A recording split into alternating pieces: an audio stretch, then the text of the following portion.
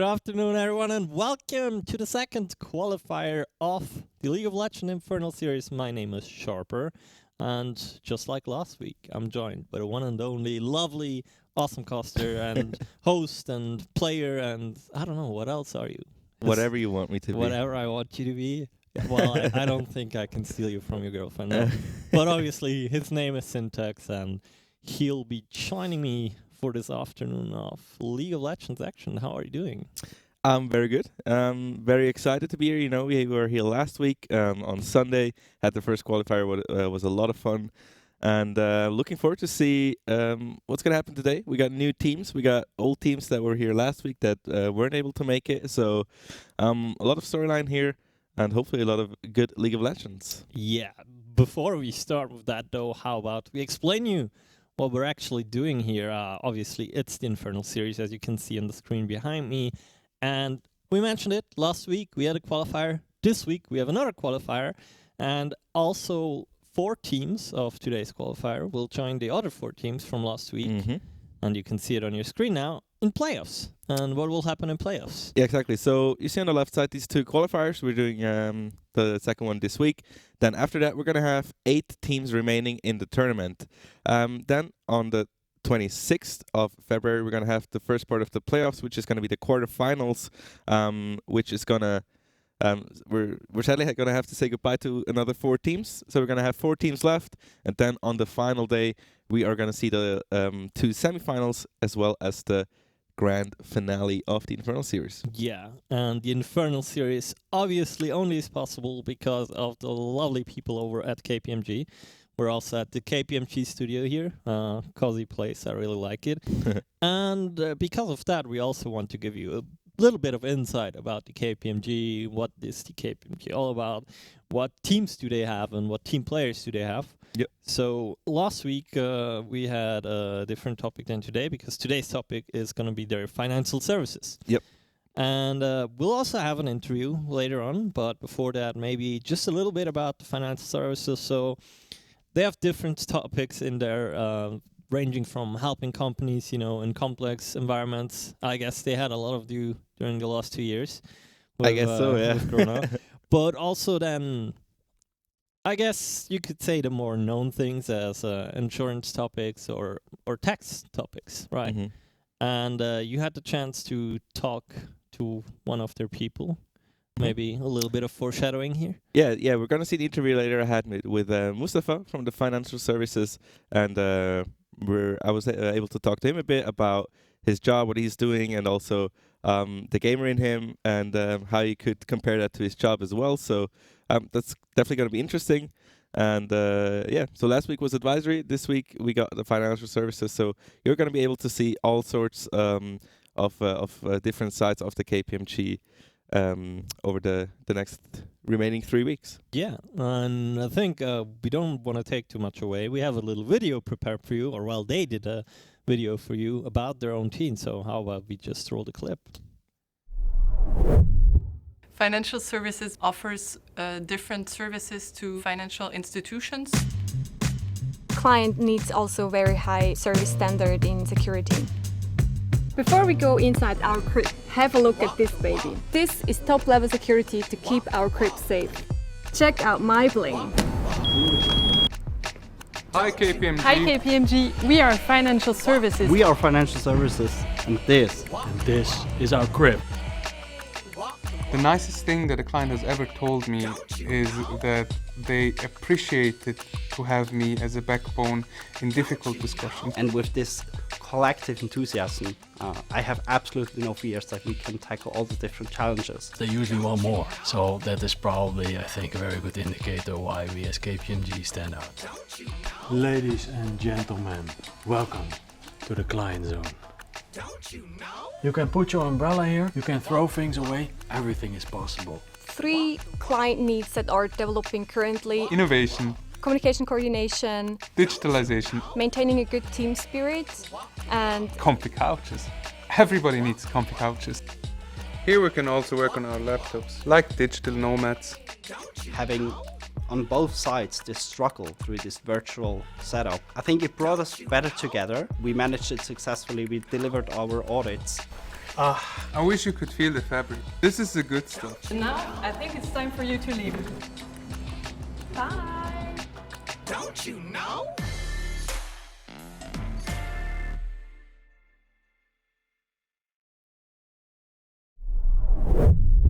There you have it, lads. We have our own little KPMG crib here. We I also have gotta say, comfy couches. Really comfy Yeah. couches.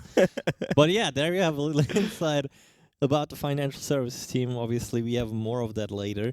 And don't forget that at any point, you can just scroll down on our not on our service. Now I'm getting the words caught up. On our stream, there's also more information to be found. If that's interesting to you, but now I think we already see a matchup on our screen. My Insanity against Ethereum is going to be an interesting one. We're probably going to be ready soon, but I think let's talk some League of Legends. Absolutely. And you have prepared a little something as there has a new patch that has been dropped. So why don't we give that a shot until the game is ready? All right, so we're going to do a quick patch rundown. This Wednesday, patch 12.4 has hit the live servers. So gonna go quickly over like the most important parts and maybe meta shifts that came with this patch. So first of all, most important part, Renata Glass has been released. She will not be eligible today for the qualifier, so we unfortunately won't be able to see her. Would be quite fun, I have to say, but maybe it's for the best. Yeah, I mean, for the moment. If you want to blame someone, I'm right here. No, because, it's fine. Partly my decision, so I think sorry, that's- guys. I think that's okay. Now, what's interesting in this patch, Riot is tackling a lot of things in the bot lane, as the bot lane meta has been like quite the same for a bit. With we see the Chinks, we see the Caitlyn's, we see the Chins, right? And they're giving some power back to the remaining ADCs that have been left in the shadow a bit. So, for example, Ashe, Kalista have received some minor buffs. Kalista has just gained a little bit of armor to help her laning phase. Then they have buffed the Nami Lucian lane a bit. So they buffed both champs to help them maybe come back into the meta a bit.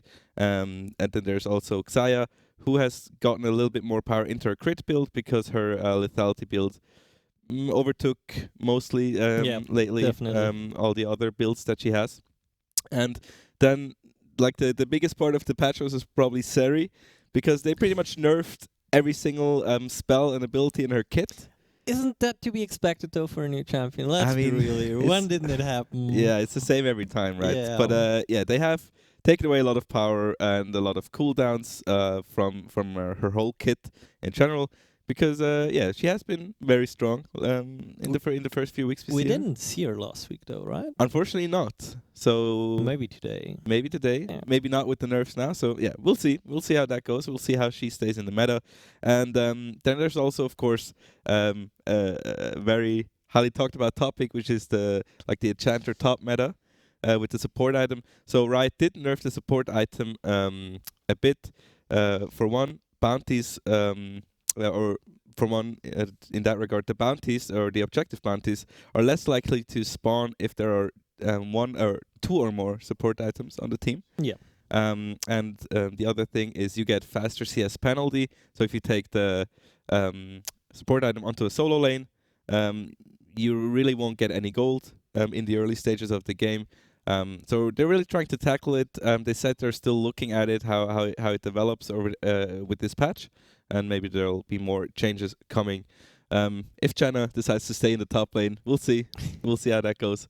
But yeah, those are pretty much like the most important points. So I'm guessing we're going to see a bit more variety in the bot lane. Yeah. Maybe a bit less Seri and maybe a bit less Janna top. So we'll see how that goes. But that's pretty much it for patch 12.4. Yeah. However, if you've been watching a little bit of League of Legends, especially in the last week, you might have seen another new trend coming up. I think we've talked about it before, which is the Hull Breaker. It's everywhere. If you looked out for Pride in the Prime League, he played Gnar, for example, with Hull Breaker. Gnar was picked quite often. You even told me in LCK they played Rek'Sai jungle with Hull Breaker, so... Okay, so I followed up on that a bit because I mean she got completely destroyed. Okay. After, but yeah, in LCK we saw a Rek'Sai jungle with a Hullbreaker first item rush. So the item is quite positive. The thing about the item is that its gold efficiency is just very high. Yes. Just when you buy it, and not even when the passive is active. When the passive is active, when you're alone on a side lane, the gold efficiency is like 180% or almost 200%, somewhere there. But the item at the moment is pretty busted. So I'm guessing we're gonna see a lot of that in the top lane at least. We'll see how that goes, but that's definitely something they can tackle in the next patch maybe. Also, a thing I want to talk about is Gwen, because they didn't touch Gwen at all, and she has been very prominent right here last week and also in the pro leagues. She's a very powerful flex pick in the draft, so I think Gwen is also something they might be tackling in the next few weeks. Yeah, talking about our first matchup, obviously, we have Mind Sanity coming up. Oh yeah, and we also had a little chat about Theozer on the way here, and we've talked about that he's known to be a very meta-like player, so we maybe expect him to... I specifically said meta abuser, by the way. I didn't want to say like that, but there you go. I wanted to back you up, you know. So I'm curious how this will affect the overall comps that Mind Sanity will be playing. Like, will we see a more meta draft? Like, will there be a Seri? Will there be a Twisted Fate, for example? Or will it still be more of the stuff that we've seen? I mean, we've seen a lot of Ori that was meta-like, but other than that, not necessarily too much super meta-like stuff last week, right? Yeah, but I know Theozer to be very serious about draft, and he is watching LCK quite a lot. So I think if he has a word in the draft, I think they're gonna go towards the meta at the moment. But we'll see. So how his teammates feel. running it down as Rek'Sai in the jungle with Hullbreaker. Maybe that's the case. We'll see. You have to pick Rek'Sai. I have to plan. No, probably won't see that. We want those bounties. But yeah, it's definitely going to be interesting looking at the drafts. Don't know too much about Ethereum and their roster. I know Theozer has Vango with him in the mid lane, which is going to be interesting to look at. A very powerful player in Switzerland. So hopefully it's going to be an interesting game. Yeah. We're just a few minutes out. The last players are trying the lobbing, is what we've been told. So just be a little bit more patient with us. Obviously, last week we saw 4 teams go through. To this week, those 4 teams aren't allowed to play for obvious reasons. And we have I think we have 16 or 18 teams. So a little bit less than last time, but still quite a lot. So we're still going to see 5 rounds of play today. Yep. And then again, top 4 will join the other teams. And obviously, I think from all the teams, Mind Sanity on paper is the top favorite, right? It's looking quite good. I mean, I don't know all of the players in the roster, I have to say. I don't know how much Vango has been grinding lately as well. I do know Theozer is playing quite a lot at the moment and is very active. So he's definitely going to take it serious. He's going to take the draft serious. He has a lot of knowledge about the draft, so he's probably going to be the one maybe guiding them a bit. Don't know too much about his teammates, as I said, but I think they're a very strong contender for the top 4, definitely. But we'll have to see about the other teams, but wouldn't be surprised if they make it top 4 or even top 2, top 1 today. I think Ethereum played the last qualifier too, if I recall correctly, right? That might be possible, but yeah. Maybe we can get a short update if there already is an update, so we can also update you guys. Okay, so we're still waiting for some players. Go guys, else I'll go out from the couch and come do my admin duty. Kappa. We're gonna sub in for you guys. I would have taken a different route, but you can sub in. You can sub in. Go ahead. There's that. But yeah. What else could we talk about? Oh, our little bet. How? Okay. Are you feeling lucky today? Okay, maybe to explain. Last week, Sharper challenged me and said if I guess, what was it, 3 out of or 4 out of 5? 4 out of 5. Yeah. So if I guess 4 out of 5 Dragon Rifts correctly, so which soul is gonna come up before the game? What was the prize for me? You'll get a skin. I'll get a skin of my choice. So, we'll see about that bet today. The Hackstack Drake last week kind of disappointed me a bit, so maybe I'm going to go a different route today. Yeah, but I heard that the players are ready, so anytime they're ready, we're ready to get yeah. into Champ Select, getting groovy. I already missed the music, man. I Absolutely. remember when we didn't have the music for the first 2 Yeah. Champ Selects, and then in the third one it came up. Sad. That was good times. And All right. here we go. Okay. Sad faces, no music. Oh, there's the music. Oh, it's coming up. Perfect. All right. So first ban already. The pony is out. Yeah, Hakarim is kind of made his way back a little bit. You know, Hakarim, very strong pick against like champs with low mobility, like the Jinx, for example. Maybe they're gonna go because, yeah, I mean, Thresh is a very good pick with Jinx, for example, because you have the escape. So they're gonna ban away the Thresh as well. So the Hook brothers, Blitzcrank and Thresh both gone. There's still one left though. There's one left. And we've seen him last week. Obviously, we're talking about Nautilus here. Yeah. Second ban coming in here for Ethereum. 10 seconds to go, and it's going to be the Jhin, one of those 80 carries you've talked about prior that is picked up quite a lot. That leaves up Jinx and Aphelios. Jinx was kind of the favorite one that we first picked, for example. So I'm curious if Ethereum will be taken out the Jinx away from first ban, but just as I say that, My Insanity are taking out the Jinx. So it seems like they don't want to prioritize that 80 carry, or 80 carries in general, maybe. I have a feeling they might be going for a Gwen flex. I think Seozer is very fond of the champ. I think he thinks she's very broken, and that's maybe the case. Not gonna happen. But as I talk about her, she's gonna get banned away. I think they caught up to him, so the Gwen is gone as well. Now I'm very interested to see what the first pick could be. We still got the TF open, which we didn't at all see last week. It wasn't really priority here in the Seri is also SEL. still open. Seri is open. But it's gonna be the Graves. Also pretty solid top lane pick. Nowadays, I mean, technically you could still flex him into the jungle. Yeah. But he's kind of was driven more towards the top lane nowadays. Also have various build paths. Can go more lethality-like with an Eclipse or good old Shieldbow build. Obviously will depend on what the opposing team is going to do. Ethereum now looking for the first pick. What is it gonna be? Oh, okay. Interesting. We didn't see the Senna too much, but I mean, she's a very good scaling champ. Yes. She scales pretty much infinitely and can get very scary in the late game. So Ethereum is probably she going to be 80 carry? What do you think? Well, that's the question here. I think they're probably gonna go for a build around her, and they're gonna have to be scaling a lot here this game. Yeah, we'll see how that goes. We're gonna have second pick from the blue side.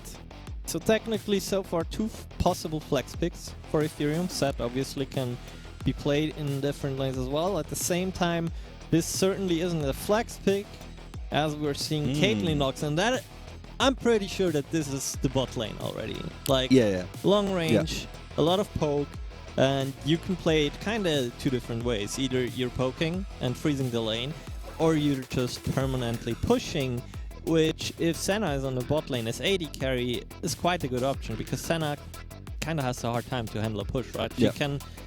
She has not as much push as a Caitlyn Lux will have, right? Absolutely. Yeah, I mean, the bot lane is very strong at the moment. We've seen more and more Lux picks also in the Pro Leagues lately, so very, very good bot lane pick. They're going in blind, of course. We see the Viego pick coming out of Ethereum. Yes. Alright, so we already had a prediction, apparently, in the Twitch chat. 76% for My Insanity. Ooh, okay. Pretty confident, guys, in My Insanity. I see. We're the Ethereum fans. Yeah. Come on. 24%. But I mean, yeah, looking at the roster, they have Vanguard, they have Seozer, looking quite strong. Of course, My Insanity. A lot of fans going to be in the chat, of course, when they play. So that's the prediction. Second round of bans, we see a Seraph ban on the blue side. The LeBlanc ban away on the red side for My Insanity. So, gonna have one more round of bans. We'll see what comes out here. It's gonna be Elise Jungle. Not sure if that's maybe a comfort pick for the side of My Insanity. That's why they banned it away. Definitely not a meta champ at the moment. It seems. Opposed to that, Ari as the last ban for My Insanity. That's obviously quite a meta champ. Now, Ethereum red side, they can secure themselves a pick here and obviously also have the last pick. So they have the possibility to decide, okay, we are going to counter on a certain lane. And it seems like they are probably going to counter top lane. Yeah. Or it's hard to say whether they set a support or whether he is actually on the top lane. So we'll have to see about that. Victor, though, pretty solid pick. We've seen last week Victors can pop off really quick. If you place your gravity field pretty well and then just put the storm on there, Ooh. fun times. Okay, so I like the Akali pick if that's where the route they're going.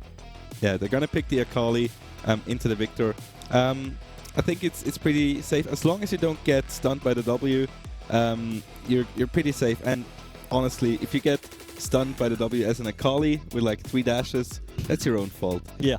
But in my experience, if you're playing it well, of course the Akali is gonna be a bit threatened in the early game because he has a lot of poke and she doesn't really have any energy or any damage. But as soon as that Akali hits level 6, it's going to be danger. And right now we see the Ornn pick, so it is going to be a Graves flex into the jungle. Very interesting. I was wondering because I didn't see Seozer too much on the Graves, so it seems like that's going to go into the jungle. And now the question is, where's that stack going to go?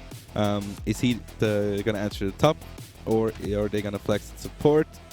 Yeah, it is gonna be the support. It seems it's gonna be Malphite top, a tank matchup in the top lane. We love to see it. Kind of old school. Yeah. Now looking at those team comps, though, I'd say Ethereum has quite a solid late game team comp, but they will have to make sure that they don't fall too far behind. Problem being, though, you're playing against the Lux Caitlyn bot lane. I think that's going to be the main point of threat, and that's also where Mind Sanity probably is going to play around. Yeah, the thing is, the set support, he pretty much just wants to run at you, right? And with the traps, with the bindings of the Lux, he's going to have a hard time getting in, right? So we'll see how that bot lane goes. But in general, they have a good scaling comp. Their job is pretty much just to keep the Victor and keep the Senna safe in the team fights, trying to peel for them. If they can get their damage off, if Senna can get into the late game to like 100, 120 stacks on her passive, she's going to get very scary. So is Victor as soon as he gets these upgrades. But early game is going to look a bit rough, I think. Not just a bit. And jungle matchup-wise, I guess both jungle matchups are fine. But I'd lean more towards the 2v2 of Mind Sanity, because Victor, he just doesn't do anything until he has, some items, some stacks. Whilst the Akali, she can be more of an annoyance, even early on, right? I mean, if she hits her shuriken, she does get a lot of burst. But again, she needs like at least level 7 to maybe get a solo kill opportunity. At level 9, she's at a point where her Q is maxed out. Yes. It's only 75 energy cost. So she gets like 3 or 4 rotations on the Q if she wants to with the Shroud as well, which gives her bonus energy. So Akali definitely wants to scale a bit at in the early. If she gets an opportunity to hit an E, Shuriken and go in maybe with Ignite, there is a possibility to go in early. But again, mid lane, the early level's not going to be too interesting, I think, but we'll see. Yeah. Probably, I'd assume that Mind Sanity will value the Drake quite highly. I could assume that this is going to be their win con. At the same time, though, they also have a pretty strong top side, right? The only thing they have to look out for is that they don't get wombo comboed with the Malphite into Victor ult and then give the Viego resets. But other than that, they have a pretty solid 3v3 or 2v2 on top side as well. Like, they have tankiness, they have damage, and they have mobility on the Grace and their Akali, which can mean a lot in skirmishes, right? Because what are Malphite and Victor going to do? All they can do is walk, and Victor has a hard time at walking, as we could see in Arcane, right? The thing is, as I said, they want to protect the Victor into Senna, but the Akali is going to be scary. If she gets ahead, she has such easy backline access. If she gets a nice flank, they're definitely going to be in danger there. So Akali is going to have to be a little bit of a focus, depending on how the early game goes for her. and then they still have the Graves with a lot of damage. We'll see how they play it. But yeah, the Akali could be scary. Definitely. We have about 1 more minute of spectator delay until we can really jump into the game, into Summoner's Rift. If I have it right in mind, it was 75% for my insanity. So About that, yeah. About that. So a lot of you guys think that Seozer and crew will take it. On paper, they're obviously the favorites. I assume they also take it.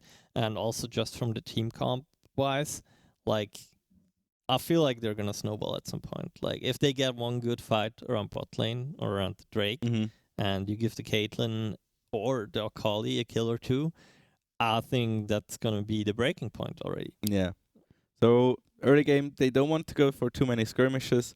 They want to stay safe a bit, of course. The Senna needs some time to scale.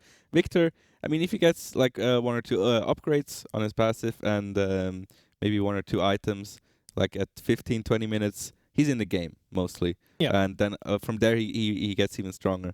But the Senna definitely needs some time before she really gets scary. So yeah, they're gonna need to hang back a bit. We'll see if that's their plan, but they definitely have to be careful.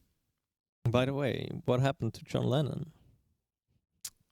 Where are you going with this? Yeah, I just realized you don't have your glasses on. Did he forget about them or what? I don't have the glasses on. Yeah, true. With the signature. I thought I'm gonna have True. some maybe you're gonna sing some Beatles. For Maybe me. we'll have to get the glasses come back. Well, but no Beatles for us. Instead, 30 seconds until the minions spawn, and we see Seozer on that beautiful orange skin. I don't know how it's called, but I love it.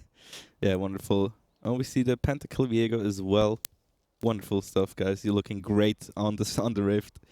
But yeah, okay. As we see, let's look at it. Akali going with the Ignite. Victor with the TP. No. Instead of feasting Senna on bot lane because she's starting to sword at him, right? Yeah, it seems like. So they're gonna go for the set, farming set, I guess. If you could get the order on my insanity side exactly. Changed up, so we have the players in order, that would be great. All right, we see Vango in the mid lane on the Akali. Again, early levels Akali. She can get 1 Q out, and after that she doesn't have any energy left, right? So she definitely needs level 5, 7, 9, and then she kind of starts to get going. But in the early level, she really just wants to stay high HP because she doesn't have much AP early. Yes. And just wants to scale a bit into level 6. Yeah, what we also see is that the Graves is actually not running a flash, so he's running Ghost.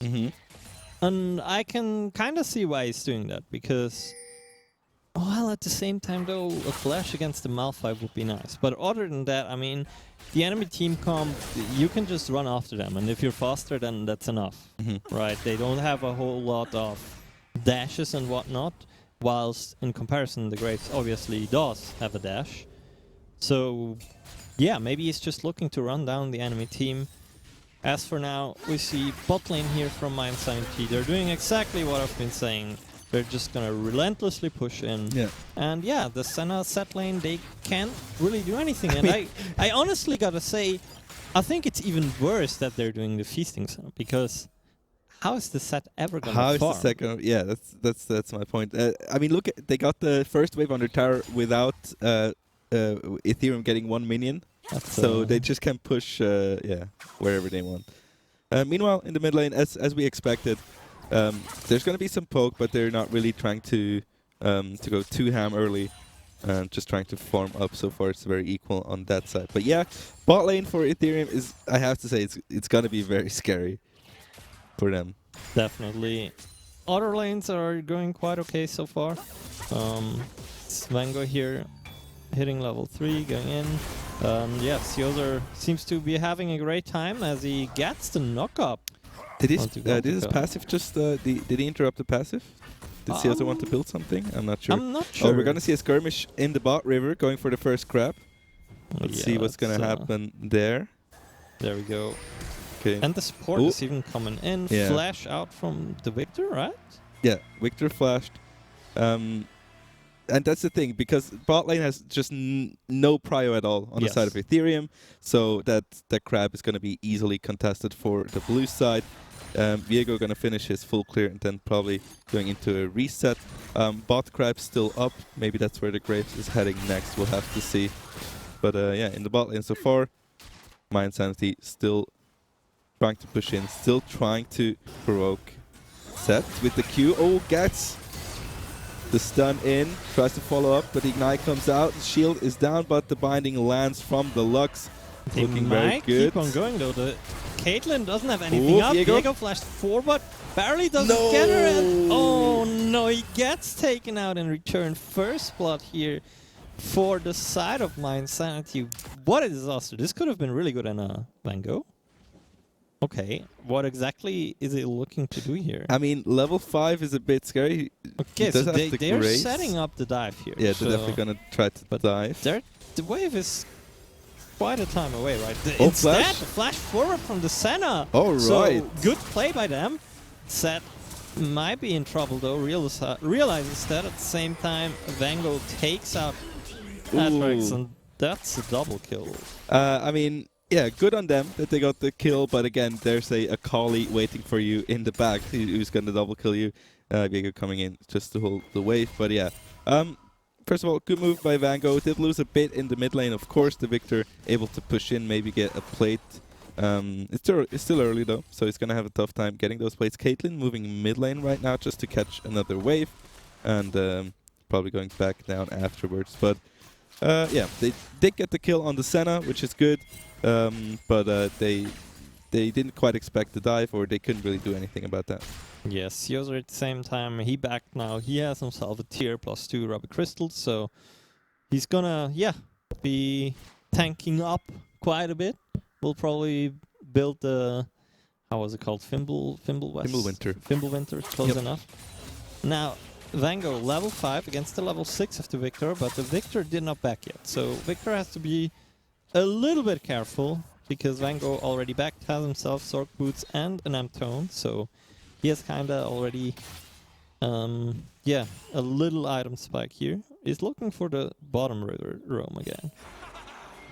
Yeah, and he is... are they gonna collapse on this? He's still not level 6 on the Akali, but of course the roam could still work. He barely isn't level 6. Yeah. Like, just a little bit missing. And what rift is it going to be, by the way? It's not going to be a mountain rift. Okay. So not going to be mountain. Are you sticking with the Hextech? Nah. Nah? No, screw that. Screw that? It's going to be Infernal this time. Infernal. Is my guess. All right. For this match. We'll see it. We'll see. But yeah, so far top lane. Can I just say that Sioser has 49 farm to the 24 of Goltica on the Malphite. So Sioser, you could say it's quite the gap, maybe in the top lane on the island there. So Sioser very dominant in the lane. Oh, trying to bait in, does not hit the knock up there. But meanwhile in the bot lane, Seth tried to go in, it seems, but the Caitlyn just too strong. The thing is, same time top lane. Look at Sioser. He's hunting. Wants to give him the last smack. There we go. Mountain Drake also fallen here. So quite a good start for My Insanity. It's already in the 3.5k gold lead. And I mean, it's quite. I have to say, top and bot is quite the disaster for Ethereum. Look at the farm. Set has 19 farm to the 55 or to the 55 of the Caitlyn. And it seems like they're kind of sharing the farm, which I'm not too sure about, because the support item as well has been nerfed. Probably they're sharing because Seth just simply cannot get the farm, you know? So Senna is picking up what he cannot pick up. Yeah. And there's quite a lot. Yeah, it's quite a lot indeed. Now, let's see if they can make something happen here. The root is coming out onto the Graves, but yeah, that's pretty much it. Pink ward is going to get cleared. Vision taken over, and for now, My Insanity is doing a pretty good job. Yeah, and the Akali is level 6 now, so I think Sasuno knows that he's quite in a scary position because the Akali can just all in you at the level 6. Very scary if you do not hit the stun. Victor very immobile. So he's gonna have to hang back a bit here. And the Akali, the roams are gonna be so scary now. For her, so they're gonna have to watch out. And Bango is up to scale. There he goes. Goes CR, hits the E as well. Ignite out. Ult number 2. At the same time on bot lane, a snipe onto the Senna. Viego is coming in for the counter gank though. But it doesn't seem like they're on one page. The set now finally going to hit the Caitlyn. They are taking her out, but maybe the set is gonna fall to the minions. And yes, he does. But the double buff Caitlyn is gonna chase down. And let's see if he can get the last hit. The Senna coming out. Ult reset onto the Lux, and that's 2 nice kills there for the side of Ethereum, closing the gap a little bit. Really important for them that they got these kills. Just to get back into the game a little bit, but I have to talk again about the all-in from Vango. So clean on the Akali, hits the R instant, shuriken in, ignite. It's just no way you're gonna live there against the level 6, level 7 Akali. So yeah, that was nice and good for Ethereum. They got a playback, which was really important. They got the Caitlyn and the Lux. Ooh, is this the top lane dive here? The Graves is waiting at the same time. Coming in the out. mid lane as well. The top lane dive indeed. He's dead. Clean CC rotation there by Siozer on the Ornn. And they're gonna get a whole lot of that top turret. Now, Vango in the mid lane, he does not have the ultimate up yet, so we might not see the clean execution again for some while, but yeah, 2 plates, that's plus a kill, why not? I mean, all hope is in the Victor. He's not bad, not bad in the game. The Viego is doing good as well, I have to say.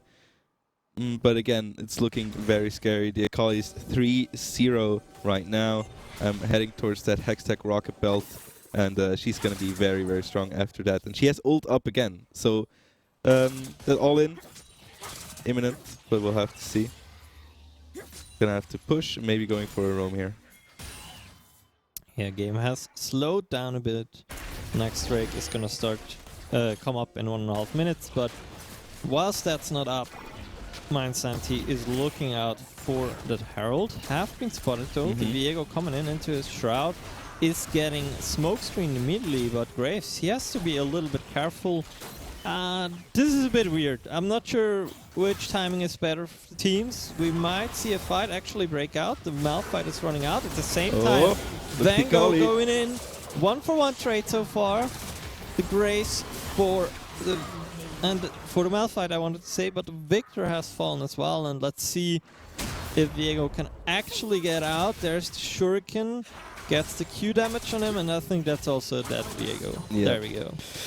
Oh my god, Vango is 5-0 on the Akali, and that's what I was talking about. If she gets strong, then there's no way for Victor and Senna to live anyway in those team fights. So late game is gonna be a disaster. It's 12-4. It's a what is it? 7k gold lead almost. Mind Sanity on a rampage here at the moment.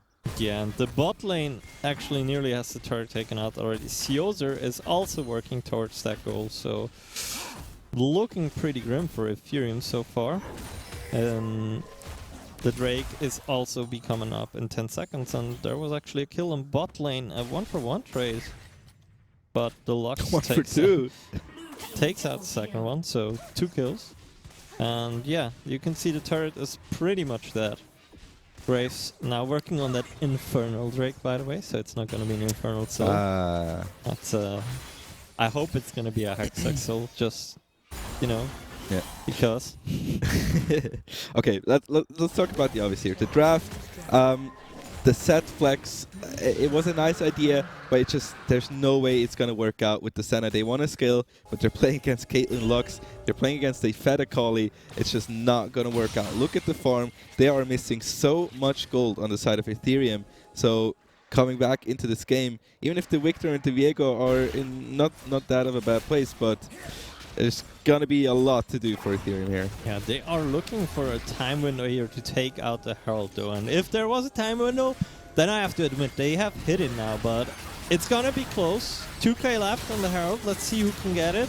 I will be coming up soon, and I'm not sure who got it. I think they got it, but at the same time though, They are falling left, right, and center. So that's a Herald traded for 4 kills.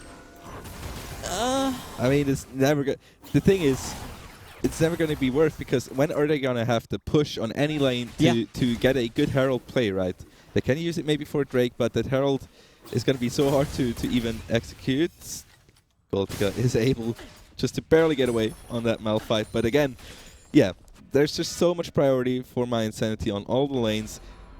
They kind of need to group and maybe push that Herald forward somewhere, but again, it's not going to be the game changer for them. Yeah, definitely not. And that's yet another turret going down in mid lane, and I think top lane is just about to fall as well. Now they are here in the mid lane, the flank coming in from Viego.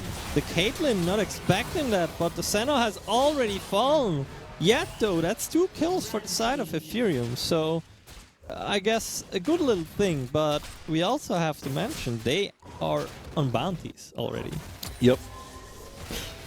Alright, Viego still farming up here. It was a nice catch there, and everything Ethereum can get now is good, right? Yes. Is it going to be the game changer? I don't think so. Vango, he can just pretty much 1v4 in a moment here. He's 7-0, so he can definitely fight Viego and Victor if he wants, but he's probably just going to scout here a little bit, doesn't want to risk anything. So important now for My Insanity not to get too overconfident here. They're going for Vango. Let's see if he can outplay this. I mean, he's gonna have he has to no fight. more way out, yes. Oh, actually they're leaving him out, but he decides to actually go in, dodges the Viego ultimate, Sentinel coming out. Here's coming Siozer though. Big boy Ornn slams up the Viego, the horn coming out. He missed the timing though, and the set barely doesn't manage to get Vango on the Akali here. Flash forward, knock up onto the Victor, has to flash out, and now they're under the turret. The laser coming out, not connecting with anyone. That's a lot of summoners burnt though for Ethereum. Yep, and that's a 2 for 0 for My Insanity. So very nice little trade. Vango with a nice bait. They all just tried to go for him. He didn't even use ult. He played very well. But again, the Caitlyn is getting stronger and stronger as well. The Lux has 6 kills, has a Ludens going for that Shadow Flame in a moment. Well, look at that Lux! He just, I mean, yeah, it's going to be a tough time. The thing is, yeah, you want to scale, but My Insanity is not going to give you any breathing room to scale here, and they kind of play it slow. They're going to run at you, but the Viego tries to run the Caitlyn, not able to do so. Set, gonna go in with the ultimate, gets the nice stun. Caitlyn should be that. Can they do anything with that Lux? Should be able to get away. But nice little catch by the Set. But again, every little successful moment for them is like, yeah, but what's it going to give you, right? What are you going to do with that? And the Victor is even going for a crown. So, yeah, well, he will survive more, but that just means it will take more time for him to come online. But it didn't take any more time for Vango to come online, as he's taking out the Malphite at the same time as bot lane is doing work in the mid lane. And this game looks like it's just a matter of time until it's over, really.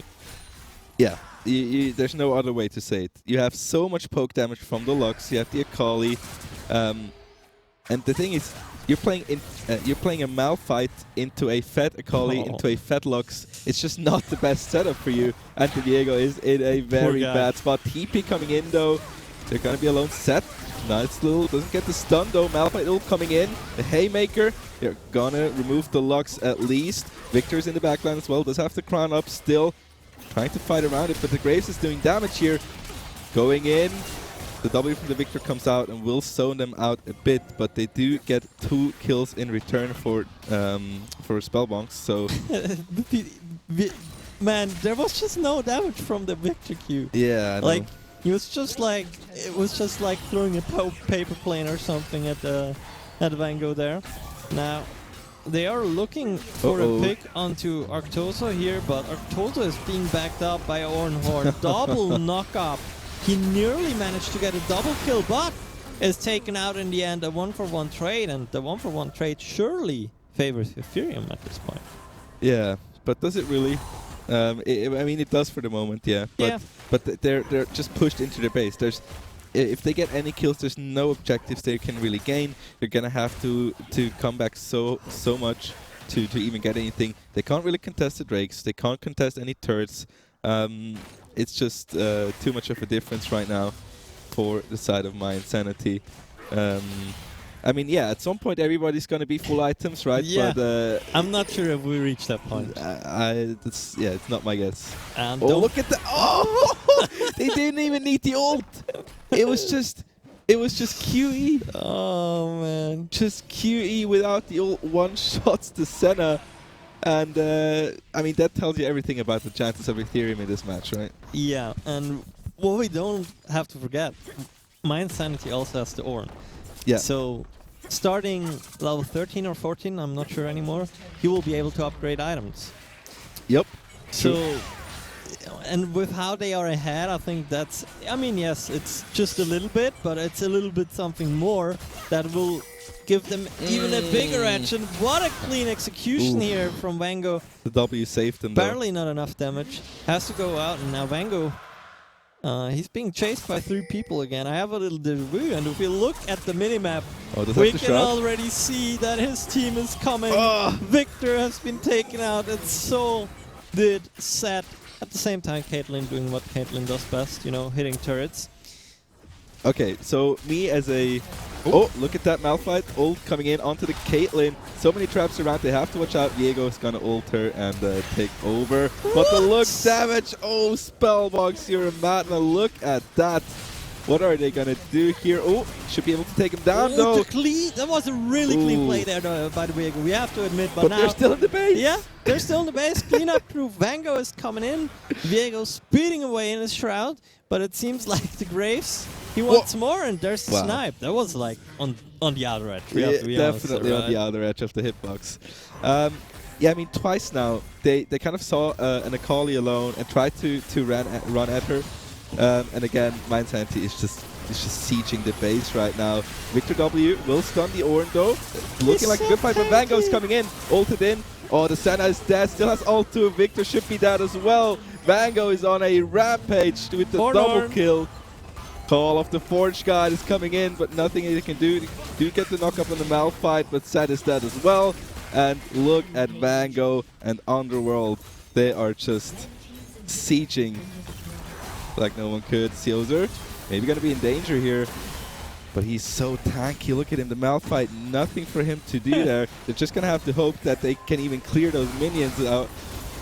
And he's even going in, and even though he's like 20% HP going in, trying to get the kill. Vango is a legendary 13-0-9 with a 25 stack Magi. So that surely seals the deal here. Just a matter of time until those next side turrets are actually down. Yeah. Diego was just taken off the map, and so is the victor. Vango gets it with the rocket belt, steals the kill. Yeah, crown of the Shadow Queen didn't even matter, and look at the Set. The Set is supposed to be tanky, but he just disintegrated under the hands of Vango. He has 16 and 0, another triple kill in the base. Vango just completely takes Ethereum apart. And I have to say, as a fellow Akali enthusiast, that just warms my heart. He played that so well. And again, what I wanted to say before, Ethereum, they went to chase the Akali twice. And if there's anything you don't want to do is chase an Akali, because she has like 20 dashes if she wants to. Nearly as bad as chasing in Italy, right? Exactly. So it's just, no, those are just not the best moves to go in. But in general, it was a draft diff a bit. The bot lane just couldn't play the game at all. And from there on out, top lane, Seozer just dominated the lane really well with the farm. Yes. So the Malphite couldn't get any resources to him. They couldn't even, they couldn't get the jungle attention to the top lane as well on the side of Ethereum because the bot lane was struggling so much. So the Viego had to help out there as well. And it's just nothing they can do, right? Yeah, they had a few good plays. Ethereum, like they got some good picks. Viego had some good mechanical performance, but it was just too much, right? It was just too much. Like from the get-go, very good early game lead, and it kind of snowballed out of hand. I mean, if you're at a point where the opponent's support can just snap a finger That looks, man. and your Senna is gone, then you might as well not play the game anymore.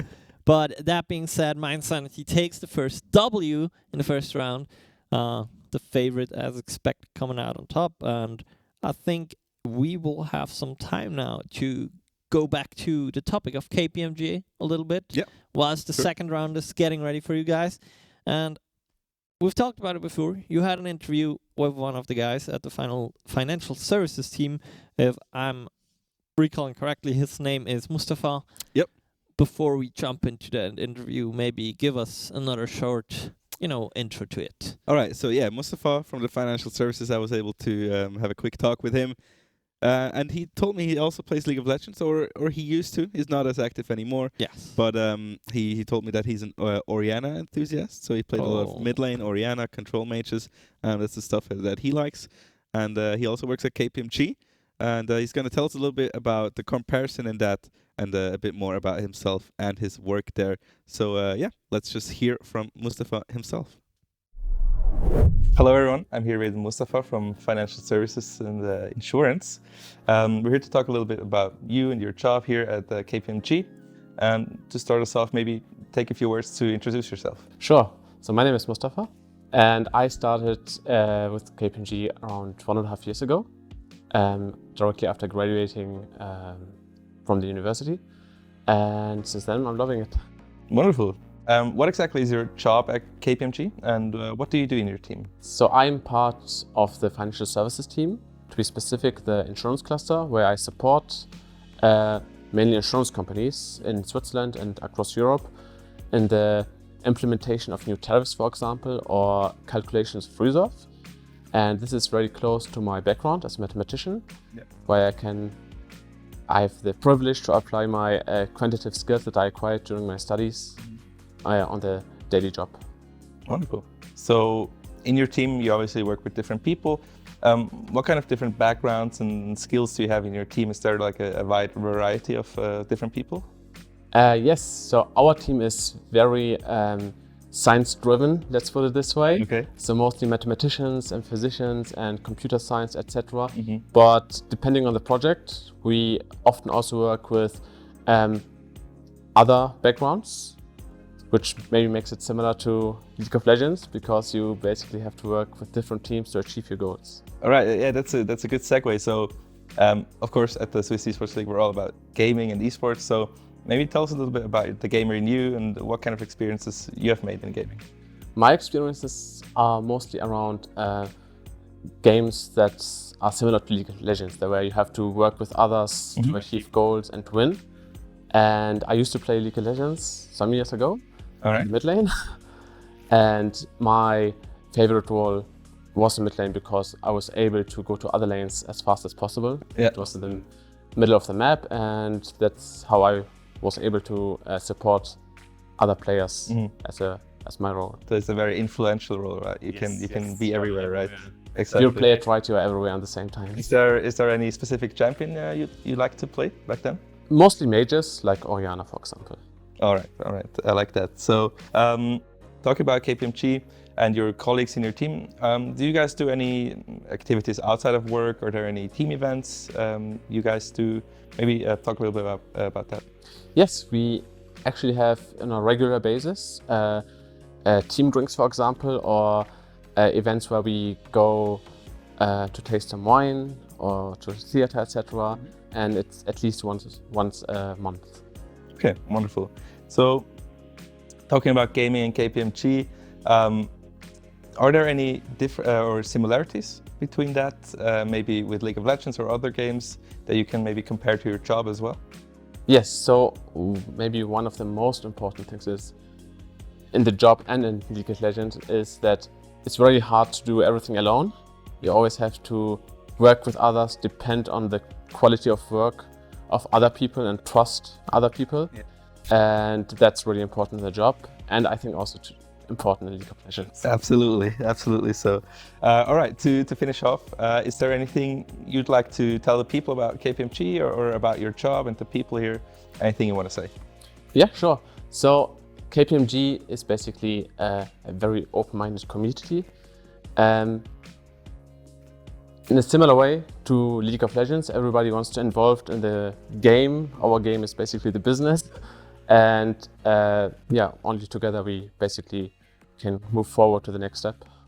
Wonderful, it sounds great. So thank you so much for your time. I think that would conclude the interview, and thanks for talking to me. Thank you. Yeah, there we have it. I think a few important keywords have been mentioned, like teamwork makes the dream work. It's always really important. And yeah, being open-minded about trying out new stuff or about others' opinions. I think the League community nowadays could be a bit more open-minded. Sometimes, too much tunnel vision. I'd have to agree. I'd have to But agree. that's maybe a topic for a different. Yeah, that's. I don't think we have the time for that today. We'll take up the whole weekend. But no, that what was Mustafa from the financial services team.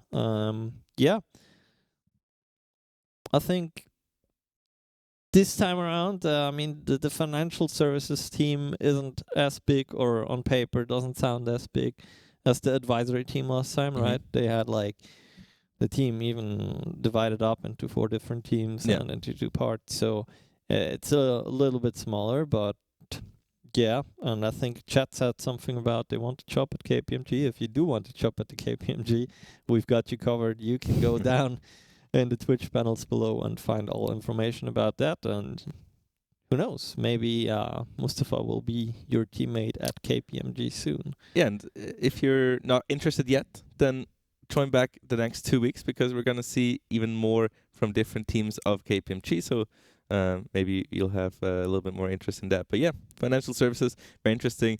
As well as an advisor, there's all sorts of different topics there, like risk management, sustainability, all sorts of stuff. So very interesting stuff. So thanks again to Mustafa for talking to me. It was very nice. Yeah, now we've heard from Twitch chat as well that not only they want to job at KPMG, but also that they want to see the team. And I hope I recall the name correctly, Dududunga. Come again? Dududunga? Yeah, I think so. That's the name? That's the name. If it's not, then I'm a meme again, but nothing new, right? We'll see that we can make that possible. I'm actually not quite sure how we're progressing so far with the tournament, whether the first round has already wrapped up, so maybe we can get a short update to that pretty soon. But yeah, Mind Sanity strong showing. If they keep on going, they're quite on the route to join Xention, Arctic, what was it, Why Would I Leak, and Sasageo. Yep. Next. Sasageo. I always said it. It's Sasageo, no? No, it's not. Because I said it wrong like 5 times, because that's why I knew. No. So you're saying my notes are wrong? That's well, maybe. That's what I said. But anyway, since the first round is not quite done yet, we will be sending it into a short break for, you to grab a snack and for Syntax and me to find out whether it's Sasayego or Sasageo. I think it's Sasayego. We'll let you know after the break, so see you guys soon. Bye-bye.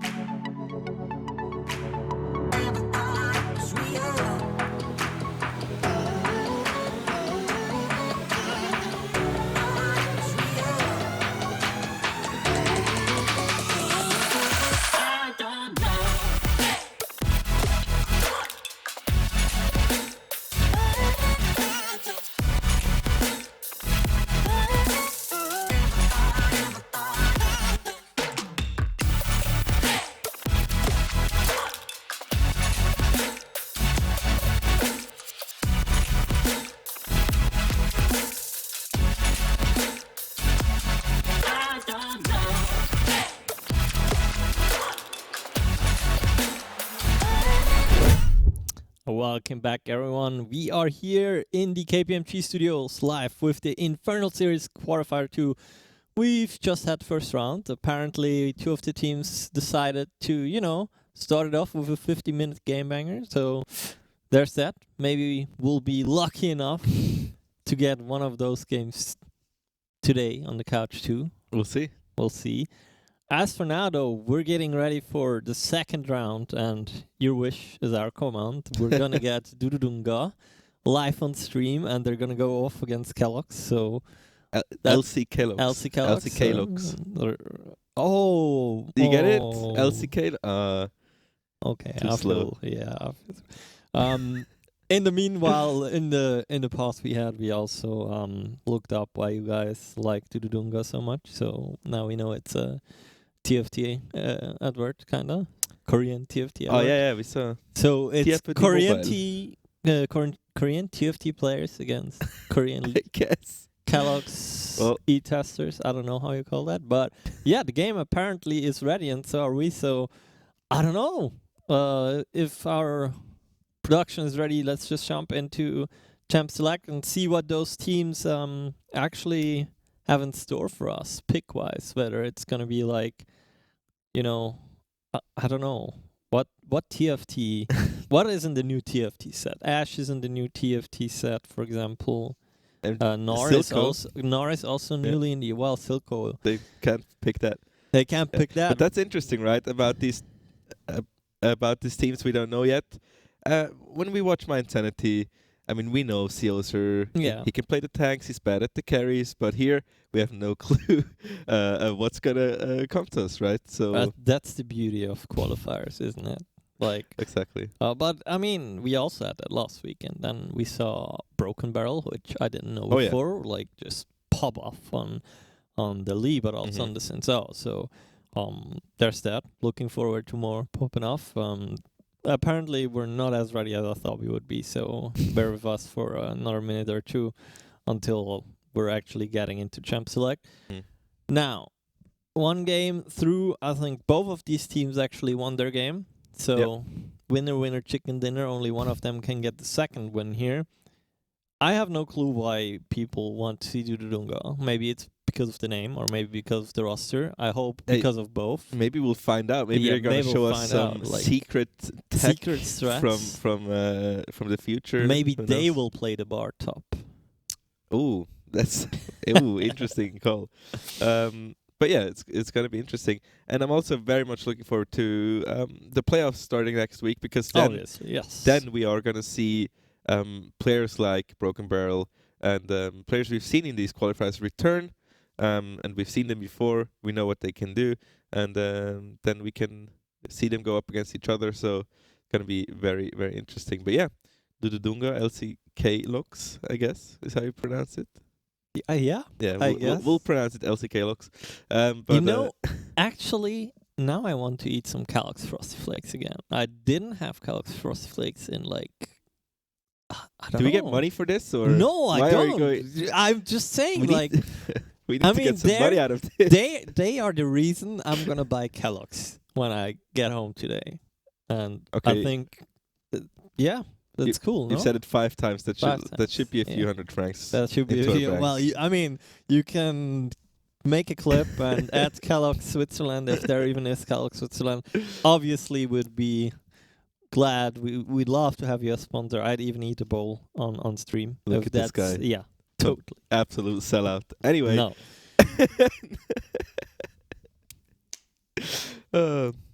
Well, we'll see in a minute if the teams are ready soon. But yeah, let's maybe quickly talk about Pick and Ban. Yes. So surprising to me.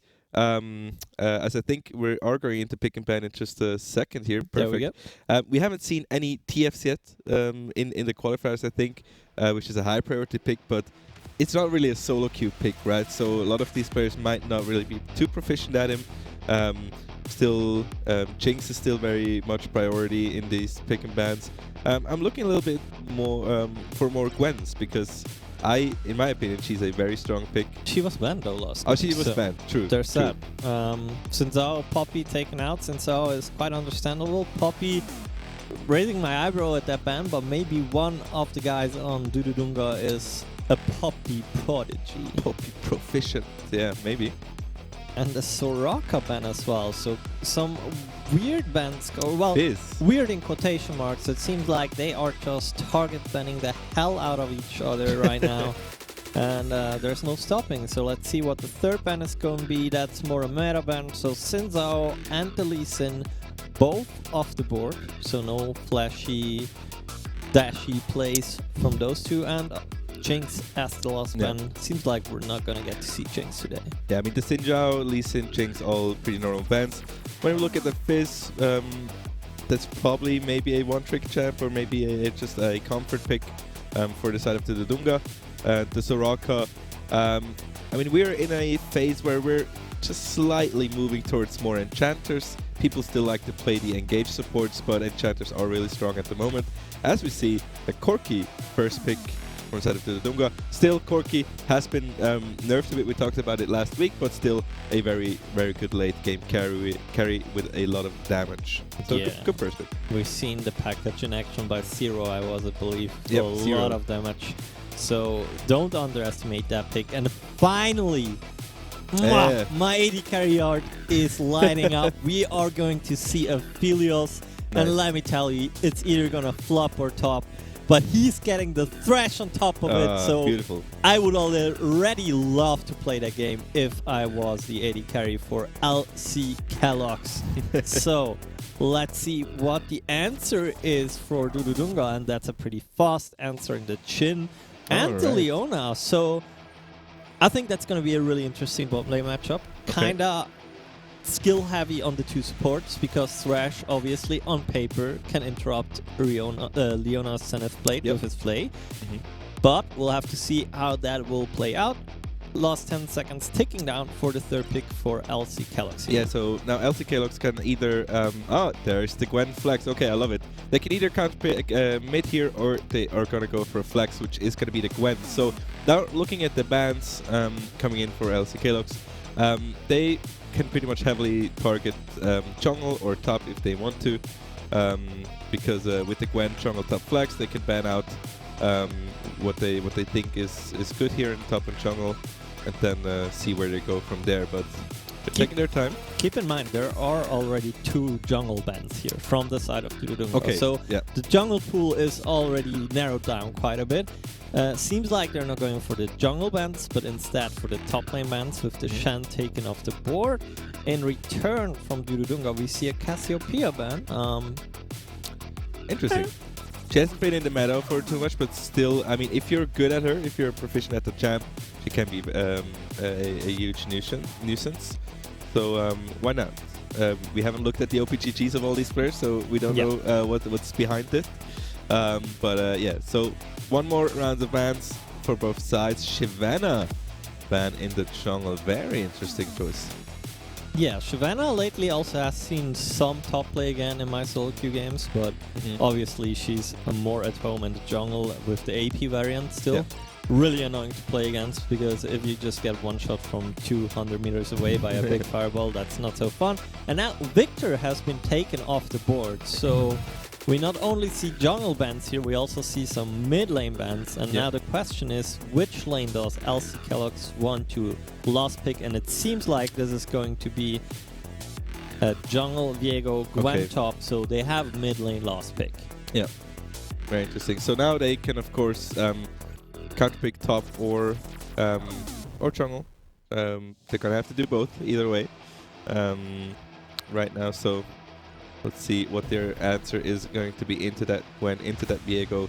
Very volatile picks. It's gonna be looking like an Ornn. Well, we're gonna see in about 1 second. They are gonna lock it in. The Forge God is in the top lane, playing against the Gwen. And a sack jungle. Okay, so that is really interesting. So Dududunga, they're going for a really tanky team composition, and look at that. They are hovering the Yasuo, and I have to say, I wouldn't really like the Yasuo into this. I don't think Yasuo fares too well into the opposing comp. Not only because he doesn't really have a setup in his own team, but also because there are 3 people in front of his face that would be shutting him down. Okay. So smartly, they are going away from that, but still, I'm not sure if I like the assassin pick here from LC Kellogg's. Like, there's just so much frontline that is gonna stand in front of you, or like between you and the opposing carries that you want to actually go on. So the Echo is gonna have, in these team fights, is gonna have to look for flanks. I mean, Jin and Corki is pretty much the only targets which he can do a lot of damage. He's not gonna one-shot an Ornn. He's not gonna one-shot the Sack or the Leona. So he knows his targets, of course. But yeah, very interesting. To the Dunga, I mean, if you get the Ornn ult in, you get the Corki package, you get Sack jumping in.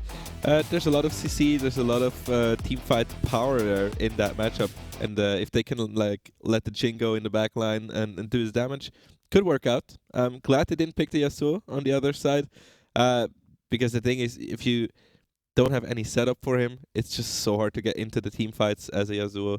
So I'm glad they didn't go that route. Still, Echo, a pick I haven't seen that in ages, honestly. Yeah. Even in solo queue, it's not really. You play more in the jungle, and I like to play him as well in the jungle. But mid lane, if you are good at him, it can be a very strong pick. But we haven't seen him in quite a while. Yeah, and whilst we talk about our own predictions, you also have the chance to predict now Yes. who's going to take home the win here on the Rift. Is it going to be Dunga or LCK or LC Kellogg's? I don't know how I'm going to call them yet. We'll see. We'll see throughout the game. And talking about predictions, my own prediction would be, I think it heavily depends on how the bot lane goes out, because there's so many tanks on the side of Tududunga. If the tanks get tanky, then the only guy who's going to be able to kill him is an Aphelios with Kraken Slayer. Or maybe without Kraken Slayer. So the 2 key components for this game would be, for Dududunga, they have to make sure they don't fall too far behind early, because once their tanks get an item or 2, like, what are you going to do? Like, they're going to be tanky no matter what, right? At the same time, LC Kellogg's, they need to make sure that their Aphelios stays relevant the longer the game goes on. Like, I feel like in early game, they can kind of carry over the rest of the game, right? Because the tanks won't be alive that much yet. But the longer the game goes, the more it shifts toward him needing to carry the game. Yeah. And I'm also not quite sure about the Echo pick. Doesn't mean I think it's bad or I think it's good. It's just I'm a bit unsure about it. We'll see how it works out. Echo just a pick. He just has to go in, right? Yeah. He does have his W, so he could have a pretty huge impact on a team fight if he plays it well. But he's definitely gonna have to look for some flanks, because he's not gonna find a way around the tanks, and he's not gonna play front to back as an Echo, right? So maybe they're actually looking for a 1-3-1 with that comp. That could be an option for them, right? Yeah. I mean, Echo has a lot of escape, right? So he's hard to catch. With his passive, he gets a lot of movement speed to get away. He also has his ult. So I'm just very interested in the pick. I kind of like the pick, but we'll see how it works out. So something new this week in Qualifier 2. So we already heard the prediction, and you guys think that Dududunga... How much? 80%. 80%. Oh, okay. So the fans are definitely in the chat. Very, very dominant to the Dunga fan base. Yeah. I mean, we haven't heard of them, but they're here now in the Swiss League of Legends scene, ready to take over, of course. I wouldn't mind seeing them in playoffs with that. Honestly, I wouldn't mind seeing either of those games in the playoffs with that name. I don't know. I'm personally going to root for LC Kellogg's, so just because they picked Aphelios. No. I mean... Yeah, Aphelios, you know, like... Ash is the best champion in league, but then Aphelios is the next best AD carry. So gotta love whoever is going to play Aphelios, and I wonder how well they manage their weapons, you know. Aphelios has quite the armory, and I gotta admit I had to read up for like quite some time before I actually realized how the champion works. Yeah, you have to take like a week boot camp to understand Aphelios. Like you have to go study physics and whatnot. Yeah. No, joking obviously, but very deep champion design. So you have a lot of different things you can do with your ult, with the different weapons. So really looking forward to how he utilizes that. And maybe tell me what we always see the Aphelios combined with the Thresh. Yes. Why is the Thresh so good with the Aphelios? Simply because of the Lantern. It's kind of the same deal as with the Jinx, right? Yeah. You have a free escape. Obviously, besides that, Thresh just overall provides CC. I mean, the Flay keeps away, and especially in that game, I think, right? The two big factors for Aphelios will be not only the Zac, but also the Leona getting onto him. And Thresh has the skill set to interrupt both of that. He can interrupt the slingshot jump from Zac, and he can interrupt the Zenith Blade from Leona. So all that Aphelios will have to be looking forward to is the Solar Flare, and we didn't see that yet, but we see it now. Aphelios is actually running clans. So this tells to me, okay guys, we want to go through lane, get the farm up on Aphelios, and then we're gonna team fight. We have a clans. Yeah. At the same time on top lane though, the Gwen going the good old I don't need a flash, so I'll take an ignite with me. I mean, she's immune. Yeah, she's immune. That's literally the best thing you can be. Yeah. Now my question is, I mean, on the side. Why was there a ward on mid lane? I didn't see it. Okay. But yeah, go ahead. Anyway, I mean, on the side of the Dunga, we have 3 very tanky members, and I mean, on LCK logs, they have a Gwen who can kind of tank or not tank because she's immune, but kind of evade a lot of damage. But who's gonna really go in on a team fight? They pretty much can't. Yeah, that's the thing. As you mentioned, either they have to be looking for flanks with the Echo plus maybe Viego even. Yeah, Echo and Viego for the reset. Or the other option that they have is 2-1-3-1. And I honestly think that's the more valid option for them. Yeah. Since they have really strong side laners in that sense. But now we already have Flash coming out, so the level 2 was not quite respected as much as it should have been from the side of LC Kellogg's, and it comes at the cost of a Flash. Right, does have Axe Flash though on the Thresh, of course. But yeah, that was a very early play. Again, level 2 with Leona and Jhin can be very dangerous. So far on the top lane, not too much action. And Echo, as expected, is getting pushed in. In the early, he has a bit of trouble getting the minions, or pushing the minions out. Towards level 9, 10, with the Q, he can clear those backline minions very easily, so he's going to have an easier time. But the Corki pushing in, of course. Yeah. Exactly, and that also kind of allows Corki to start here in that matchup, right? Normally he wouldn't be able to start here, but he doesn't have to be scared too much of the Echo, so he can start with the tier, get it stacking early. So far, though, not a whole lot happening. Gwen just pushed out the lane now, moves towards the river to see where the crab is up. And there it is. And we'll find a good old Zac here. I'm not sure if she would win that, though. Like, a level 4 double buff Zac, you know, kind of scary. I mean, Zac probably knows Viego is going to be around, right? Or does he? Wait. There's the engage. The Zac won't get the sling, though, with the Q, but they will get them to retreat under the turret at top lane, and that means that also will be the Scuttle Crab for LC Calyx here. Should be, yeah. So, we see Echo even has the minion dematerializer, which is not a rune you use on a lot of champs. You use it on like TF, on champs like Echo example, where you just want to use the dematerializer on the backline minions to give a little bit more damage on those and clear those waves out in the bot lane. Taken. At the same time, the Echo is going in quite deep, chunks out the Corki, and yeah, the Jhin and Leona are kind of healthy, so I wonder what exactly happened there on bot lane.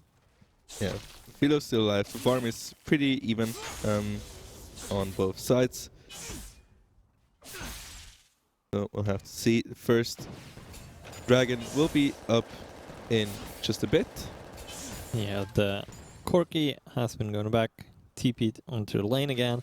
And just like last week, we'll be seeing a Hex Drinker first item here on the Corki. At the same time, the engage on the Aphelios is coming in. That means he has to burn that cleanse. So another summoner down. Look at the forward flash. Great reaction there from the Aphelios, countering it though. There comes the return kill. Sadly, it's on the Thresh, but a kill is a kill nonetheless. But look at that. The Corki in Olympia fashion, coming down bot lane in his bob. Very ballsy from Mini Brain on the Leona to flash that hook and kind of go forward here. But maybe that's the pretty much only option he had. But yeah, he's not gonna kill the Aphelios there, and he has flash as well. So, but that's 4 summoners burned on the bot side. Thresh of course does have the Axe Flash, and we do still have the cleanse on the chin as well. Yeah, actually I'm not quite sure why the Jhin is playing cleanse here, because yeah, there's not a whole lot of stuns. There's this rescue and the Echo Fields, kinda. But you have... I think heal would have been better in that way, but... Yeah, I mean, he probably knows Echo has one target and that is him, you know? So maybe, just to make sure, maybe he's a bit nervous about that. But then, wouldn't you rather take Exhaust? Yeah, I guess so. It's always like a hard decision. Zack's coming to help out push the lane. Are they threatening a dive here, or is he just helping to push? I don't think so. He's just helping to push. And since they pushed in so deep, they're gonna get the first Drake, which is going to be a Hextech Drake. Okay.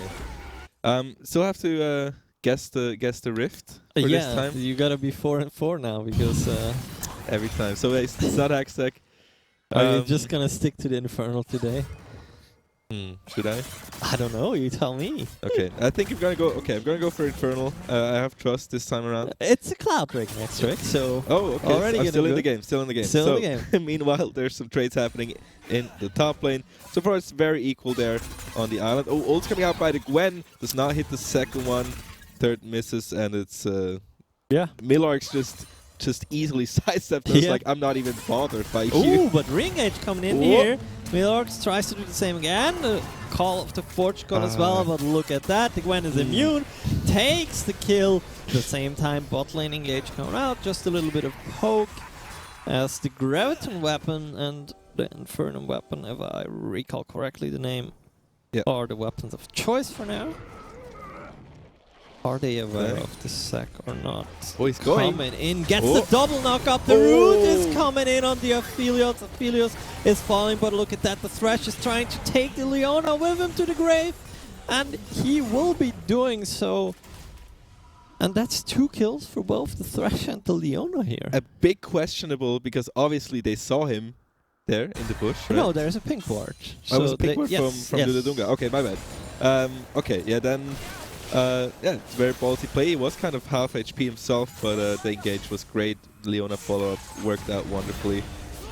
So that's a nice little play on the bot lane as well. So far, we're still pretty equal in gold and in kills. Objective-wise, of course, first Drake has been taken by the Dudunga, and the Cloud Drake will spawn in 3 minutes. So far, still a calm game so far. Zack not able to contest the Rift Tower, which has been taken by LCK-Lox. Yeah, and I think that's kind of important that they have gotten that Herald now, because they're in a position where they can just drop the second Drake, right?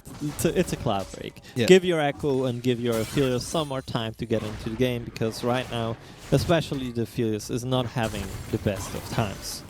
And that Herald gives them the opportunity to... gain some gold back onto someone, as we see the Gwen is being chomped on here by the Zack, and I think that's one that Gwen. And that's a kill for the Ornn. Yeah, I mean, she's not immune if you just can chomp on top of her, right? Yeah. So that worked out wonderfully. That was maybe a little bit too far forward for the Gwen, because they had the Herald ready that would have been placed top probably. Now let's see, the Viego can actually get the return kill. And cleanly does so. So there's that. At the same time, we have some bot lane fight going on again, but you have to be careful here. The Aphelios has red and white weapon, gets a return kill, and now the question is, will the Thresh go onward? No, he will not. I mean, it's a kill for the Aphelios, but still, he's dead. He cannot farm right now, so gotta be careful. Mid lane skirmishing going on as well. It's an aggressive game so far. Yeah, aggressive, but not swinging in any particular direction so far. That's what I like very much. It's not yet decided on any lane.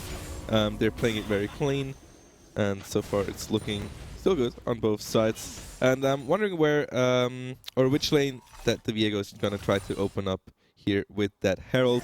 You can maybe you can enable the, for example, the Echo, so you can get some more roams in and then help out the jungler with support on the lanes, or he can open up the bot lane as well to get that Aphelios into a safer position. But yeah. Yeah, I personally think they should open up a mid lane, but I'm not sure if they're going to get to do that right now because the Echo is so low. Echo has TP though, so they could kind of force that. And maybe that's exactly what they're doing. It depends. Let's see what the Viego is doing. Just clearing a pink ward in the pit at the same time. Ornn, well, he doesn't get to do anything right now except for farming his huge ass wave under the turrets. Oh, or does he? The knock-up is going in. Good chunk of health gone for the Gwen. So well played there by Millards. And yeah, the Herald, it has to be placed anytime soon. It's already 2/3 out. So the Drake is in 30 seconds, so they're probably gonna have to use it to pressure the Drake. And my guess would be the mid lane as well. So you can free up that Echo and give pressure for the Drake. So that's probably the way they're gonna go. But we'll see. Wait, in the meantime, Corki has killed the Gwen in the top lane, and that's a huge point. But look at that sack! Oh my goodness! What a disaster right before the Drake here. Double kill for the Chin. Echo is trying to do some damage control here in the mid lane, forcing the flash from Corki.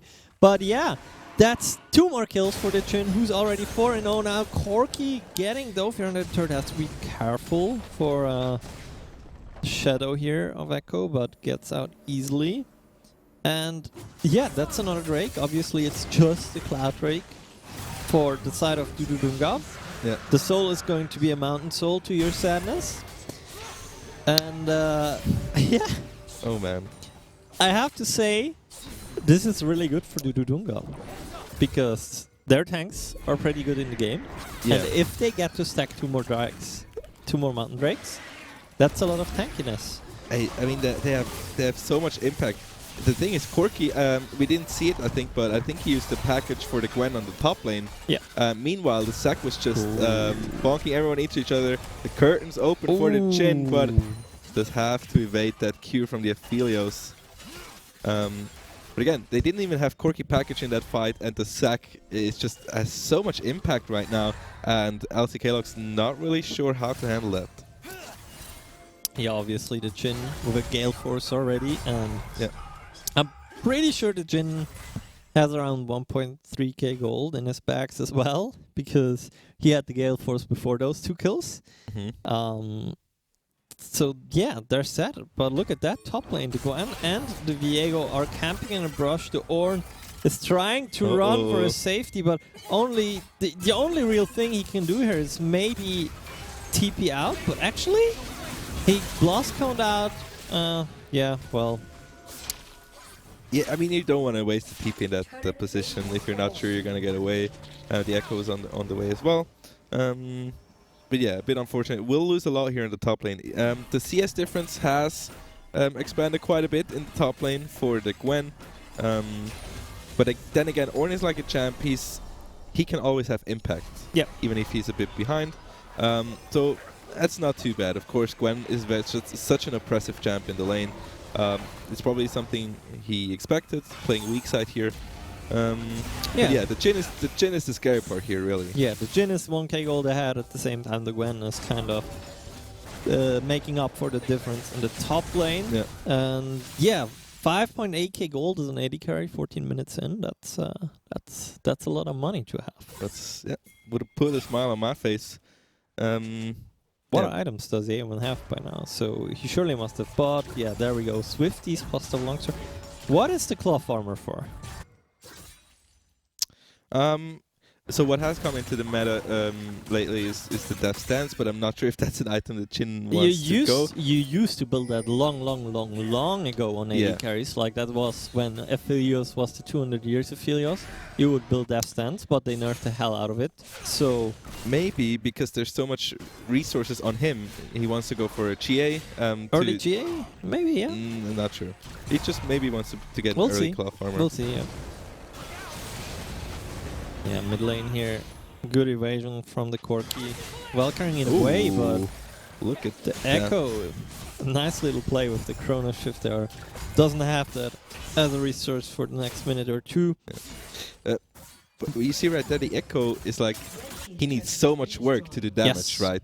He had to push in so much to even get him to like 1/3 HP.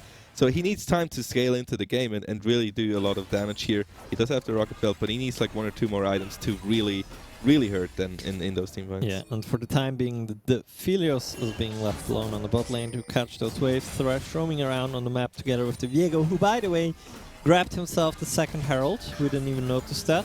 Oh, sneaky boy. Yeah, I mean, second Herald, the plates are gone, but it's still Herald, right? Maybe you can open up the map, get one turret down. In that case, probably the mid lane is where they are looking to. So he didn't get the charge on the first one. They did get the charge on the first one, Oh, I really? think, in the mid lane. Oh, right, okay. But I'm not 100% sure anymore. Well, maybe you're right. We'll see in a bit. Anyway, next Drake, the Mountain Drake, is going to be in 50 seconds. Now, Mountain Soul would be... We're going on a journey. Mountain Soul would be huge for Dudadunga in this case. Imagine all these tanks with the Mountain Soul. So if Dudadunga can kind of focus on maybe stacking the Drakes, that would be good if they can get this next one in 30 seconds. It seems like they are trying to set up for it.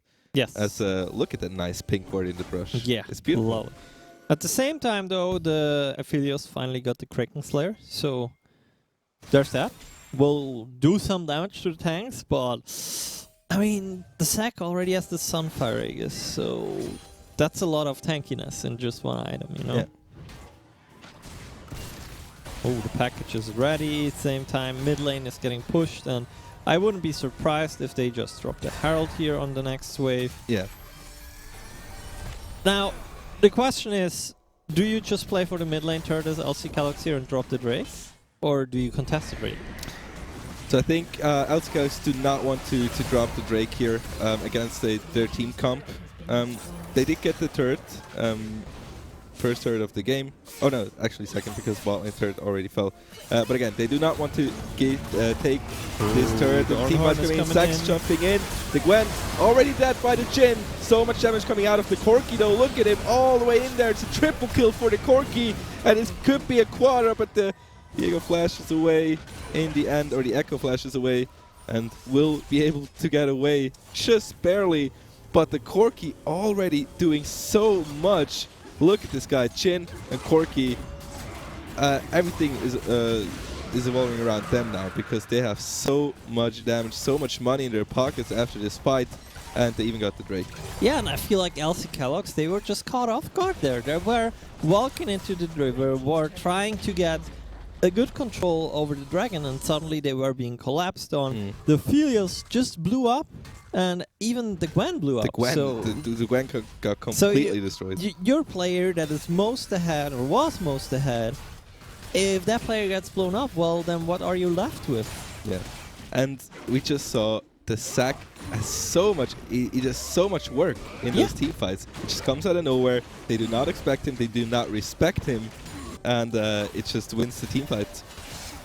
Yeah, and now I think LC Calyx, they will have to buy some time for the Philios to scale up more. At the same time, though, they're kind of put on a timer, because the soul is in 5 minutes, but would you look at that? There is a pick on the Leona possibly, but my goodness, how tanky she is. Eventually taken out by the Aphelios. And now Corki, maybe you are in a bit of trouble. Does he realize? Or look at the damage. I think he does realize, and that's why he's actually going in. Yeah. So there's that, but let's see if he can actually make the trade. Nope, he cannot. The Viego is taking home that 600 gold shutdown, and that's 2 quick kills. Plus, on top of that, the bot lane turret for the Gwen. Yeah. Now, we just saw the Corki and his damage. As soon as that Ludens is done in his items, yes, he's gonna go on a rampage. He's gonna be so scary. Yeah, Manamune is already stacked up as a Muramana now. He has that Hex Drinker that didn't save him in the end for that fight on top lane, but that obviously wasn't a fair 1v1.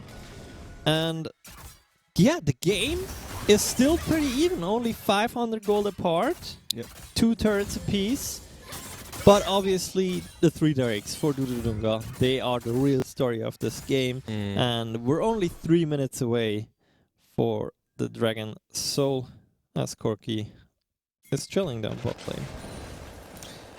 Yeah, and still, I mean, they're really ahead now with the Corki and the Jhin. Oh, Ornhorn is coming out. Oh, the Force got the Gwen is 1 HP. Ooh. Oh, look Spicy. at that. Will be able to get away. But again, the Mountain Soul will be so huge for Dududunga if they manage to claim that. And that's going to happen in 2.5 minutes, ladies and gentlemen. So keep that in mind in chat, everyone. 2.5 minutes, 2 minutes 15 as of right now. The Drake is going to be happening. And that's going to be so important. Meanwhile, just gone. Corki gets shut down. And that's maybe what we have to talk about next, because they do have a Viego. TP coming in here for the Gwen to try.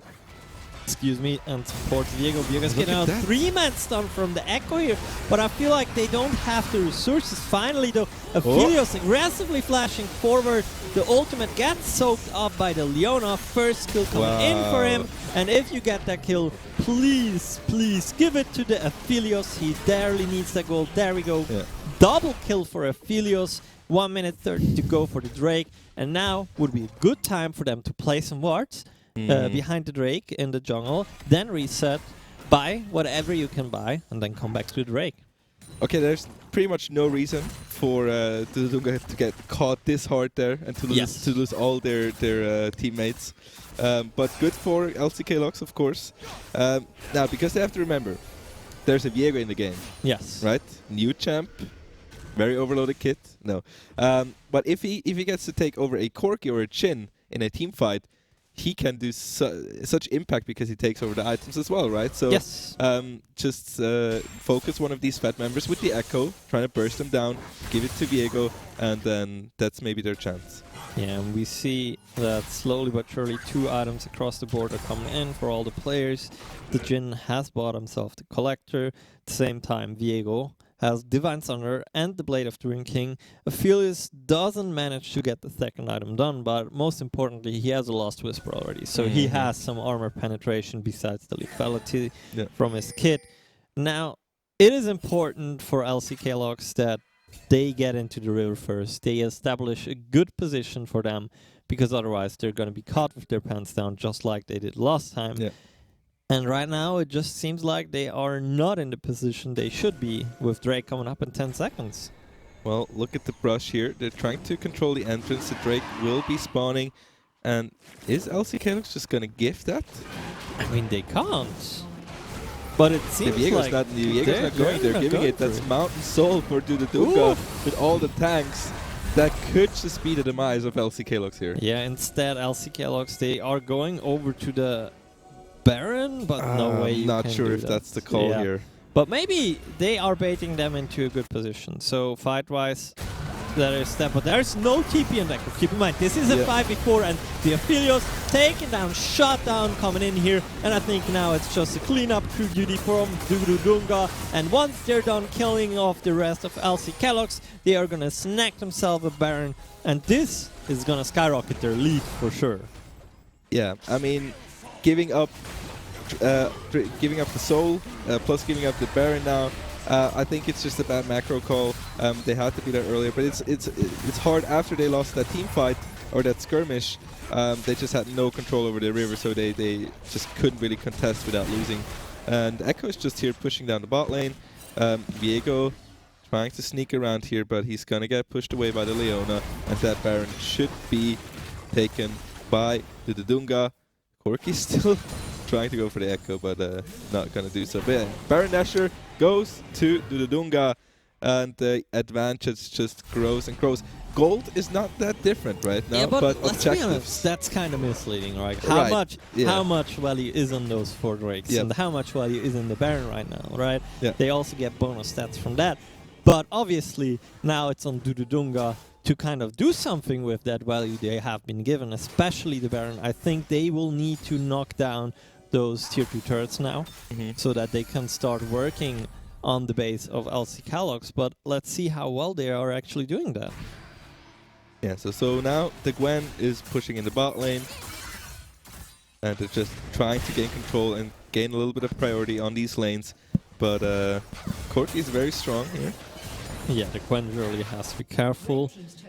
The Philios, still only 1.5 items, but more importantly, he has bottom Salva's stop clutch. Yep. And that could be a tie turner in the fight. So we have to keep an eye out for that. For the time being, though, man, that's a tanky sack and a tanky Ornn that they are having there. Plus, they have the Locket Shield from the Leona.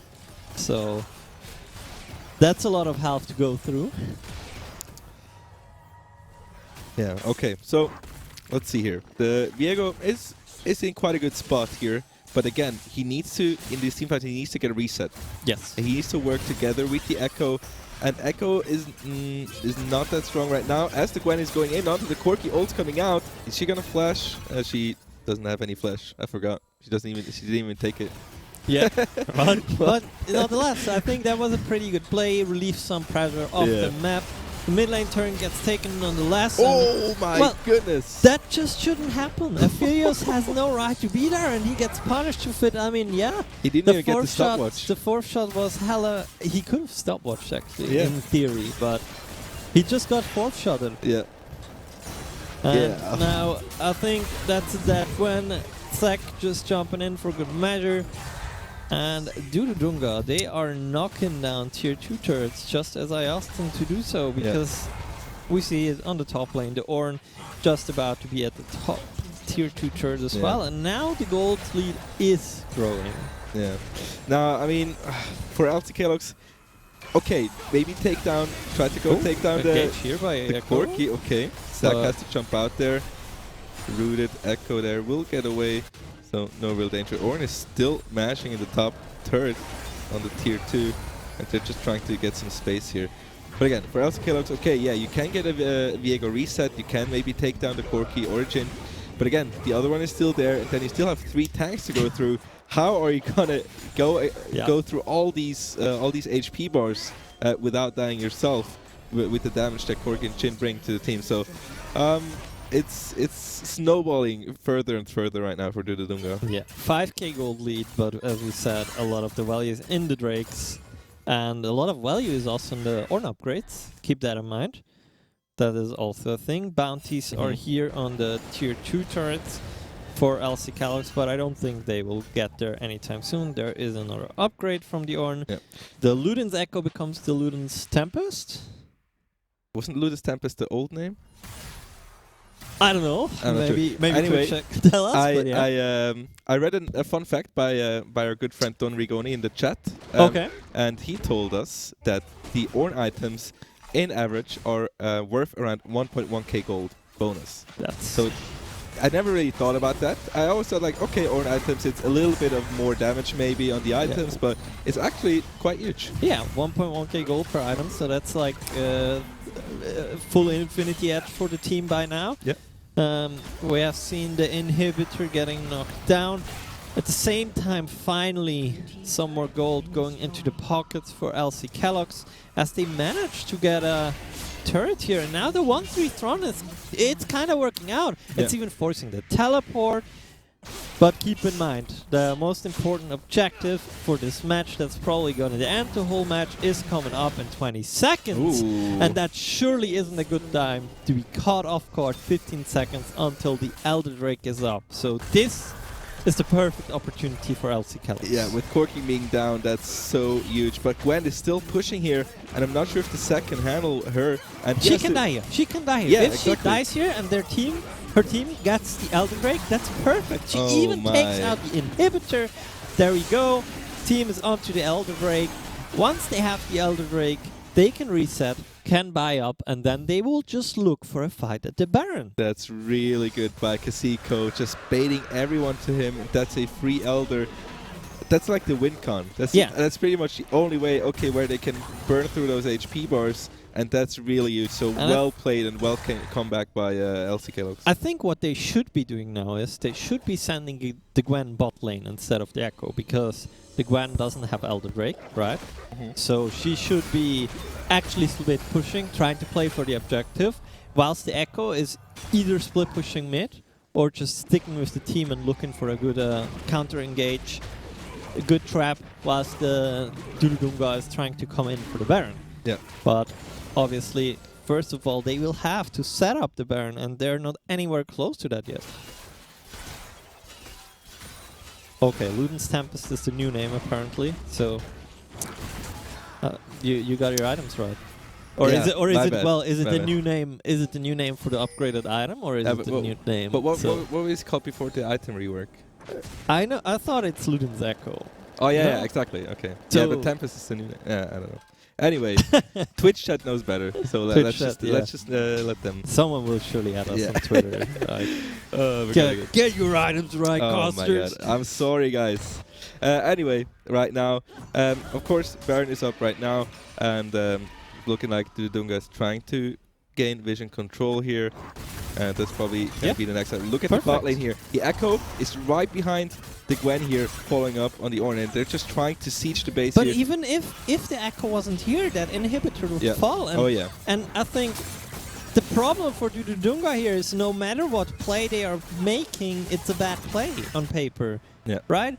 They are backing now, which they don't want to back because that just means the opponents will get Baron. But Wow. if they don't back, they're going to lose their lane. So it's a lose-lose situation.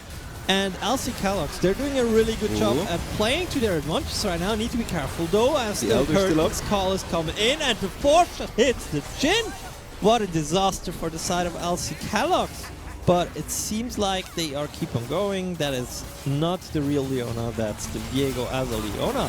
Fight is coming in though, the sack is coming in, triple knock up here from the side of Ornn. Everyone is so low on the side of LC Kellogg's, and I feel like they're gonna do it. Dududunga, they managed to turn the tides around, and now they don't even need the Baron anymore. They can just run it down mid. What Oh. happens? Okay. It was a really nice attempt, and I have to say, That's just game. Yeah, it's game. But that's a nice macro decision by LC Kellogg's. Respect to them for even going for that play with the split push bot side. Yeah, it's just, again, the sack in the team fights, the Jhin, so much damage, such huge advantages on these champions individually that it's so hard to win these team fights. And even with the Elder buff, they were not able to do it. And that is game for Dududunga, and they will take down LC Kellogg's. And the chat must be going ham right now. All the Dududunga fans What must an amazing game, though. Must be really excited. So congratulations to them for that. What an amazing Victory. like the game, like it flipped twice in the last 2 minutes. First was like, oh my god, Dududunga, they're screwed.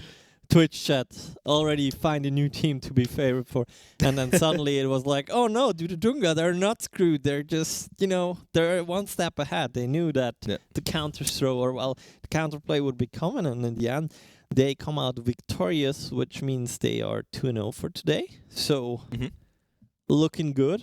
Are you a Dududunga fan now as well? I liked the way they played, but I also liked the way that LC Kellogg's played. Yeah. Like, they had two very different play styles, obviously due to their team comps, and I think there were some good plays from both sides. So yeah, I honestly think, like, if we get a Dududunga versus Mindsanti match, I think that's the one to show for today. Yeah, even if I've seen the teams already, because I think that could be an interesting one. Yeah, but really props to LC Kellogg's, because even though they got really behind with the Fat Jhin and the Fat Corki, Yes. they really tried to stay in the game and find a way to play around Dududunga, going for these split pushes with the Echo and the Gwen, and it kind of worked out. It kind of pressured Dududunga into not having that much control over the game. I really have to compliment you on that. I think in the end it was just the Aphelios being caught one or two times. That was huge. Too many. Like that fourth shot, like in the mid lane he got fourth shot, and you can say, okay, there honestly that was really unexpected that there would be coming so much damage. Yeah. But now on the Baron, like he was literally the only, like he wasn't allowed to die, and he died.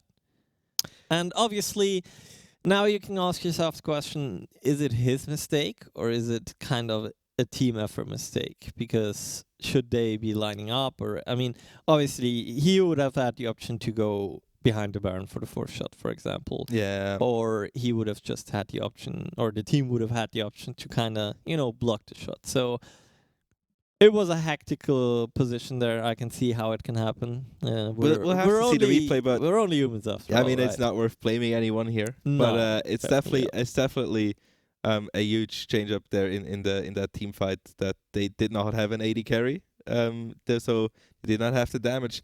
Again, we talked about it at the beginning. Ophelia was pretty much the only one who can deal with those tanks. Yes. And he was not there to deal with the tanks, so the tanks dealt with them, and the rest is history. So congrats to Dudunga on a very nice game.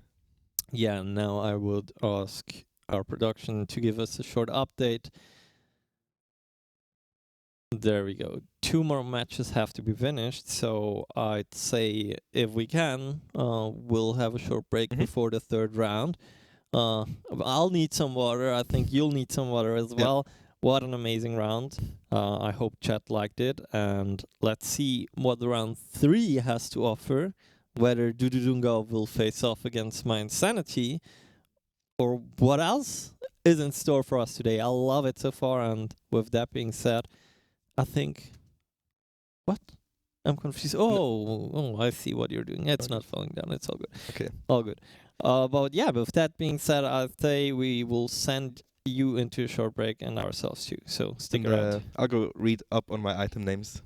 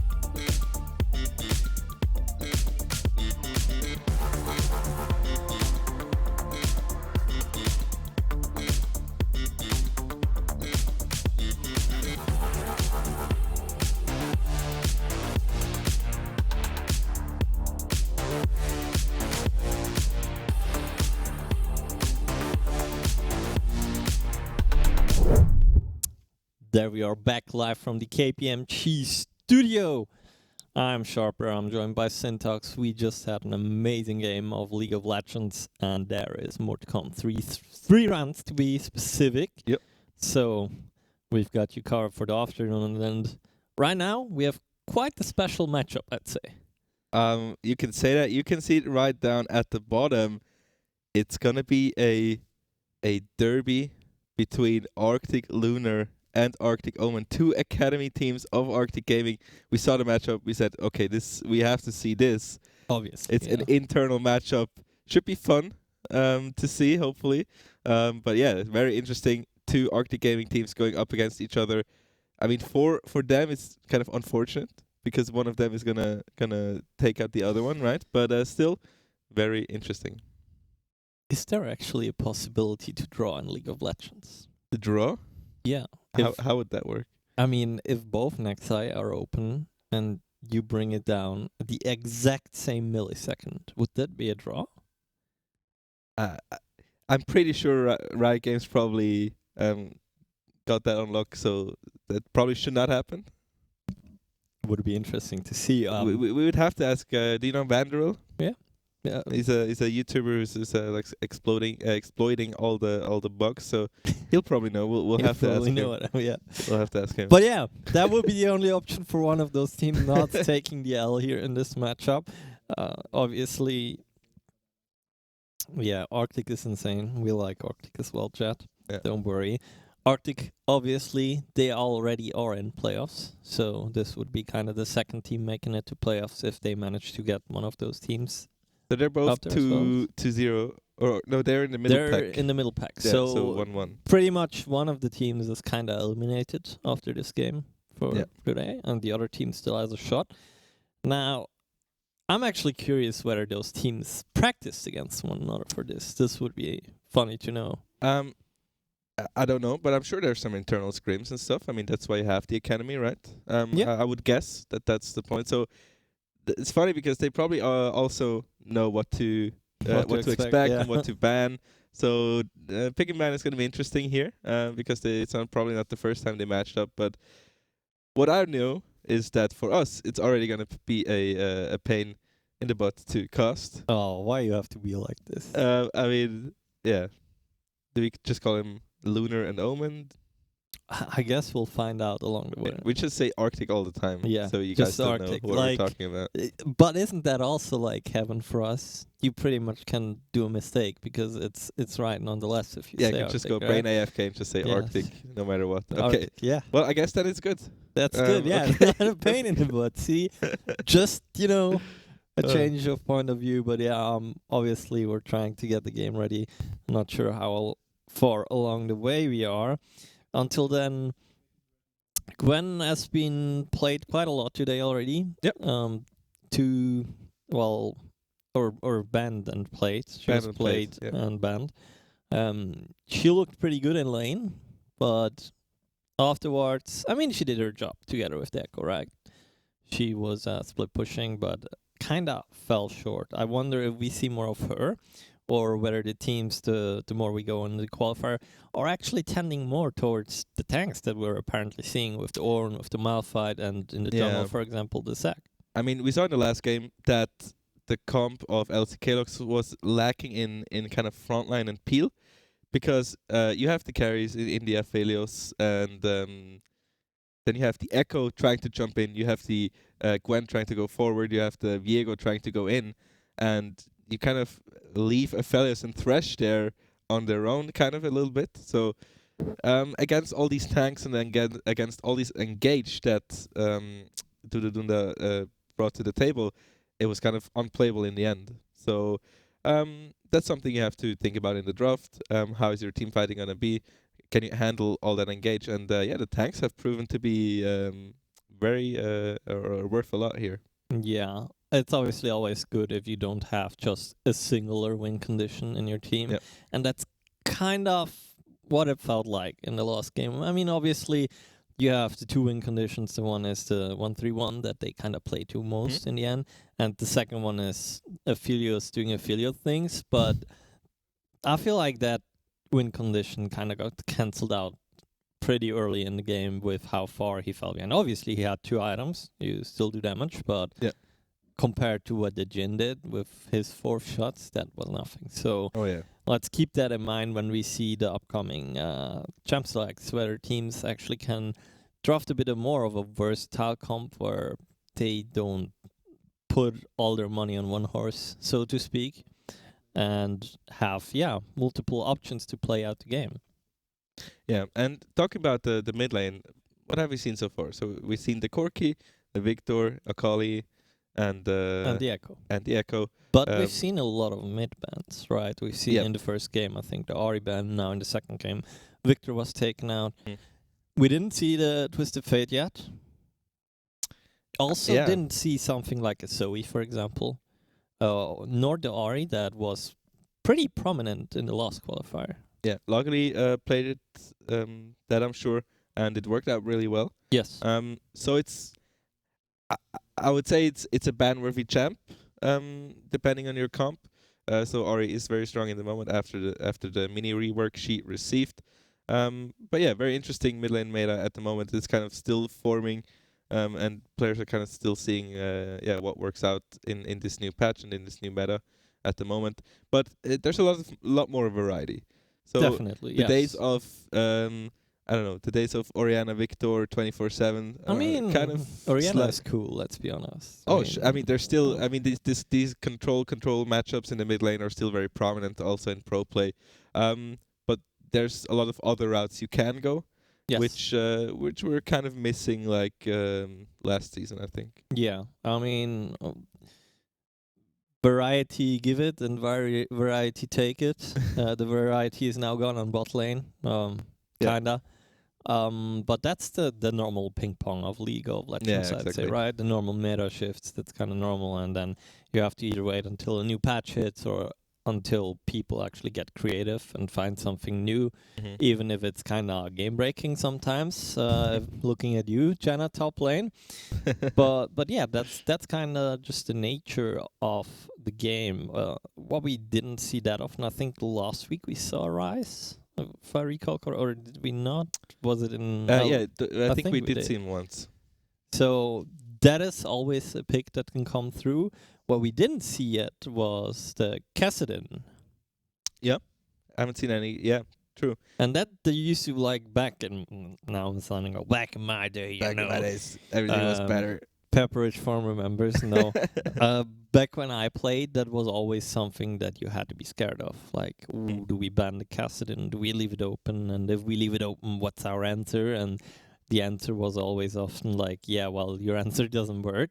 But he's kind of fallen out of the theme with how fast-paced the game has gotten. Yeah, the thing is, there's a lot of...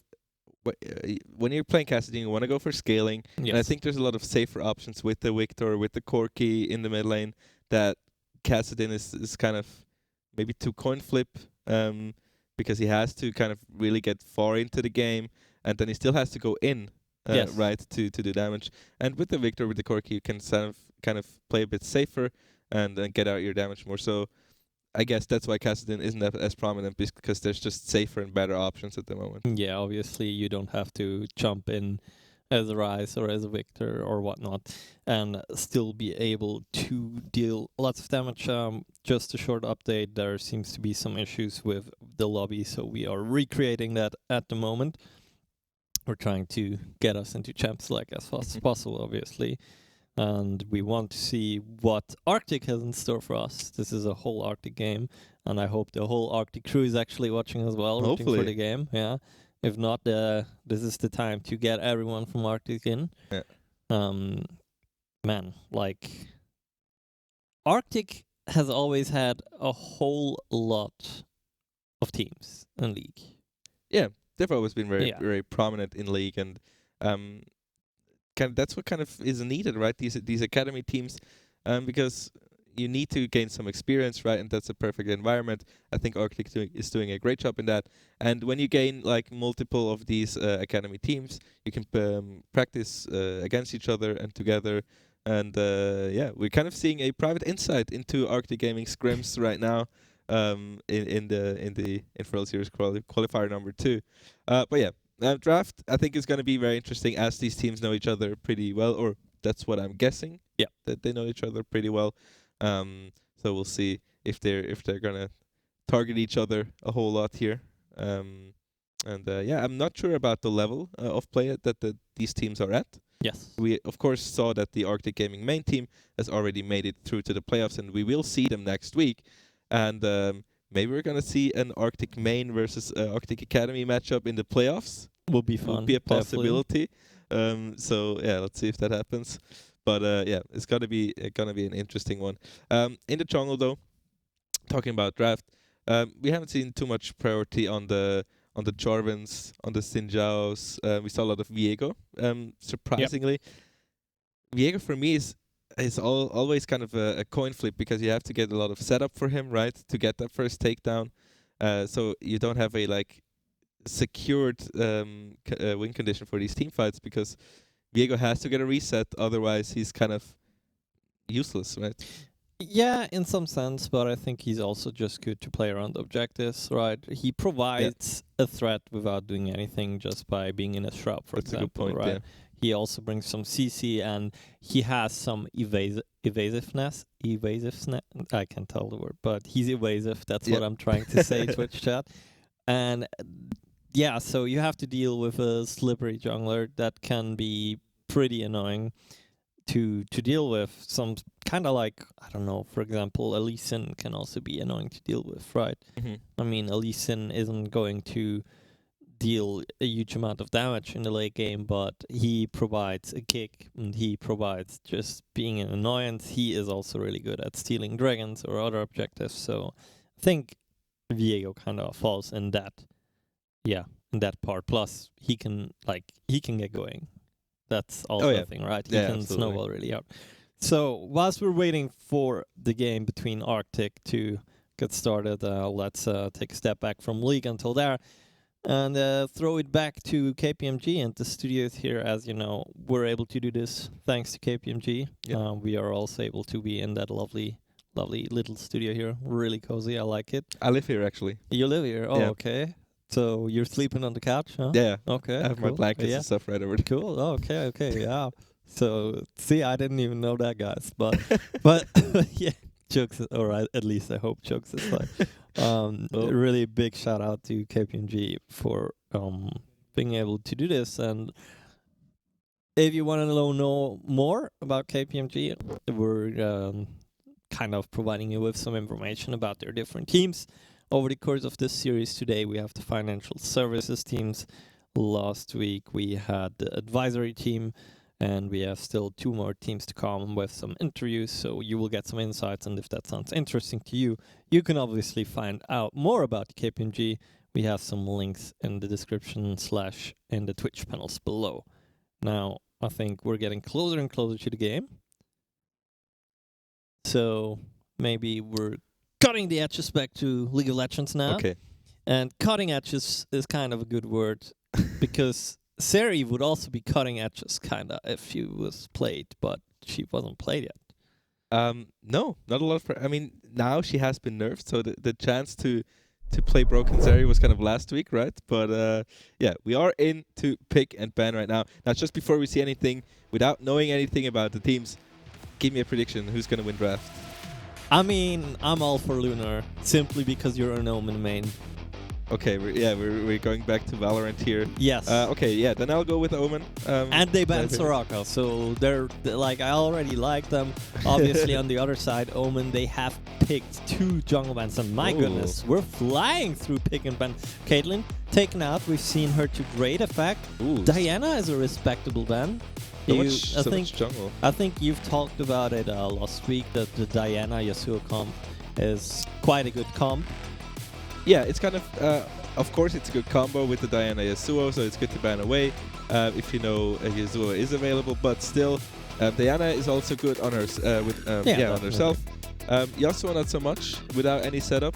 But also, if you're playing Diana Yasuo, you're kind of depending on that one comp, and they're just going so fast. We see a Jinx first pick on blue side, and Saya Rakan, very interesting. Yeah. We said Saya has received some buffs on her crit build, so interesting. It's going to be how the Saya is going to build here in this game, and Jinx.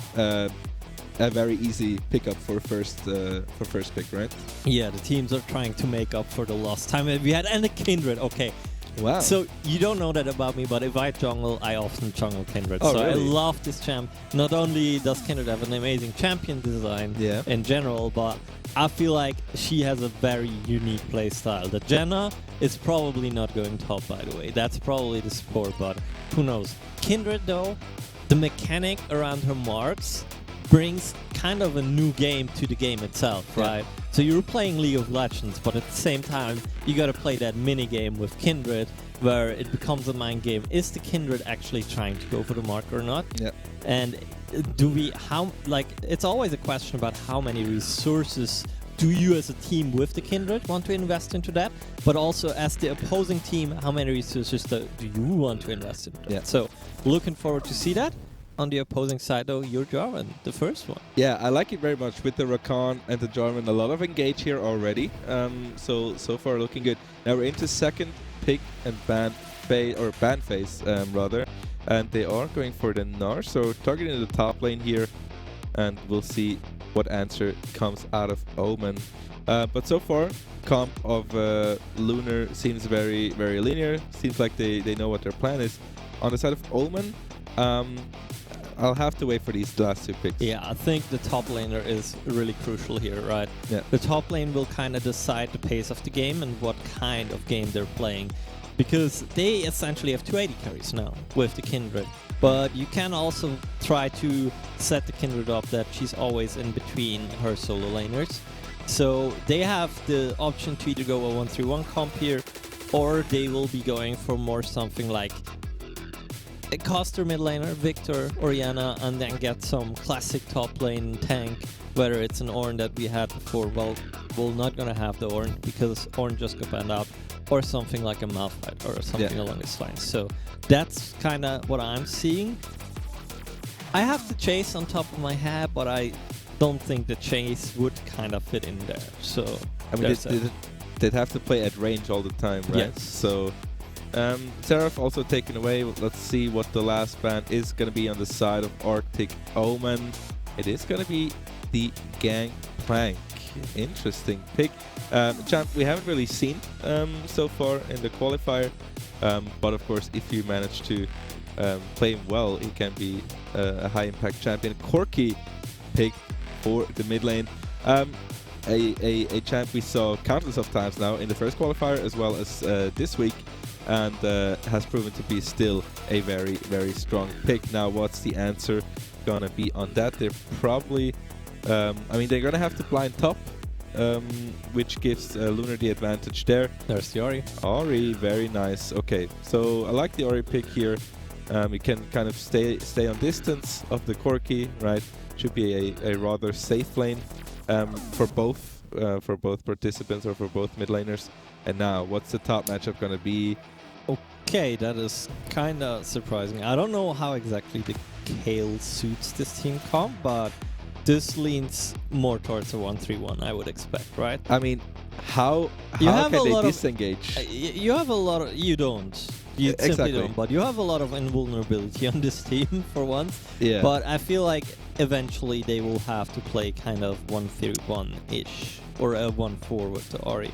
At the same time, on the other hand, the Volibear, I would have actually liked to see that. Hovering a lot of champions. Oh, wow. Eventually, it's going to be the Urgot. Okay, so... I don't know how the top lane matchup is, to be honest. I'm not sure either, but look at Lunar. They have Jarvan, they have Rakan, they have Corki, they have Urgot. They can just go in And what is Omen gonna do?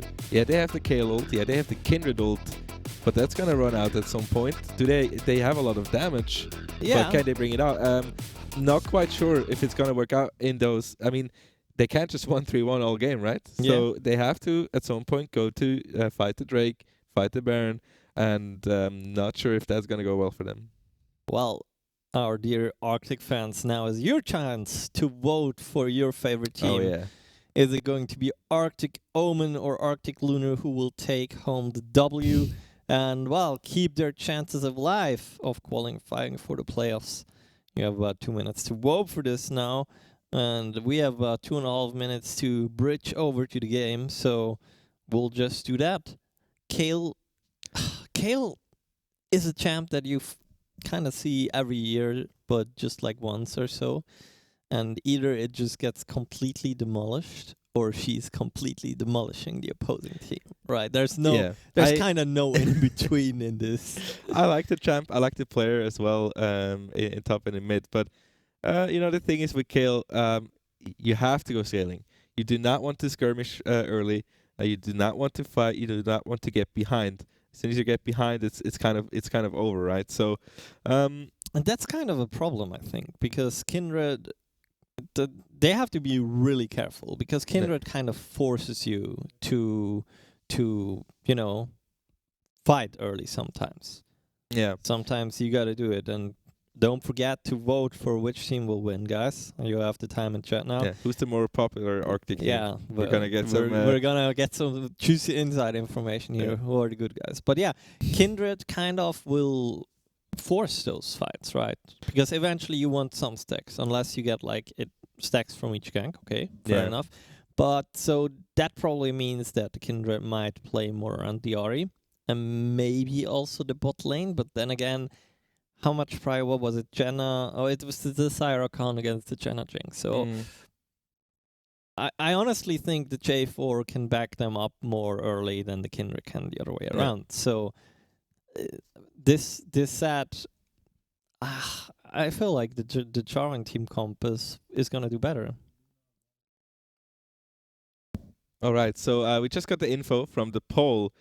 So I'm not sure if I'm gonna start a civil war, like Arctic Gaming civil war, but Arctic Lunar won the poll by 88%.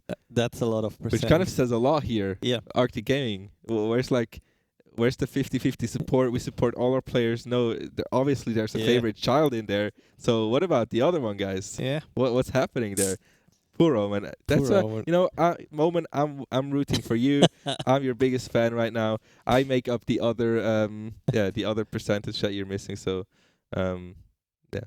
but that's kind of a pretty clear vote there. Yeah, but the vote doesn't matter after all, as our TV says. You know what? Nope, I'm out as well in 5 minutes. Out of here, guys. Oh no, I'm fine with that. You can take your 5 minutes. That's okay. That being said, I have to agree with the poll though, right? Lunar was the guys with the Zyra Khan comp, so I would love, don't get me wrong, I would love for the Kindred comp to win. Like, I love Kindred and all not, but that's not how it works though.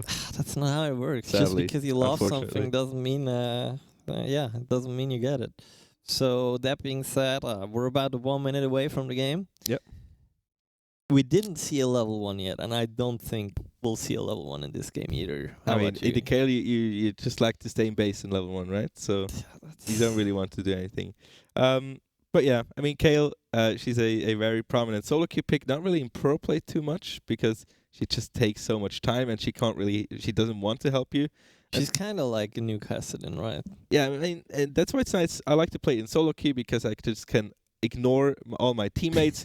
So, like, okay, that's not how a team game is supposed to work. That's exactly how it works. It's just like, okay, you guys can fight over that little crab there. I'm just gonna farm my minions. I don't care what you do. I'll see you at level 16, and until then, good luck.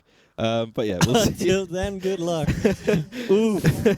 That's pretty much it. All right, we are heading into Summer Shift for our third matchup of the day, ladies and gentlemen. It's gonna be Arctic Omen versus Arctic Lunar. Oh, wiggle the the red butt. Side. Oh, wiggle. Come on, wiggle. Come on, future. For us. Do it for us. It's the best skin ever in the game. I love corgis. Oh man. Do you know it's actually my dream to have a corgi one day? Is it? Yeah. Okay. I'm gonna have one day. Are you gonna call him Will? No, but I'm gonna teach him to You're to gonna wiggle. teach him? Yeah. Like, are you gonna show him how it's done? I don't want to think about that yet. I'm not quite there yet. Okay, let's say like that. let's drift away from these thoughts. We're 1 minute 20 into the game. Minions have just spawned onto the map. Urgot can wiggle. He was wiggling. Urgot, yeah. Yeah, certainly. Interesting start here. The bot lane is helping out the Charvan. Charvan is okay in the jungle, but you love to get Elisa's Charvan. At the same time, the Kindred has been starting top sides, so they're kind of puffing into different sides here. And keep in mind, the first mark for Kindred is literally a coin toss. It's either top or bot scuttle, so either you get lucky or you don't. Yeah, true. So we'll see if she gets lucky or if she's never lucky. But yeah, so far, as you said, junglers pathing in opposite directions, and Kayle against Urgot in the top lane I can imagine to be pretty dangerous. I mean, if Urgot gets to flip her over, she doesn't have too much damage. Not sure if she can get away, so yeah, and she has keep to play in very mind, safe. she's melee at the start, right? She only gets range with level 6 and level 11. You can see it at the farm. Yeah, you can see it at the farm. I kind of get a deja vu from the last game here.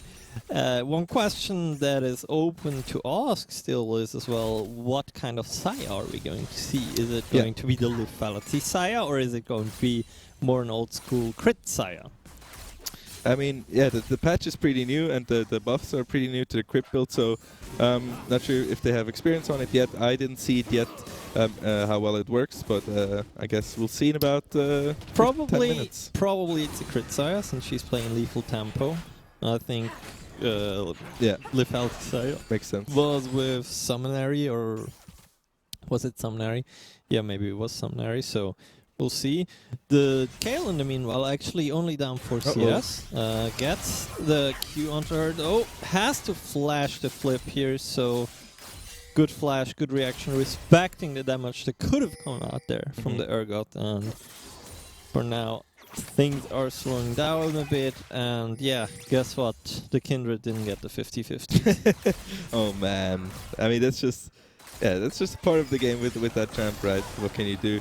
Charm, Corax misses the charm in the mid lane, and yeah, core keepers is always kind of who can annoy who more with their spells, I guess. So you can poke pretty heavily if you want, but of course you use a lot of mana. Meanwhile, in the bot lane, there's some trades going on.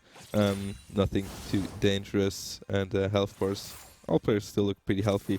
Jinx a little bit chunked, but should be fine with the Janna with her. So far, nothing too much happening. Kindred is on the grab, will have that mark, and the red side knows it, already pinged it. That was pretty smart though from the Kindred. Yep. So she decided to wait to kill the crab because she knew, you know what, I cannot get top crab, and this marks always spawn like after 45 seconds, so she just waited those 45 seconds and therefore gets her first mark. At the same time, the Charvan already backed, got himself a pickaxe, and is now pathing bot lane. And the bot lane of Arctic Omen does not have ward, so they are not prepared for this. Yeah. They do not yet know he's there. Ooh, Janna's gonna look at that, the engage. Flag and drag is missing. If that flag and drag had missed, I think Janna would just be straight up dead. Yeah, if it's a knockup, yeah. But nonetheless, quite a good poke. Janna has to eat those potions to get healthy again, and the Charvan is gonna do some different duty. He's still wiggling around that bot side crab field, so he's actually doing great. And he's doing it right out of the vision, so they don't know that he's doing it. He will get it. That's a pretty early Drake. 5 minutes into the game. Cloud Drake gets taken out. There we go. That's kind of like the other surprise, right? Because most of the times you don't expect the jungler to be right there and just take it, right? Yeah. So yeah, that's something you can do. It doesn't always work out, of course, but he went for it. He had the backup of his team. Of course, you need to have bot prior for it to work. Yep. And mid prior would be, of course, very valuable as well. But yeah, it worked out. They got first Drake very, very early, and it's a Cloud Drake. We still have to do predictions, although I already lost the bet, right? So we'll have to try next week. I mean, you can still go ahead. No, I'm not going to bother. I'm going to save my energy. Save your energy for next week. Kind of go for next week. Okay. The Kindred, in the meanwhile, whilst the Jorvin was doing Drake, has been in the Jorvin jungle, has taken some stuff. I'm not sure if she has actually taken the chickens or not, because the mark would be spawning on the chickens now, but I think she just killed everything but one small one, so it's not going to happen. That in return means the mark is going to spawn on the Grump again when it's up, or it should, if I recall correctly. Is it like, are these like fixated points with Kindred? Yes, exactly. It depends on how many stacks you have. So if you have 0 stacks, it's gonna spawn on the Scuttle. If you have 1 to 4 stacks, it will spawn either on the Grump or on the chickens. As we see a flash engage here on top, sidestepped away, but I think that's not gonna matter. The Charvin is gonna come in, Flag and Drag is gonna land. Kale's ultimate is coming through, but look at that, the snipe is coming in. Nom nom. First blood for the Urgot. Yeah. Very nicely done. Come back to the marks. 1 to 4 is Grump or chickens, and then 3 to 7 is like the Crocs and Wolves, and after that only on the big monsters. And obviously, as Kindred yourself, you can mark an opponent, and if you kill an opponent or deal damage, then you get a mark as well. Alright, so for Kindred now in the bot lane, trying to make some pressure, but the wave is all pushed into the turret, so nothing she can do there really, but the Jinx, I imagine. She actually already got a reset, and Kindred has to be careful here. Yeah, she was spotted on the ward. Exactly, so pretty smart ward placement actually for Lunar, I have to say. So if it was intentionally, then it was pretty smart, because they know that the Grump could be a potential mark, and that just makes the Kindred return to our own jungle, takes out the red buff. Jarvan is in his bot side jungle, even though his red buff on top side is up. So that's interesting as well. Alright. He's probably not quite sure. He's probably just looking where he could have some impact. Is he gonna go over there? Okay. He needs to go. He's there. on He the was ward. on pink, exactly, but the flash has already been forced. Double flash out for the side of Omen, whilst only the Rakan used to flash, so that's a big W in the backs for Lunar. Yeah. Very good pressure, actually. I mean, against the Jinx China pot lane, can be pretty aggressive, but they play really well. Both flashes out, and they should have, for the moment, a pretty easy ride, depending on how much the jungle attention is going to be there. But so far, it's looking good. Ari has been spotted out on a ward as well, as she returns to the mid lane here. Not a whole lot of happening here in the mid lane. Both guys just really farming, and the farm is actually nearly dead even. Only one CS apart once Ari gets the wave. In the meanwhile, top lane, obviously quite the difference thanks to the gank. And the bot lane not too far apart either. A little bit of net for Lunar. Yeah, I mean, Kale's level 7 now, so she's going to have a way easier time, and can also harass the Urgot a bit from the range. Of course, Urgot is also a range champ. Yes. Of some sorts, but yeah, so far it's looking pretty equal. Oh, Ariel goes in, but the charm misses. Another dash in, is under the turret, will tank one turret shot. No mana on the Corki almost, though. Charm should be up in just a second. Oh. That was so close. If he had a little bit more damage or a little bit more items, that would have been or if the charm hit on Ari on that side. I mean, it could have ended in a lot of different ways, but they kind of missed a little bit. Charmin is down here again, but I think this is not the timing to be down here. No. But he's just hovering here because the Mountain Drake is coming up in 10 seconds. Yeah. Kindred has been back though, so Kindred has a little bit more items. At the same time, the Jinx also. So there has been a back advantage for the side of Omen. The question is, can they be in time to contest that Drake? And I think the answer is no. Yeah, they're already on it. The timing is great. And you can see that Didormus puts a lot of emphasis on these Drakes. He was there early. Package comes in from the Corki though, but gets jumped right away. Rakan goes in with the knock-up. Another ult maybe, but Oh, Korax the gets Charmin away. dunk! Oh no! If that's not overkill, I don't know what is. But yeah, Ori was ignited solo, so Kill that's an is a easy kill, pickup. Tux. Hey, Kill is a kill. Absolutely. And That kind of came out of nowhere. The Corki package gets charmed, of course, but the Rakan is there with the support. So the Jarvan having a lot of impact. He's trying to have a lot of impact. Bot lane so far, not too much to do. But yeah, but I mean, he good. got 2 Drakes, so he's doing a great job Yeah, so far. yeah. Also denying the Kindred's marks, right? She didn't really get a mark here. You can see it again. The camp was just cleared. And he will probably back after he cleared his topside jungle. And then I would assume that he is coming back to top lane, which we see some action. Let's see if the Urgo can take the kill. No, the ultimate is not available, so the kill is just fine. But look at the pathing. Oh no. Oh, that's the dive if I've ever seen one. Yeah, that's looking grim for Kale. Kale doesn't have ult. Kale, but an immediate TP here. Let's see how long she can delay this, but flash. not long enough. Clean flash there from Corki. What an execution, and if they want to, they could even take the Herald right now, but it seems like the Charm was like, you know guys, I had enough of that now, I want to go by. I really like how Lunar is playing. They're playing so proactive. They're there at the Drakes when they need to be. They're setting up the dives, and it's just very much or very well coordinated at the moment. And Omen is kind of on the reactive side. They have to react to what Lunar is doing, and they're kind of always a step behind a little bit at the moment. And I don't think you want to be on the reactive side if you play Ahri, if you play a Kindred, so that kind of just hurts yourself. They used to plant here, and that's not where you want to be, Kaika. That's definitely not the place to be right now. 3 players, Flash is out, but the flag is gonna come out. Like the Kindred is gonna die nonetheless, even though she heals up. The Corki even gets to get her up to kill, and that was just greatly executed. They were out of vision of the vision bloom there, and just punished the Kindred for trying to get that mark on the Grump. Yeah.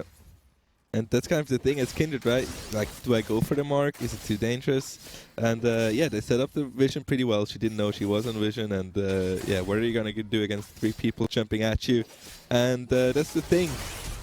Flash in from the Urgot, flips the Kale. No ultimate available for the Kale, and that's just so easy for the Urgot. And that's what we've been fearing in that lane, right? The oppressiveness of the Urgot. Kale just really wants to farm, but she can't get too close. And if the flash is up, you can bet yourself the Urgot is going to use it to go into the Kale. And he's only going to get more oppressive. I mean, he has already a Hullbreaker finish. We've talked about the at the start of today's stream, and look at him. He's shredding the turret. So I have a bad feeling that this game is not going to last too long with the way it's going. I'm not sure if the Jinx and the Kale can actually get online. Like, it will take some time until they really are online, and until they are, I feel like the game is just over.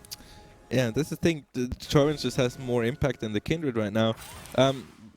Just looking at the ganks, for example. Yeah, Ori has some gank set up for him for the Kindred, but like, what's she gonna do on the bot lane? It's just Charmin has so much more power, and he's has 4 assists right now, farm a bit up comparing to the Kindred. But yeah, so far the team comp is not really working out. We'll see what the plans are in the later stages of the game. Yeah, objective bounties are already on, by the way, 15 minutes into the game. 3.5k gold lead plus 2 Drakes, and look at the Charn. He's just back to bot lane. Summoners are up though for the side of Arctic Omen, so not too much should happen, and Ori is actually coming as well, so big fight is gonna go happen here. Exhaust coming out, nice Everfrost from the Ori rooting up the Charm, but the TP is coming back in here. That's gonna be a big Urgot joining the fight. Look at this lag, look at the damage.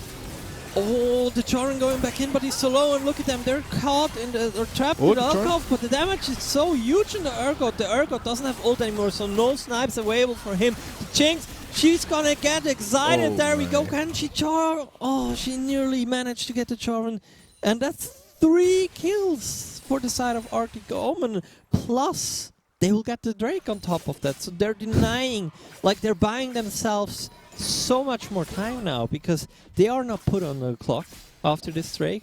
They're chilling. That was very well played by Omen. Kind of what I was scared of, kind of proving to be a good point. They kind of kited him very well there in that bot lane. My question is, how did nobody of Omen die? Yeah. It looked so bad at the beginning. The Urgot TP came in. I thought it was doomed, but they played it really well. They of course have a lot of DPS with the Jinx, with the Kindred, and then the Ori charm on the Urgot was very well done by Korax. I have to say, he missed a lot of charms already in this game, so I'm glad that worked out for him. But yeah, good job by Omen to kind of come back a little bit in this game. Yeah, and now Omen has their first items finished as well. Both the AD carries have finished their mythic of choice. It's the Kraken Slayer for the Kindred and Gale Force for the Jinx. Everfrost we've already seen in action. The Urgot now trying to get a turret, and I think we Look at should the Hullbreaker working. Oh jeez, that's a lot of damage. All right, let's take a quick overview. Gold so far a bit in favor of Lunar, but not too extensive. And then the next Drake is in quite a while, as Omen was just able to get that Ocean Drake. And it is going to be an Ocean Soul, huh? In that case. Yes, it is. So very interesting. Ocean Soul, it's good for the Urgot, for example, who tries to stay in the fight very long. Kindred spots out the Jarvan so they know where he is, or he has to play a little bit safe. I guess the Ocean Soul could help out Omen a bit. Oh no, No not way. like this. No way. She's gonna get it. It's even He got worth the to eye. die. It's so worth to die there. I mean, it's the second. It's the first herald. Ooh, as we've seen engage here. Another charm bites the dust, so to speak. I don't want to talk about Yeah. it.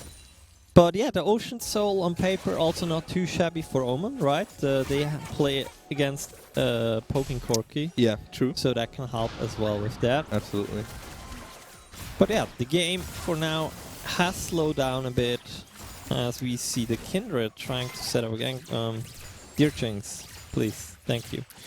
But look at the top lane. It's fully pushed in. Who's gonna... Oh, Jarvan and Urgot are just camping in the bush in mid lane. They're looking for Ori. Oh, she's in danger in the mid lane. And keep in mind, she does not have an ult. All she has to work with is a flash, and that needs to sit tight. That's not gonna What sit are you tight. gonna do? Nom, nom, nom. Nice execution for Arctic Lunar there. At the same time, Omen didn't manage to get their fight off on bot lane. They didn't get a good gank going, and look at that. That's another Scuttler with a mark on it.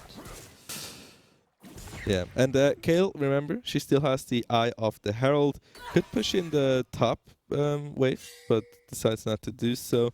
Was spotted out on that ward. Probably not worth to use the Herald for a turret that low, so absolutely. I'd assume she's gonna go mid now, push out the wave, and then drop the Herald with the help of Kindred behind her. But imagine if Urgot got that Herald alone in the top wave. Yeah, that tier 2 could be down right now, so definitely a good play. Could have been a relic of the past. Now the Jarvan is back bot lane, but I don't think he will get too much done here. Ooh. Actually, never mind. I think that's a dead Jinx. The heal, well, that should have been used, and now look at that.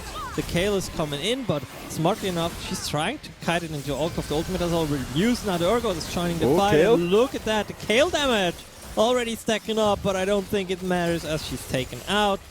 That's another kill for Lunar, but yeah, there we see it. The Kayle that's 0-5 is already doing quite some damage. Yeah, I mean she's level 12 now, so from level 11 you get you get exalted after these 5 auto attacks, but the Corki, look at that, just shuts down the Janna as well. And yeah, Kayle is gonna need a bit more time to really get into the game, but yeah, from level 11 on, you can start to fight a little bit because you get that you get exalted after like 5 auto attacks, I think, and then after level 16 you get it permanent. So she needs a bit more time. 0-5, not the best stats. She does have the Nash's Tooth. Corki package is up as well, as you can see on the screen right now. That will be available for this next Drake. Yes, and somehow we've turned off the vision for one team. It's dark. Is Nocturne around? Or, no, not this. But yeah, package is up, perfectly timed with the Drake. Yep. And I think if you're Omen here, you should be dropping that Drake. Like, I mean, buy yourself some more time, get some more farm for the Kale and the Jinx. But look at that. Oh, I they're think just hunting. Yeah. They're hunting. And what is she gonna do? The flash. That was just a waste of flash. Yeah, no ult. And now that puts Omen into position. Korax, please. Korax gets punished for missing those charms. He has nothing left, just to throw away.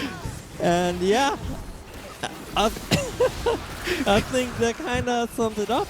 The Jinx eventually gets a kill. I'm not quite sure why the Kindred decides to go into the pit anymore, but donates yet another kill. And there's the flash flag and drag from the Charmin. He's still pretty healthy.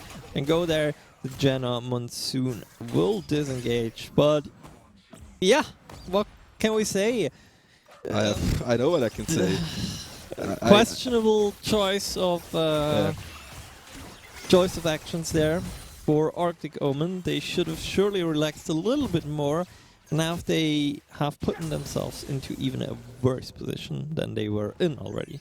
I mean, look, man, Valentine's Day is over, but you can still, if you want, you can still hit those charms. You know, maybe something will happen. But Korax, next time you'll get it. But that's just one too many missed charms. Yeah.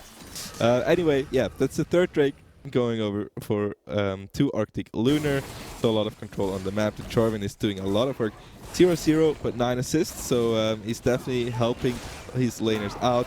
The Urgot is giga strong right now, so if he gets it already, and the stopwatch and the Bony Cinder, that's a tanky Urgot. Plus he's level 14 on top of that, so highest level in the game, obviously. That's I think they can think about starting to send him bot lane and start playing around the Baron. Right now they're just deciding to play around him though. Kindred is off the board. And now wondering, are they just gonna go Baron after this? Because they will get yet another kill on the Kale, so this would be an opening for them. However, their Corki's on the bot lane, so maybe not. And I mean, that's what we talked about. They cannot handle the Urgot. They have so much engage. I mean, yeah, they have technically have the damage to deal with the Urgot, but there's just so much interruption with the Charmin, with the Corki, with the Rakan. It's just, how are they ever going to deal with all these factors coming in to those team fights? Another 600 golds in the back. The Urgot has already 2k gold again. He nearly doubles the gold. Well, not a bit of an exaggeration, but he nearly doubles the gold of the Kale. So there you see the exact difference going on. And across the board, there's a lead in nearly every position for Arctic Lunar. So they're in a really good spot now. They have a lot of second items coming through.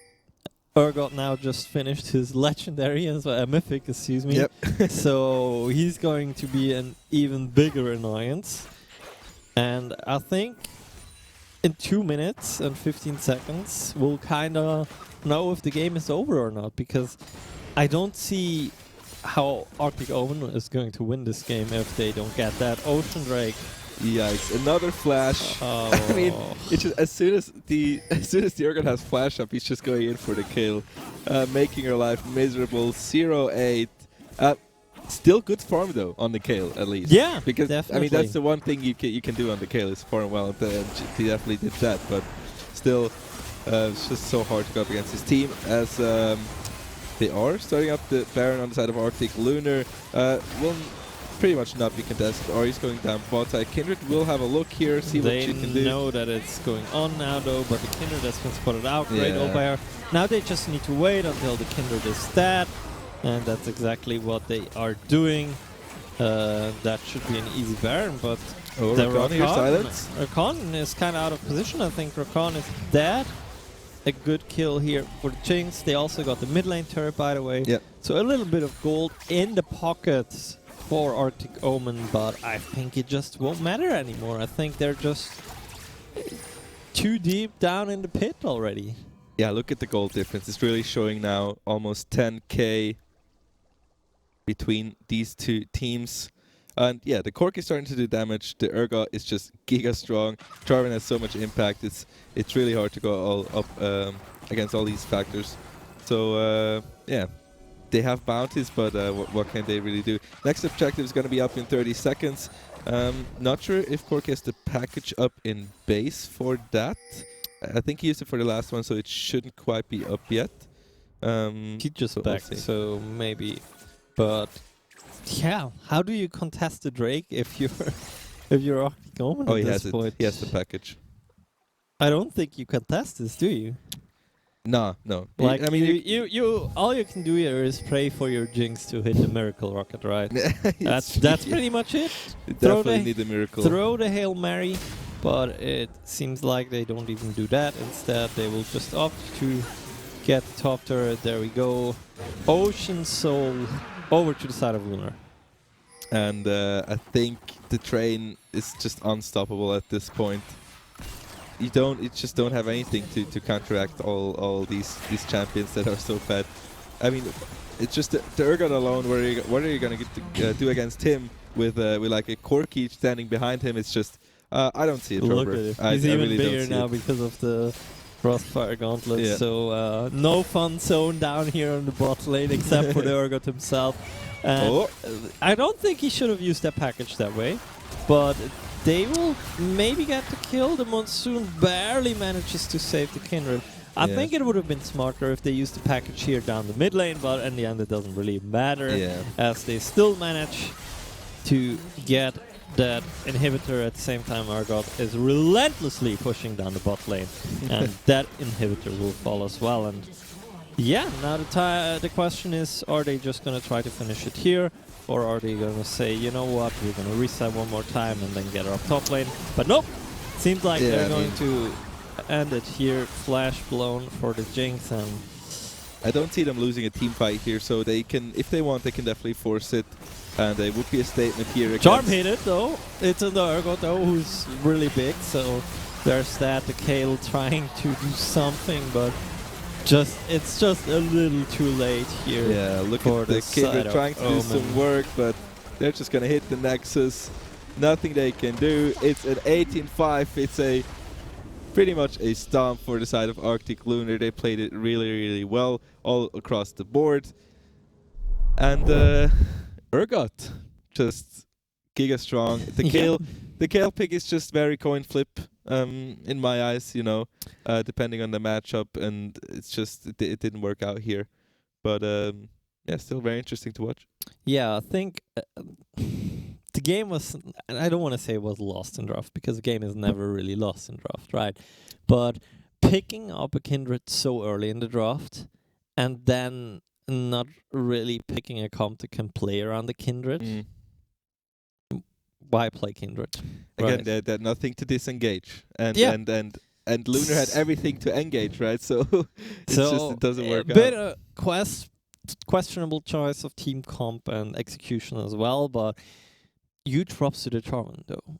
Oh yeah, I think the Charmin, he had the backpack on, man. He was everywhere. He had so much impact all across the map.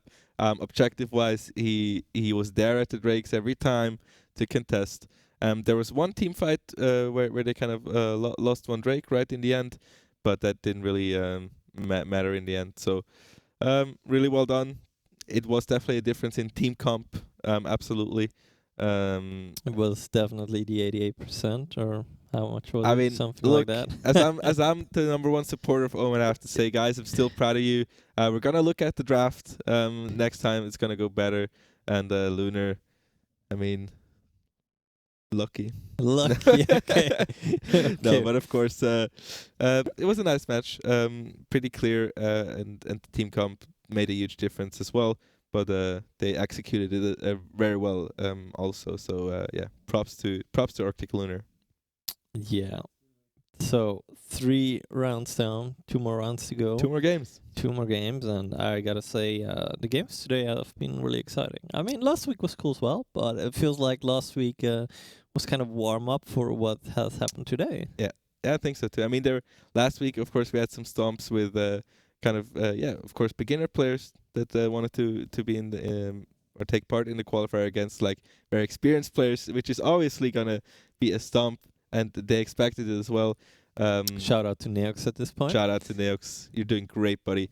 And in the end, but yeah, this time around, it's very interesting. We saw in the LCK Lux match, even though they got behind, you see that they really knew what they had to do to try and get back into the game with those split pushes, and it's very interesting to watch these teams, and it's gonna get more and more interesting the further we go. Next week, playoffs and semifinals, finals should be a blast. Yeah, before we are getting there, we have 2 more rounds in store for you guys today, and I think after this banger of a game, I'll need a short break. Yeah. After that break, 2 more games. I'm looking forward to it. I hope so do you. So don't go anywhere. Stay tuned.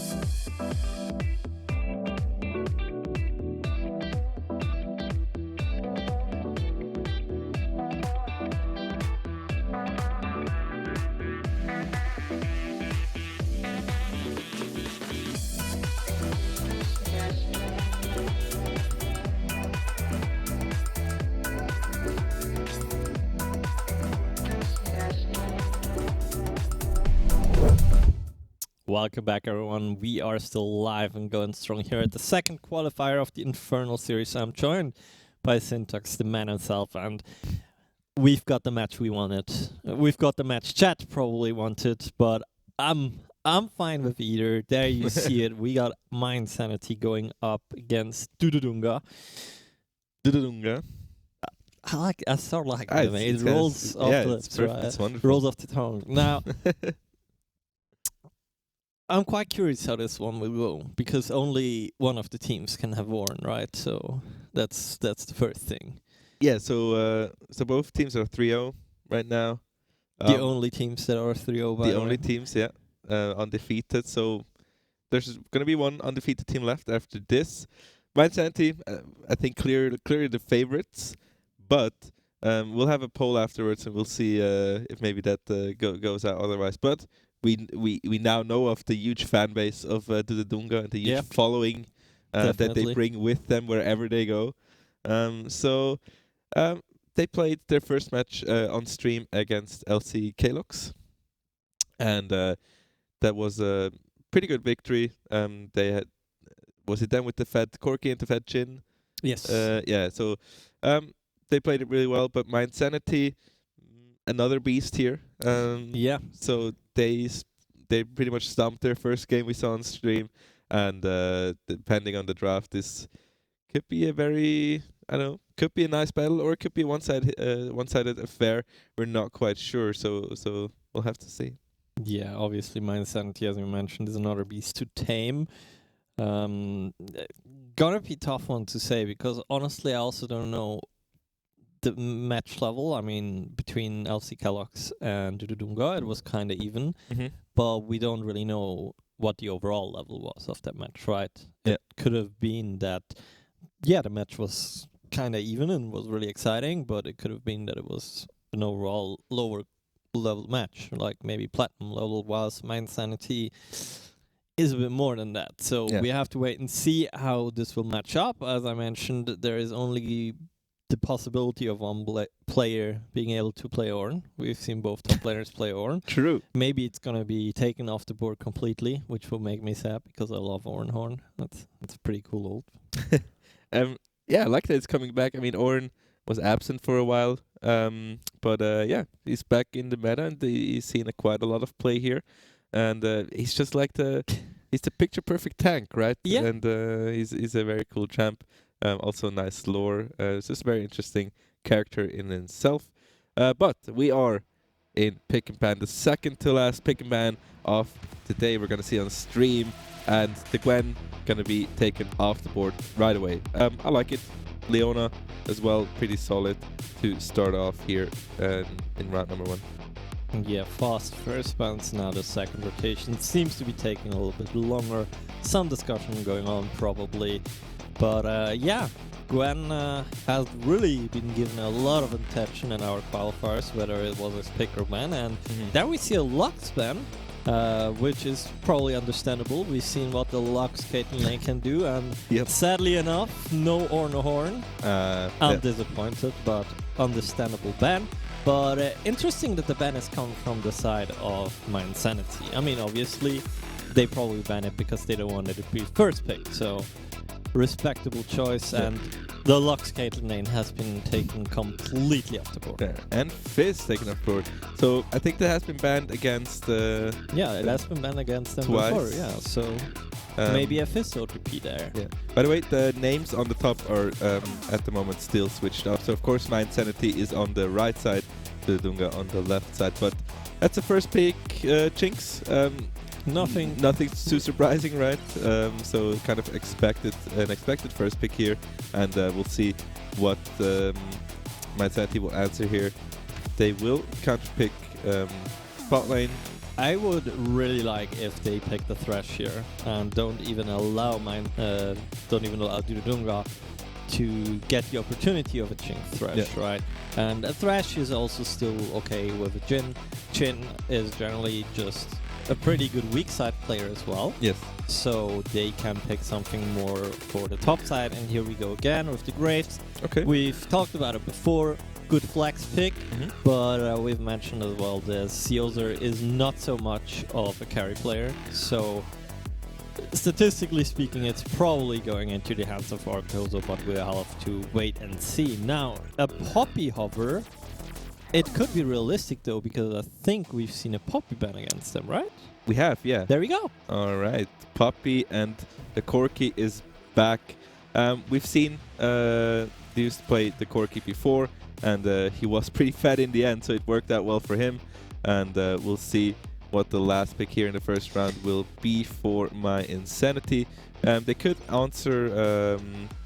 well, they probably don't pick jungle because then you give up the Graves, right? So Seraph that probably... could still be a flex though, because yes, they also absolutely. play Deluxe. And one point to mention as well is an Akali is rather unlikely against the Poppy, right? Because the dashes get interrupted and whatnot. Yeah. So they might have to take a little bit of a different approach as we enter the second ban phase now. And we're being taken out some more supports, the supports that go well with a hyper carry. So if my Insanity really wants to invest into support spans, I assume the next ban is going to be Karma. Yeah, that would be a good one. Tryndamere been taken away by Dudadunga for my Insanity side. So what is going to be last answer? Yeah, I think all these enchanters would be good to take away. Maybe a Chana or a Karma, as you said. Karma probably the better option here. Then I think when you ban double support, Cillian. Cillian, I mean, Cillian Didn't has seen a lot of play recently as well. I think Hilithang has been playing him quite a lot on Can the also stage. be a flex, of Can course, also be if a you're flex, if you dare. Yeah, if you dare. If dare you to do, enough, right? Dare to do. That's what we're doing here in the KPMG studios. But one ban left on the board. Let's see what it's going to be. What does Dudadunga get rid of? It's the Vex. Okay. Yeah, we haven't seen too much Vex, but can be a pretty oppressive lane bully.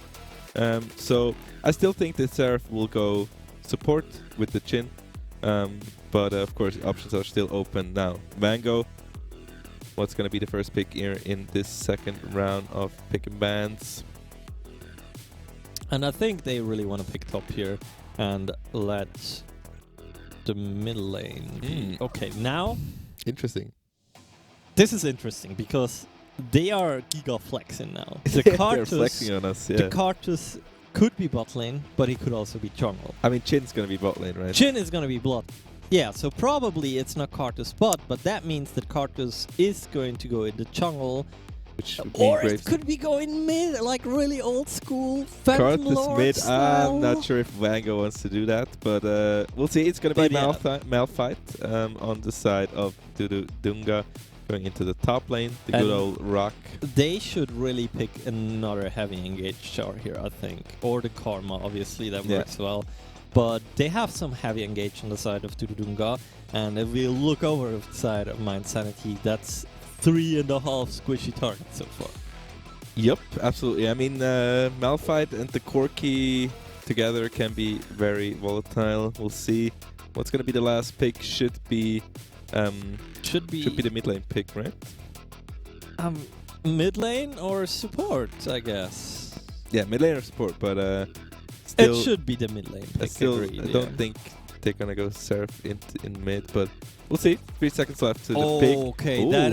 that is interesting and at the same time a little bit arrogant in my opinion, because there is a Poppy on the other side. There is, yeah, absolutely. So you gotta be really careful, but Bango seems like he's confident in his ability to play around that zone, and that's a spicy drop. That's all I kind of have to say. I like it. I mean, that's what we've expected from my Insanity. You know, we know Seozer. He's very passionate about drafting, and I think he has a lot to say there, as well as his teammates, of course. So Irelia, not really a mid lane pick we've seen a lot lately, even in the top lane. Of course, she has been nerfed quite a bit. She's always been nerfed ever since she exists. Yeah, she's only been nerfed. She wasn't nerfed enough yet, Syntax. The only nerf is just removing her from... Exactly.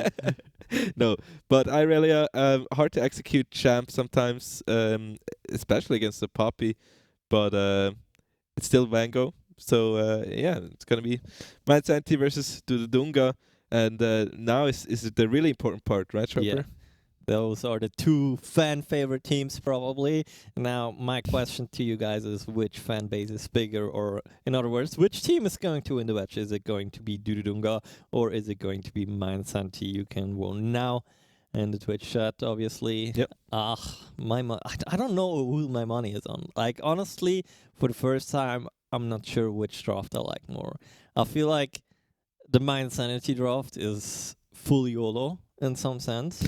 But yeah. I feel like they can do that because they're the favorite team, right? And then at the same time, the Dududunga is a little bit more coordinated, right? They pretty much just play around the win condition that they have 2 carries, and they're going to play those around those 2 carries.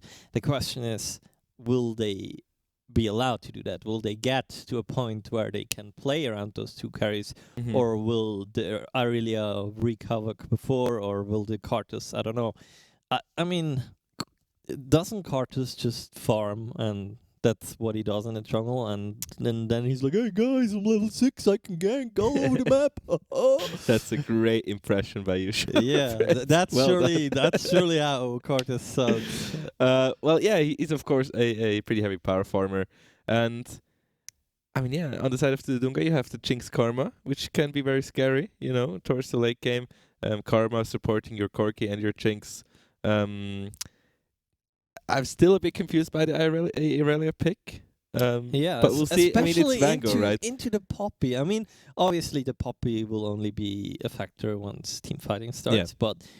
But still, yeah, maybe that's more a pick for the lane. Keep in mind, guys, only a little bit more time left for you to vote who's gonna win Dududunga or Mind Sanity. Yeah. Vango, he had a really good performance on the Akali before. Yeah, why should we question him? Right? Yeah, definitely. Well, but he's the 16-0 Akali mastermind performer. Then again, he was the 16-0 Akali mastermind performer against an undoubtedly worse team than Dududunga is. Okay, and yeah, I'm we'll see. I'm not saying that only because of their amazing name. But also their stellar performance in the first game that we saw of them on the stream. But obviously only time can tell, and I think time is around 30 seconds before we get into the game, so keep steady, keep yourself to the chair. It's not far away. Yeah, absolutely. There is a light at the end of the tunnel. Yeah, so there's 2 ways this can go. As you said, either the Irelia just 1v-nice from the start of the game, or she's gonna have a tough time. I think in the team fights it's always tough for her. Of course, she's like a superb 1v1 champion, right? But when it comes to team fights, she needs some backup. But yeah, talking about backup, right, Sharper? There's one team who has a lot of backup, and that is Mind Sanity. Insane Train is rolling. Damn, 75% I think I heard in the poll for Mind Sanity. So, Dududunga, a little quiet over there. Yeah. What's happening, guys? Yeah, maybe they're just wanting to let their skill on the Rift speak instead of, in Threshold. But yeah, generally speaking, I'd say Mind Sanity with their team comp, they want a more chaotic game. They don't want the normal structured game that we're used to, I'd say. Yeah. And, well, that's exactly the opposite of what Dududunga wants. They want a structured game. They want to get some farm up. And we want the scoreboard back. Thank you very much. Thank you for ordering here. So obviously the Cartus is in the jungle with the blue smite. Then we have the Aurelia mid. She's starting the orange shield, respectable against the Corki. Okay. But the Corki, again, the tier start. It's kind of an alpha move, right? Yeah, kind of. I gotta say. But I mean, yeah, you as a Corki, I think you do not want to really interact too much with the Aurelia. That you do not want to get too close to her. You can poke her out a little bit, but you just want to scale in the beginning because she's always going to be stronger early than you. But you can definitely outscale her. I think as a Corki. Plus, he's alpha, but he's not so alpha that he doesn't take an exhaust against Aurelia. Exactly. So he's alpha, but he's sane, you know. And that's important. Van Gogh, obviously, in this matchup this time around plays Ignite, has Conqueror, so once he gets that stacks going, that's also interesting. Both junglers are being leashed, but it's a cross-map start. Now, let's see how fast this game escalates or how slow it will play out. The first poke onto the Jinx. I already see this. I have to say though, I can feel for the Jinx. Like, Seraph is probably one of the most annoying characters to play against. Do you have like a most annoying character? You like, do you have a permaban which say, okay, this is just not fun? Are you sure you want to know the answer? Because I have one. I mean, Yasuo will be really far up on that list, okay. but oh, Van Gogh already going in. The exhaust come through. I think that's a 1-for-1 trade, and the Triumph nearly saved it. Well, I'm not sure who's favoring that. I think it's gonna favor the Van Gogh because it's gonna give him a boost. Yeah, but generally, I used to hate Sivir to play against because no matter what I did, I could never freaking dodge that boomerang. Yeah. And nowadays, unfun, Yasuo is the most unfun to play against. I mean, there's only one right answer, but you can keep talking. Are we going to the Yumi or what? No, it's Shaco, 100%. Shaco? It's absolutely Shaco. Okay, understandable, but... Van Gogh going in again. Well, Kari used to dodge. But yeah, Shaco is annoying as well, but no. Not, I mean, you're a Yasuo player, you wouldn't understand. Okay, so. okay. But back to the game here. No Yasuo is in here for our own sanity, but Van Gogh on the Aurelia has some dashes as well, and he's been using them. There's the stun, and keep in mind there's no more Valkyrie. The turret shot has been tanked. Yeah, but that's how every Aurelia player plays, right? Level 2 or even level 1, you get 4 stacks, you go in, you ignite, whatever happens, but it's just every game is the same, right? It's like you're putting the drunk goggles on and you're just zoning everything else out. You're just doing whatever you want. Yeah. And the next morning you wake up and you're like, oh my god, what happened? Why am I 0-6? Oh. Yeah, totally accurate. But 4 minutes into the game here, 400 gold lead. Yeah, that is mostly across the board with some CS and obviously the first block gold. But yeah, that is a good engage here. The Jinx might be in trouble. Pretty low, 4-shot flash. Jinx doesn't have heal anymore, but she has to flash, and she flashes into the brush, so no more vision. That was insanely played. Karma picks up the kill, even gets the root out onto the Seraph, perfectly out of range here, but now she has to be careful. Q misses, and look at that, the Cartus, he's slowly moving in.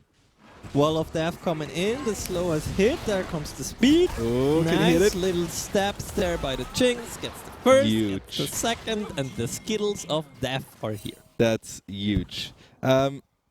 For Jhin, it's just unlucky when you have to reload a weapon, right? Yeah. It's just not... But there was a really nice flash into the brush. They didn't have any vision there, so he couldn't attack. So very well done by the bot lane. But in the end, Underworld comes in to clean up as the cleanup crew. And even better for him, I didn't even notice, he already had the Dark Seal before that. So he's on 4 stacks already. Yeah. In the mid lane, we see Van Gogh. He was like, okay, maybe I went a little bit too deep. I want to chill now. Got himself a call.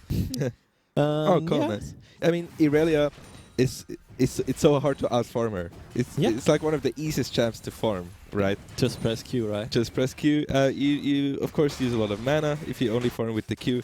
But again, it's just really it's a really good call by on the Aurelia because you get to those 100 minutes pretty quickly on the champ, and so I respect it. Poppy moving in now into the mid lane. Stun will hit. Should be easily escaped by Van Gogh. Ignite is back up, by the way, for Van Gogh, so we could see an all-in the next time he gets the stacks up. Keep in mind, though, he has no flash. The Corki does have a flash, and the exhaust is obviously merged to the Ignite, kinda, so... True. Gotta keep that in mind. For now, the game has slowed down a little bit, a 1k gold lead so far for my Insanity. The first rake, not really too attractive, maybe that's why we've not seen some action around it. It's a Cloud Rake. And now Siozer, he's going in, but I think that Malphite, yep, unstoppable force out, but that's an unstoppable force out nonetheless. That's huge, right? It keeps Seoser safe. He doesn't have to worry about that for a bit. So still, very high value gank there by Underworld onto the top lane. Meanwhile, Poppy. That's a cool skin. That's the Hextech Poppy skin. Yeah, that's really nice. Oh, Ignite has been burned. Both summoners. Every time we go to the mid lane, Corki is in shambles. Both summoners out for the Corki. Vango only used Ignite and his ultimate. So once Vango has that flash, I expect him to kind of use it in an aggressive manner. Now, not a whole lot will be happening probably for the next minute or two. As I mean, the Drake is up right now. Not looking like anyone's going to contest that right away, like we saw in the last game. But yeah, by the way, Corki had to flash and used Ignite in that last play. But both players, of course, survived.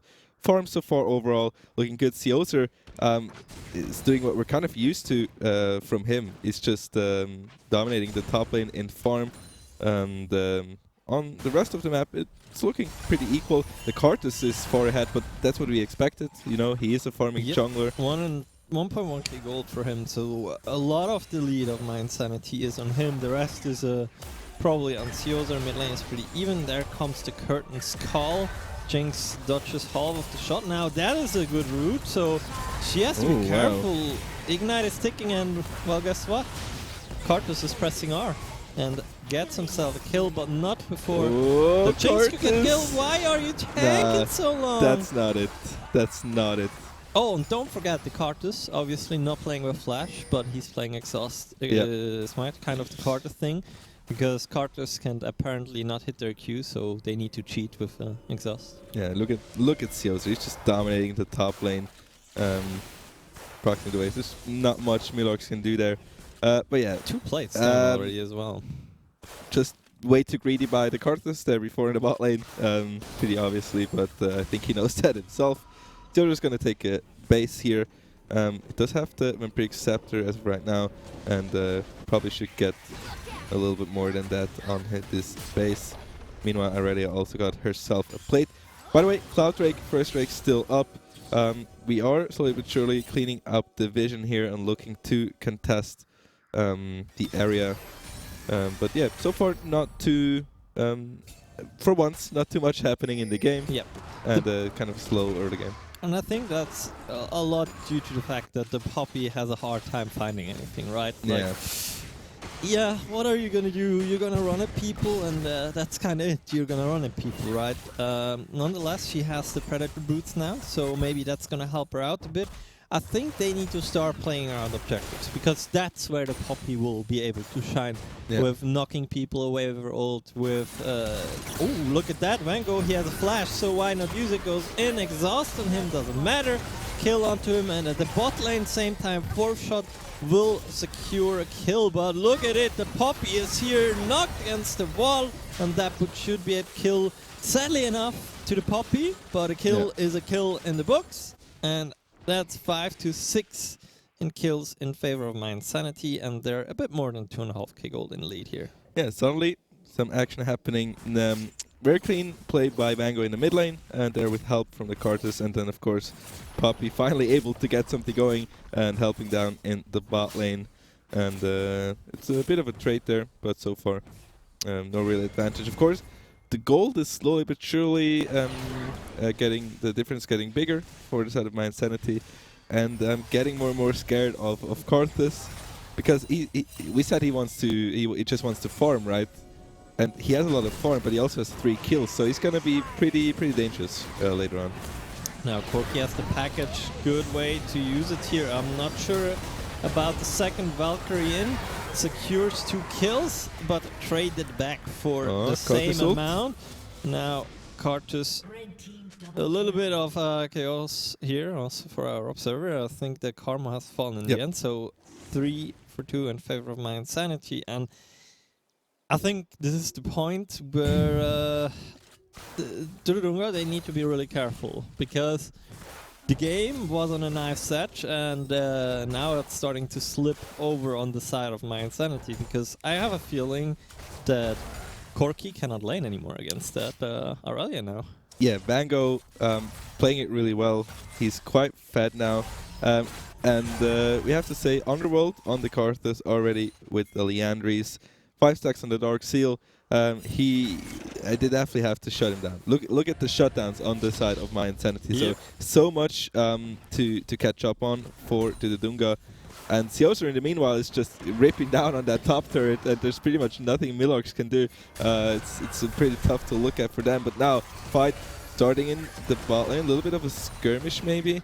Yeah, it seems those like were just the both ults from Jin and Seraph. So that's one way to secure your Salva Drake, even if it's Cloud Drake.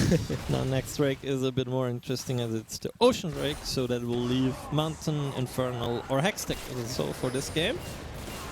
Underworld, not a whole lot mana to spend anymore. And yeah, Sioser, he's just pushing it. He just literally got kind of all the plates. Look at the farm diff in the top lane. It's quite extensive. Yeah, I mean, for 12 minutes. It's a Malphite though, right? Malphite is gonna be useful nonetheless. He's just gonna press R, and if he hits people, then good job, you did your job, Malphite. Now, but obviously, it's more fun if he's also tanky. Yeah. Yeah, but still, I mean, he let Sioser get 10 CS per minute. Vango also 10 CS per minute right now. So these guys are going to be giga strong. The ult comes in. Third shot tanked by Sioser, but he's strong as well. Gets in. The smoke will flash away, and that should be an equal trade. No one falling. I think mid lane is a fight going on. Look at the exhaust. Oh, it flashed away. The exhaust last tick just didn't do anything, but maybe it... Ooh, I thought it was a rocket for Corky, but yeah, good stun there. Finished up, and that's a little shot down over to the pocket of the Poppy. And the Corky lives. Karthus tried to find him in the mid lane, but Corky lives. Now the Jinx. Fourth shot from Jin is used on the minion. W misses. But so much control gained over the map by my Insanity. Even if the Aurelia falls, not too bad for them. And the mid turret almost done. Top turret will also fall in just a second. She's trying so hard. The card is just like, yeah, you do you. I'm hitting the turret, man. It's the worst feeling. But yeah, my Insanity slowly but surely running away with this. It's a a little bit more than a 5k goal lead as of right now. And that is 14 minutes in. That's quite the big lead for this time. Sioser now even is like, you know what, I have nothing on top lane to farm anymore, so I might as well try to farm the jungle here. Doesn't quite get it in the end, I believe. And Vango has finished the Blade of the Ruin King plus a Sheen. So the no fun zone that we had before for the Corky is even bigger now. Yeah, and what a surprise, Sioser bought Hullbreaker first. Even on the Graves? Even on the Graves. I mean, look at this plan. He's just pushing in. He doesn't want to interact with the gem. He just wants to get those minions in, get those turrets out, and now Vango might be in danger here. Poppy comes in for the roam, but... he just runs away, and at the same time on top lane a little bit of fighting going on. Karthus is taking the Herald in the meanwhile, and bot lane we still have the poking going on. Ooh. Sarah, look at these ults, another one onto the Karma. Gale Force in. Foresight is looking beautiful. The Chin gets another one for himself. He's 4-2 right now. And Sioser in the top lane is just pushing in the mid lane. Vango trying to harass Deuce as much as he can on this Aurelia. And it's just not a lot of fun. Has the Valkyrie away. Karthus comes in. And they're just dominating them at every point of the map right now. Yeah, looking really grim here for the Dunga.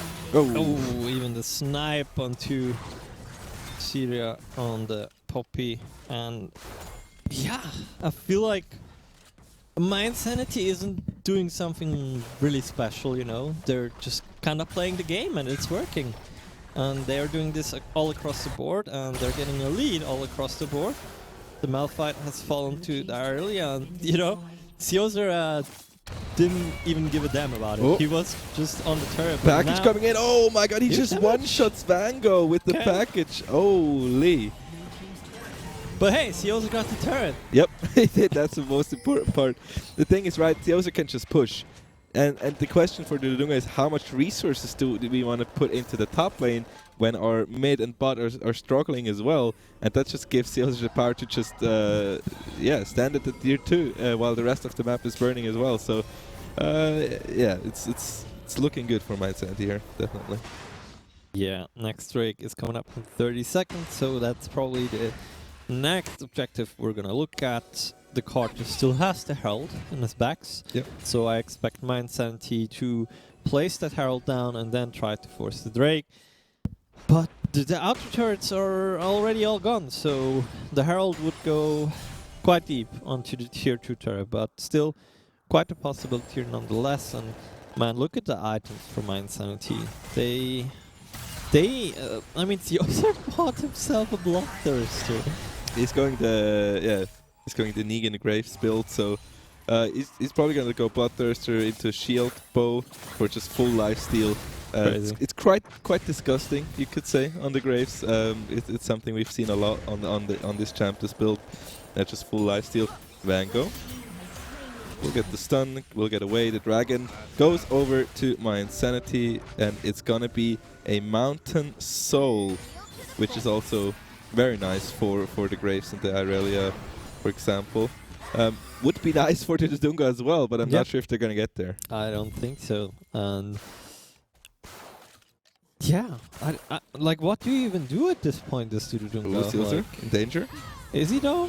Oh, the dash interrupted. Yeah, he's definitely in danger. So finally it's going out. There are ultimates coming out. Look at that. They're just sniping them from across the map. Mid-unstoppable force gets killed. It's a 1-for-1 trade where they shouldn't be getting a 1-for-1 trade.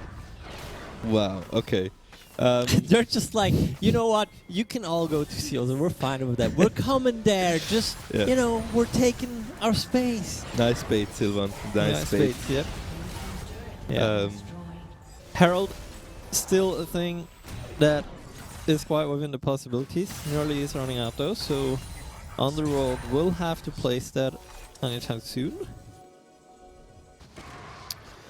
I mean, Underworld on the Karthus was kind of a surprise pick, or we were surprised by the pick, but it's working out really well, and the damage he does is just crazy right now. He's 5-2, and Dudunga is trying to fight back, but there's still a Chin as well, is 6-2. Almost 2 items ready for him. And meanwhile, Vango is pushing in the bot lane, and I'm not sure if anyone can face him 1v1. The stun hits, but he won't be able to go in. About sending a message right there. Yeah, exactly. Sometimes you also have to do that. There goes Shelly. Mid tier 2 is down as well. Maybe they will even get... Oh no. Oh, come on, Shelly. Okay. Good for the Dudunga that they didn't let that shot go through. But yeah, Mindsanity, they're kind of playing the 1-3-1 now, with Theozer on one side of the map and Vango on the other side of the map. They even get themselves a blue buff here, and ooh, look at the damage. And keep in mind, whenever Mindsanity gets someone like half HP, they can just press R on 3 people and snipe them over half the map, kind of. So pretty much. And I wonder how much damage a Karthus ult already does, because Shadow Flame plus the Angries. I mean, it's kind of a very nice comp with the Karthus, the Jhin, the Seraph all having like so much range on their ultimates. It's very interesting to see. And now the Irelia Vango is just pushing over 10 CS, clocking in at 260 at 20 minutes at 216. Just farming up really well, and she's going to be so strong as well. It's going to be Theozer. Even if it's 0-1, he hasn't had that much impact, but he's just farming up.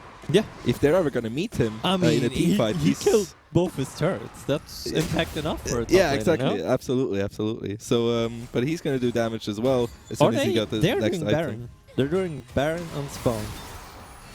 20-minute Baron. And let me tell you, Chin is probably the worst AD carry of them all to do a Baron. Yeah, but look at Karthus, Vango.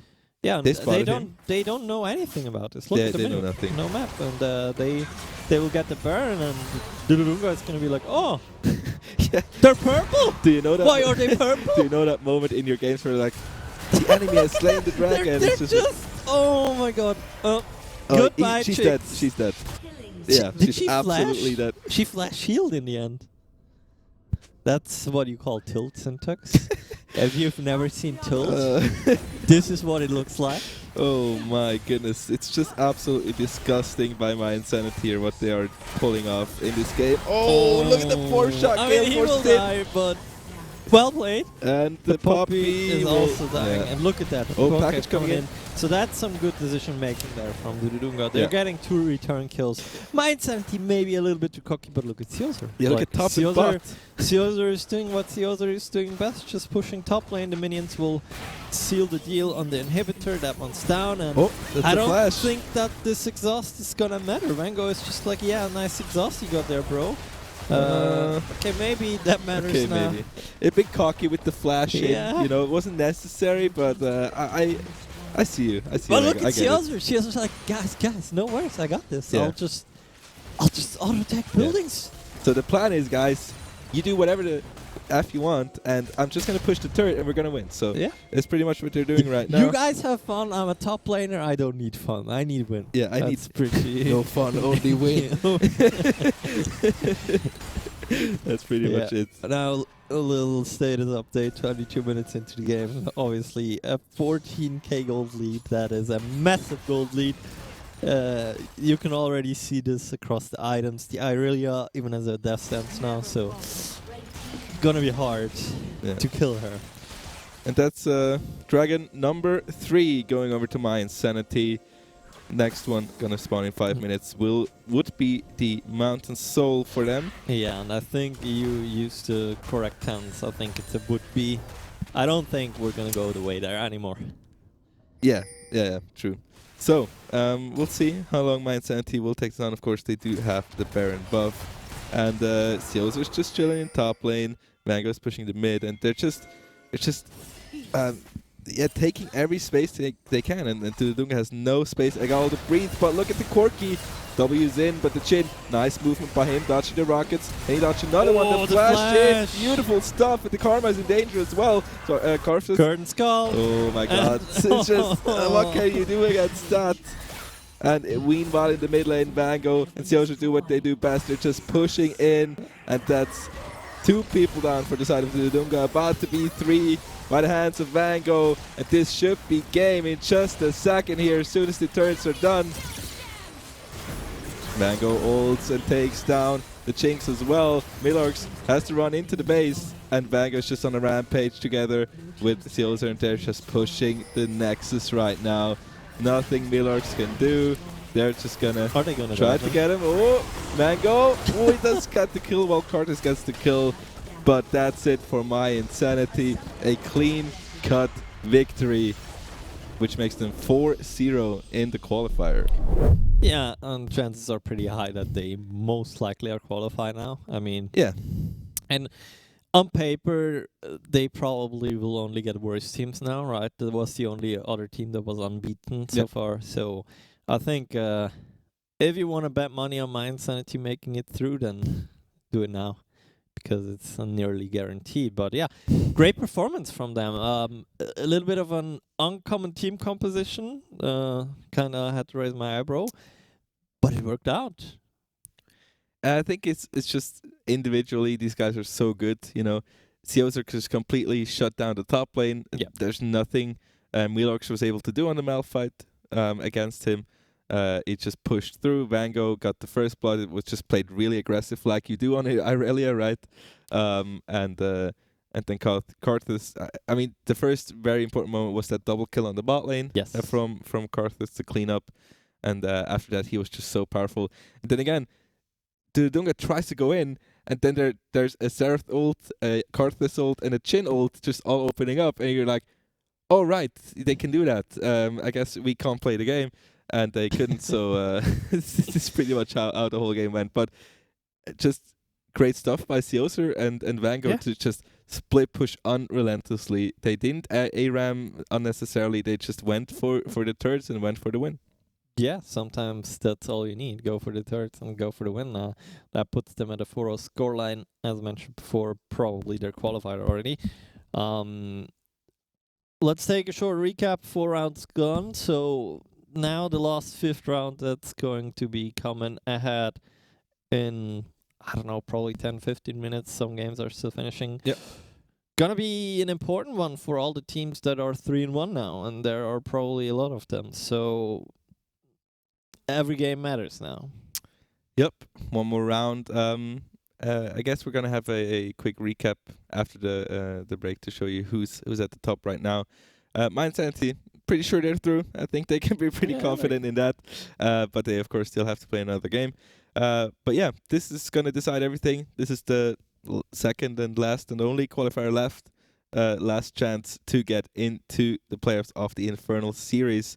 So all or nothing now. Yeah. Maybe let's take a step back from League for a bit and come back to KPMG again. As mentioned before already, we're in this lovely studio here. We've talked about it today already. Today's topic is the FS team, aka Financial Services. KPMG seems to love abbreviations just like gamers do, right? So perfect place if you want to use all those shortcuts and whatnot. But yeah, Financial Services team, if you just joined us today, each week we have a different team that we're kind of introducing to you of the KPMG to kind of give you some insights how life at KPMG is. And I think I don't want to lose too many words. We'll just show you the team intro video again of the team Financial Services. So how about we take it away? Financial Services offers different services to financial institutions. Client needs also very high service standard in security. Before we go inside our crib, have a look at this baby. This is top level security to keep our crib safe. Check out my bling. Hi KPMG. Hi KPMG, we are Financial Services. We are Financial Services, and this is our crib. The nicest thing that a client has ever told me is that they appreciated to have me as a backbone in difficult discussions. And with this collective enthusiasm, I have absolutely no fears that we can tackle all the different challenges. They usually want more, so that is probably, I think, a very good indicator why we as KPMG stand out. Ladies and gentlemen, welcome to the client zone.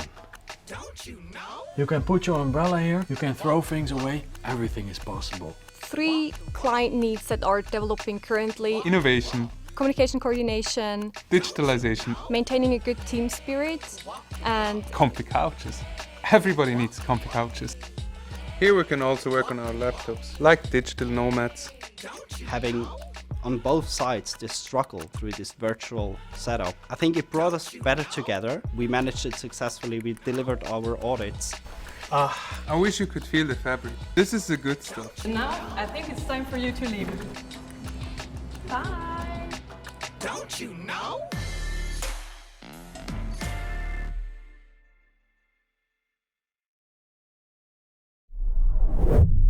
Yeah, that's probably what Theodore thought to himself. He can do anything on his top lane as well. Like, can put the umbrella there.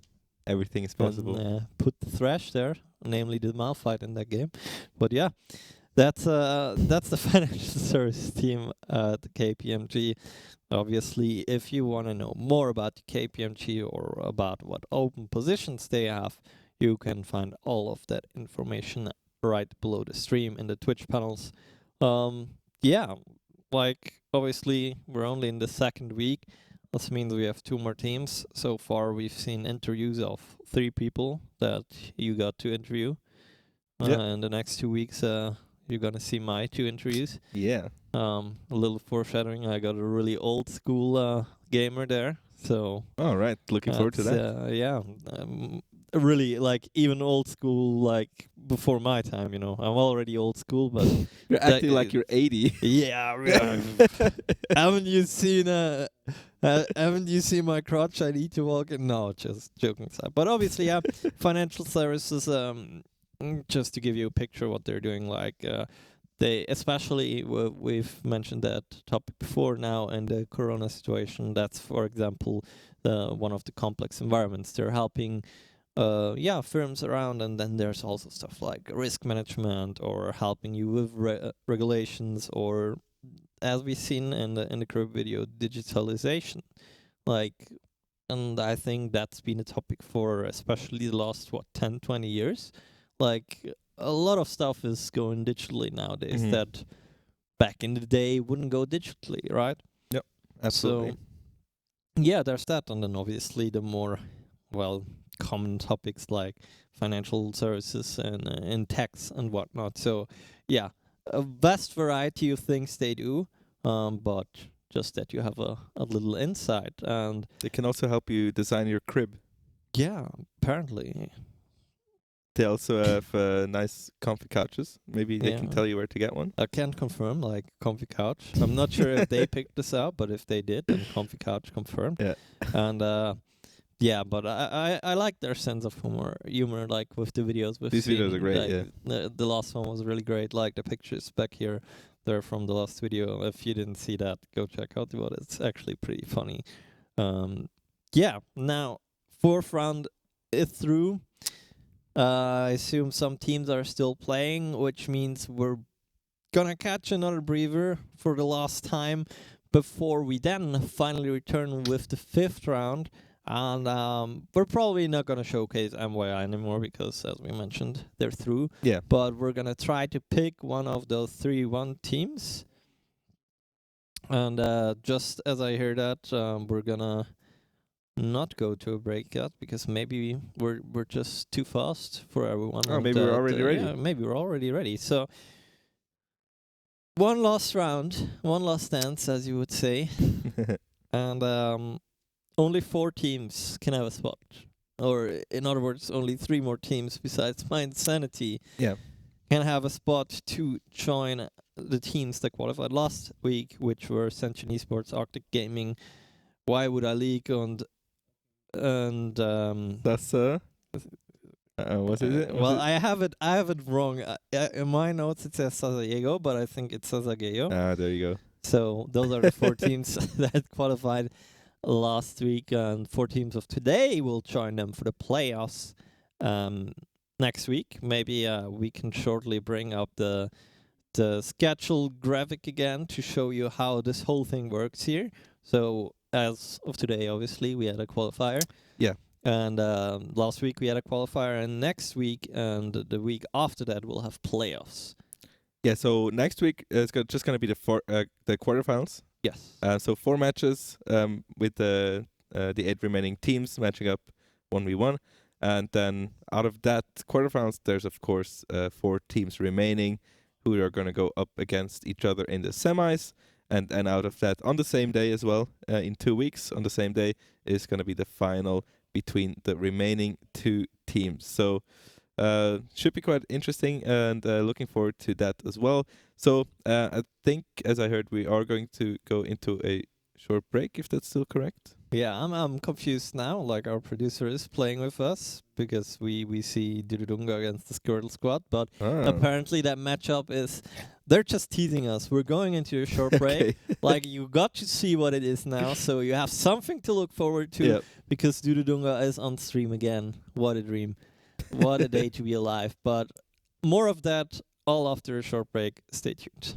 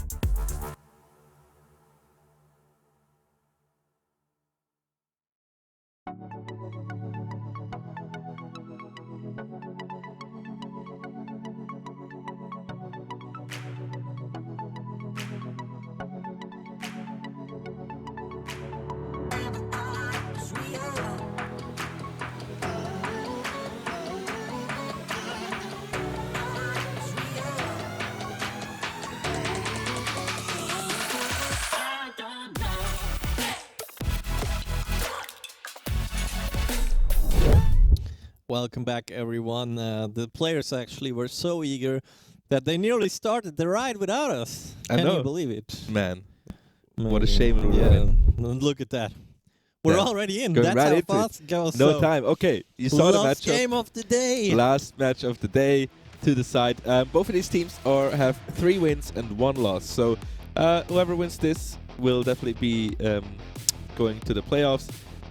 Whoever loses still has a chance, but it's less likely, so we'll have to see the final standings to know exactly. But, of course, it's the world famous Dudadunga versus the Squirtle Squad.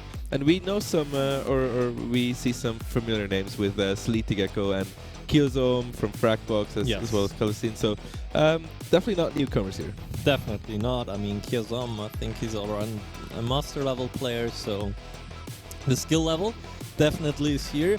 Dudadunga showcased that they can play, but Mind Sanity was just a little bit a level above, and you're not gonna get to see the Gwen again. And the Fizz is yet again off the board. Deuce must be a Fizz master, because he gets banned, the first banned every time. So Poppy has also taken out, I have to say. I think you could have saved that ban. She didn't really seem like she had that much impact, but hey, maybe take it off the board. We see the Rek'Sai ban, so interesting. We didn't get to see that yet. Hullbreaker Rek'Sai. Obviously, they're scared of the Hullbreaker Rek'Sai. There goes the Ornn. So no Ornn tank on the top. Only one more ban on 10. We'll get to see what the first picks are. Cillian, interesting. So we haven't actually seen Cillian being played in the qualifier. We have seen him banned a few times though. So I think they banned him last game as well, right? Yeah. So maybe they're just scared of Cillian. It is a scary pick, you know. Can't kill the Cillian. It is a scary pick. Alright, so first pick, Jinx is open. TF still open, but TF doesn't seem like anything our players go. Thresh. It's gonna be the Thresh first pick. Interesting. That tells me that they don't care whether they get the Jinx or not, but they kind of want to take away the threat from the hyper carry. So maybe they're kind of playing the ball over towards Tududunga and be like, hey, come on, pick an AD carry because we literally don't care which AD carry we get. And like that, they can get more priority picks on the next rotation themselves. Jinx is gone, and now the question is, what do they pair it with? I would really like to see the jungler pick here. I think, it would make sense to wait wait out the AD carry on the blue side, or just do that again. Yeah, it's gonna be Corki. Corki worked out great. Diana, now do it. Do you secure it now? Do it.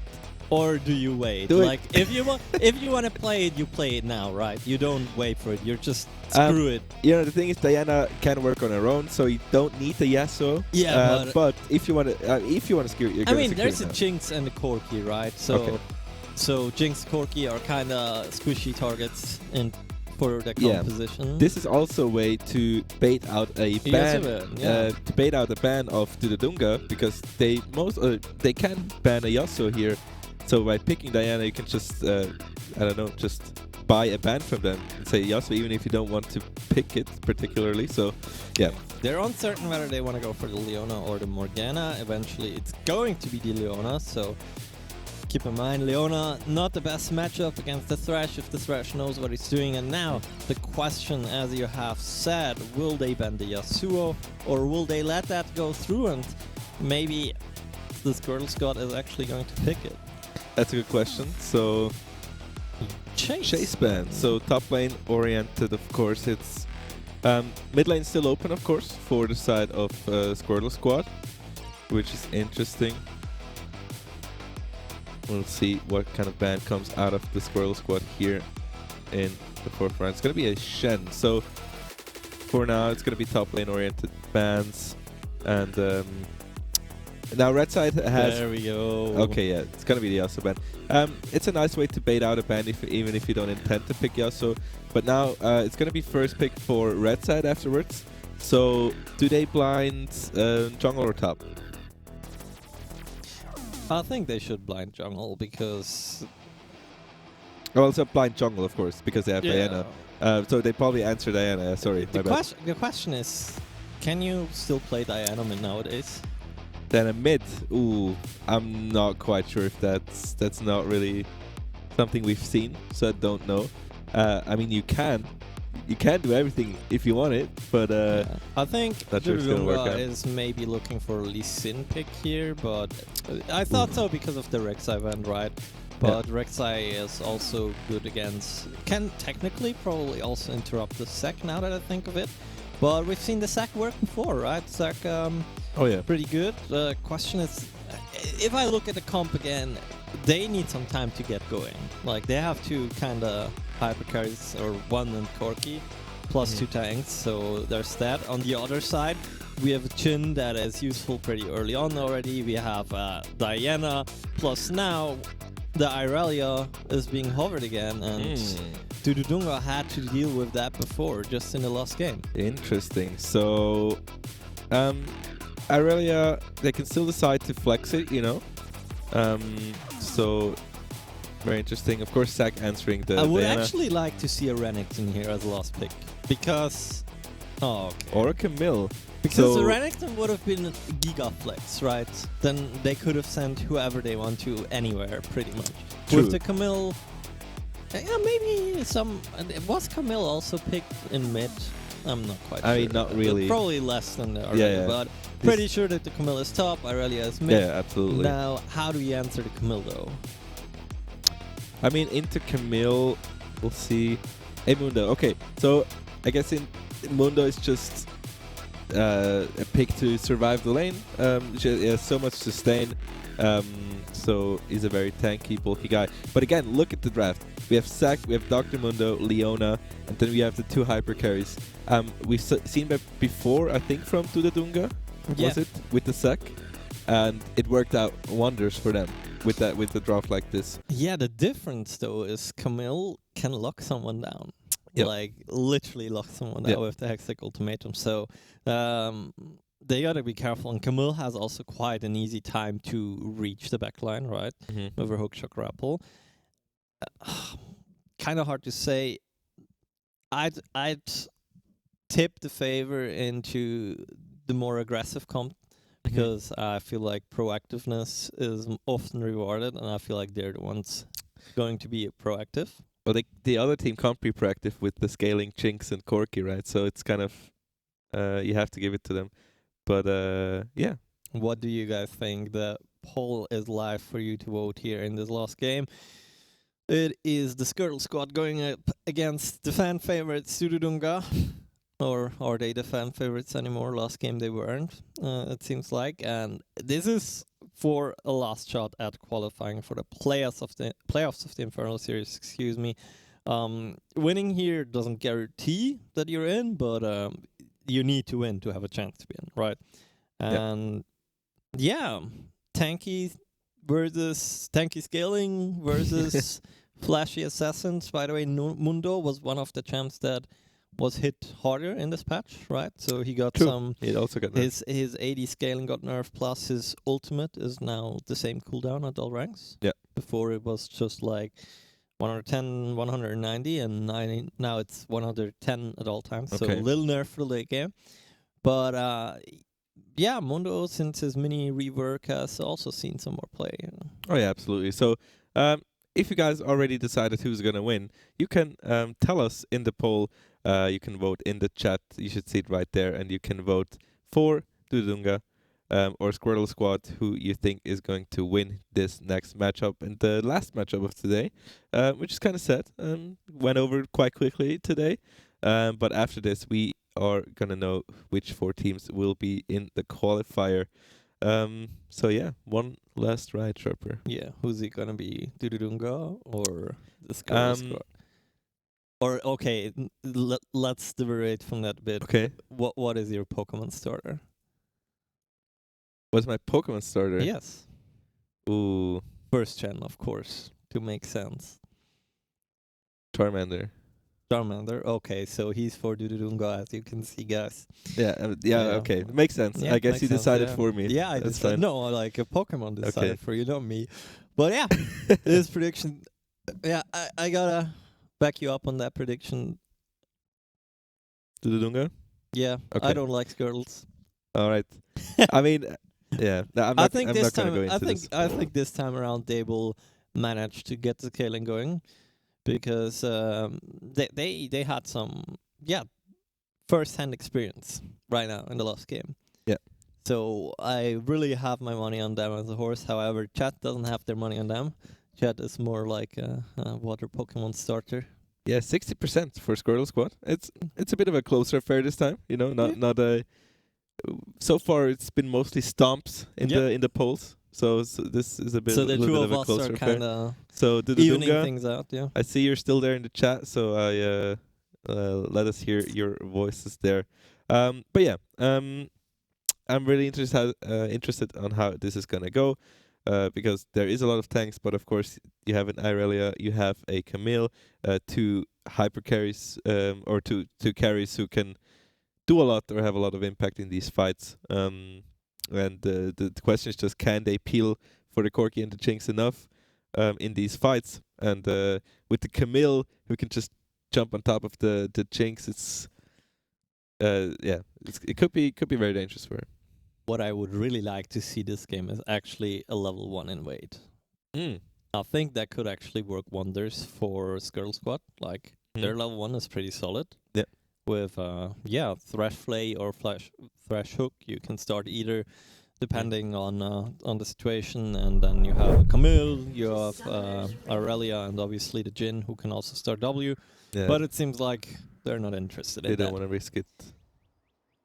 And all right. Yet again, the Corki has another tier.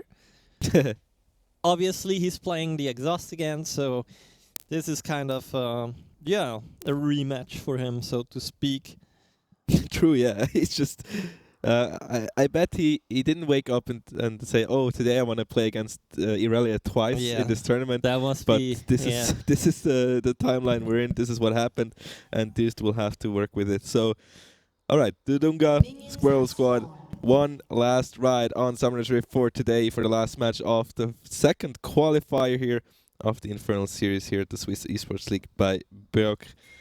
And let's get into this. So, as you said, exhaust for the Corki, exhaust also for the Chinks as well, and we got the cleanse on the Chin, which is, I mean, he can only really cleanse the Leona. I don't like that. I feel like there's better summoners to take, but that's the one he chose. We have a topside start for both of the junglers, so it seems like they're prioritizing the bot side a bit more. The Sec seems to be going for a full clear here, which makes sense because, yeah, it's Sec after all. Yeah. Okay, so push level 1, play away from Kyozom. A lot of control here for the side of the Squirtle squad. They're going to hit level 2 first. Hopefully going to be respected by the Dudunga here. Yeah, Wave is in a bit an awkward spot there for the Squirtle squad on bot lane, so they have to push it out. Now level 2 on top, and keep in mind, Camilla's Ignite. But that's a summoner trait. But maybe the Mundo has to TP in, or is he allowed to stay? I guess with the potion taken, he is. Meanwhile, bot lane is already knocking on the turret's door, so to speak.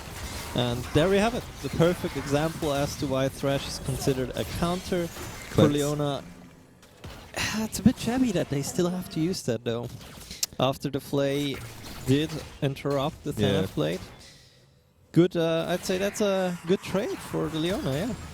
I would say so as well. The Jinx is still quite healthy. Irelia going in, Sleety does not use the Ignite yet, so a little bit disappointing not going all in at level 2, but why does he still have Flash, right? No, right. Why is Corki not that? Anyway, in the top lane so far, Milorg's tanking a lot of damage here, and he's not healthy at all, and he's gonna have to base TP back to the lane. Not jungler there to dive anyway, but on the side of the Jinx, I mean, they don't mind getting pushed in, I guess. Of course, they don't have prio for anything, but they can let the Jinx farm a bit. Are they invading at 3 on the bot side? They know that the Sec is there because they just play. Okay, now they just placed down some vision. The Diana is backing after she got the Scuttle. She will get a reset in and will walk top side to get that Scuttle probably because they have the information of Sec being on the bot side. Yeah. And Drake spawning in a little bit more than a minute, the first one, and Zac, they do spot him, so they know he's there. They can hopefully play safe enough not to get in there, but second Q hits for is in on the top lane. Milorg's played the what did he play last game? Malphite? The Malphite, I think, yeah. Yeah, against Teoser's Graves, which he was just he couldn't do anything there. Yeah, I remember. So now he's on the Mundo. We'll see if that goes any better. But of course, Collison is playing it well. Did that Zenith play connect on bot lane? We get a gank here on top side. Let's see if they can dive in. Keep in mind, Mundo has no flash. He's dead. That is the first block going over to the Camille. And on the bot lane, we got to see a kill. There's still some chasing going on. Nice play by Kyozom, and I think he will be fine. Ooh. Yes. Okay. Ooh. Close one. That's happening. So the Jinx did get the kill on the Jhin. Kyozom able to stay alive, but both very low. But for Zac is not in the Diana's not in the area at all. Yeah, and so this means nearly all summoners have been blown on bot side. Oh. There is a hook. Not sure about that. He has one. Ignite, though, so even yeah, okay, he gets almost. the kill. Nice. Well done there. So I almost thought Jhin would get the kill. That would have been nice. Now Sleetly, he has enough of this. He wants to go in. Look at this. Ignite is on, and I think that's it. Yeah. That's just so disgusting. Just ignite him and walk away, you know. But well played. I mean, yeah, she can just walk you down the lane, and then you can if Corki doesn't have the W, can't do anything. But now he played hits the Jhin. He's not too worried. Even gets another third hit. The Jinx is coming though. I think this was maybe watch out. The big cocky maybe from Killjoy. There's the Zenith plate. The Q is coming up. There's Cleanse. Oh, again the reload. He has to try to go for the kill. That's a little bit too greedy here. Another kill for the hyper carry.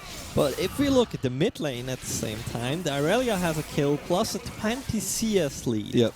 That is massive. Yeah, that is. And on the top lane as well, a little bit of a lead for the Camille. And in played the by jungle Kelvin. as well. So there's a lead all across the board for the Skirtle Squad, except for the AD carry position, where the Jinx is a little bit in an advantage, but I'm not sure that it matters, to be honest. Yeah, Sack is on the Drake. Should be an easy pickup here. Nobody contesting, so early Drake control for the side of Dudadunga.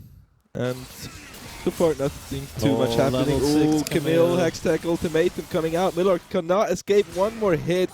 That's an easy takedown. And in the meanwhile, Sleatley gets the stacks, but not able to follow up. But then again, I feel like that is just an individual mistake there done by Millarks. He just didn't respect the Camille, just like the Chin didn't respect the Leona coming back from base. And that's how they get a kill.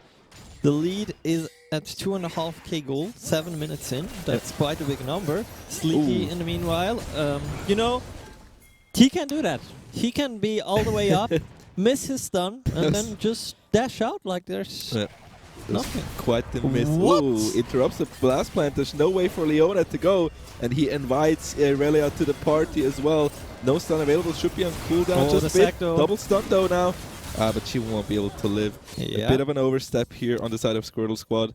Bit too greedy on that. Oh, nice escape by Kyuzam. Not sure if he can get away. See the plate hits, but nice play again. Beautiful stuff. But not the best decision to take that ride with the lantern by Irelia. Yeah, I feel like Sleety got overpaid by his support there. Like a little bit. Ooh, the Diana going in though here, and keep in mind the Sec does not have his passive, so she could have killed him there. Yeah. For good, doesn't do so. And yeah, that leaves us now at still a little bit more than a 2k gold lead. Good for Dudadunga that they got that Drake. That certainly helps them. And look at top, the Camille is still going, the Diana tries to fight. The Mundo just run it away from that. And there we go. And are they really going to do that, Harald? I mean, yes, why not? Yeah, no vision, no idea. And Sack is all the way across the field. I mean, do you have the health is the question. Yeah, Diana can come in. Should be taken, but Sleety as well in the mid lane. Trying to push in, so a lot of priority, no one to contest. And so far the game is going kind of back and forth here. Squirrel Squad got some things back here and the lead in gold and kills. And the Herald, of course, is now over to their team. Yeah, the Herald probably will be used either for the Camille or the Aurelia. I think either of those were the options. Probably still mid is the favorite option because it opens the map up way more than if you get a top threat, right? Yeah. Now on bot lane, Jin is alone for now, has a big wave to work with. Jin, known as a weak side AD carry, he does that role or suits that role pretty well, can farm pretty easily. And that's pretty much what's been happening, right? Kyuzam for the last 3 minutes or so hasn't been on bot lane. True, yeah. Yeah, all these safe AD carries, just like Ezreal, for example, you can leave them alone if they know what they're doing. They can play safe or should be able to play safe, and that's what they're doing right here. Sleet is still pushing in, try to get some damage in. Will tank one turret shot, but nothing to worry about here in the bot lane so far. Yeah, Jin needs some help now. Ooh, nice solo fire, hits both targets.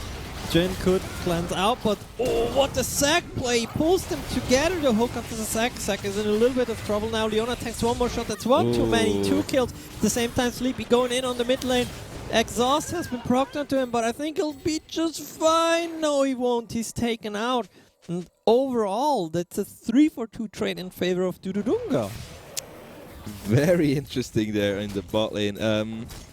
Very nice ult by the Leona to catch them both at once. Really well done. And yeah, the Jinx is kind of getting out of control here. 4-1. Farm is looking quite good, quite decent. Did she buy the stopwatch, or does she have the stopwatch masteries? I'm not sure if she has the rune. Now the question is, why would she buy an early stopwatch? But Hextech Ultimatum again. Milorg's way overstepped in the top lane. What are you doing, buddy? No way you're gonna get out. But oh, the play on the Jinx. And now she's gonna be dead as well. Flashes out, but yeah. Good luck with that. And Great job. not only does she give up a kill with that, but most likely the Drake could be the next objective here for the Skirtle squad. So yeah, overstayed her welcome a bit, a little bit too greedy. Yeah, on top and bot. On top and bot, yeah, and top lane. That's kind of top gap. Uh-oh. Not the sack job you're looking for, but the Corki package comes out, but it does nothing right now. Diana against the Corki, 3v1. She's going to be dead, but a nice ult coming out. Does get one kill. The return. She's still alive. Oh my god. Okay, the sack passive is They up. don't have a TP, so that sack is dead for sure. That's 2 kills for the Skirtle squad, and yeah. I'm not sure. Jumping onto the Diana there as a Corki might not be the best decision, or at least not with the second Valkyrie, the package. Okay, I can see it. The second one. They gave her a perfect ult setup, so yeah, not what they were looking for. Again, Colizin very aggressive there, and playing the mid lane. What a fiesta this game is, but Sleety is in danger. He's auto-attacking, he's queuing, he's still alive. And the Leona will have to get back a bit here. And this game is just fighting all the time, you know? It's just 24/7 fiesta, I love it. Now, what's a stopwatch worth if you don't use it? Because I feel like that would have been the perfect moment to use it, right? Didn't do so. First turret here going in favor the Chin, and the Mundo just doesn't have any fun right now. No, Colosine is just going completely ham in the top lane. Oh, the Herald is being placed as well. That means the mid turret will fall. Shelly will knock that out. And a really good game so far for the side of Skirtle squad. Obviously, they've done some mistakes as well, but look at that. Zac has to use ult. Wow!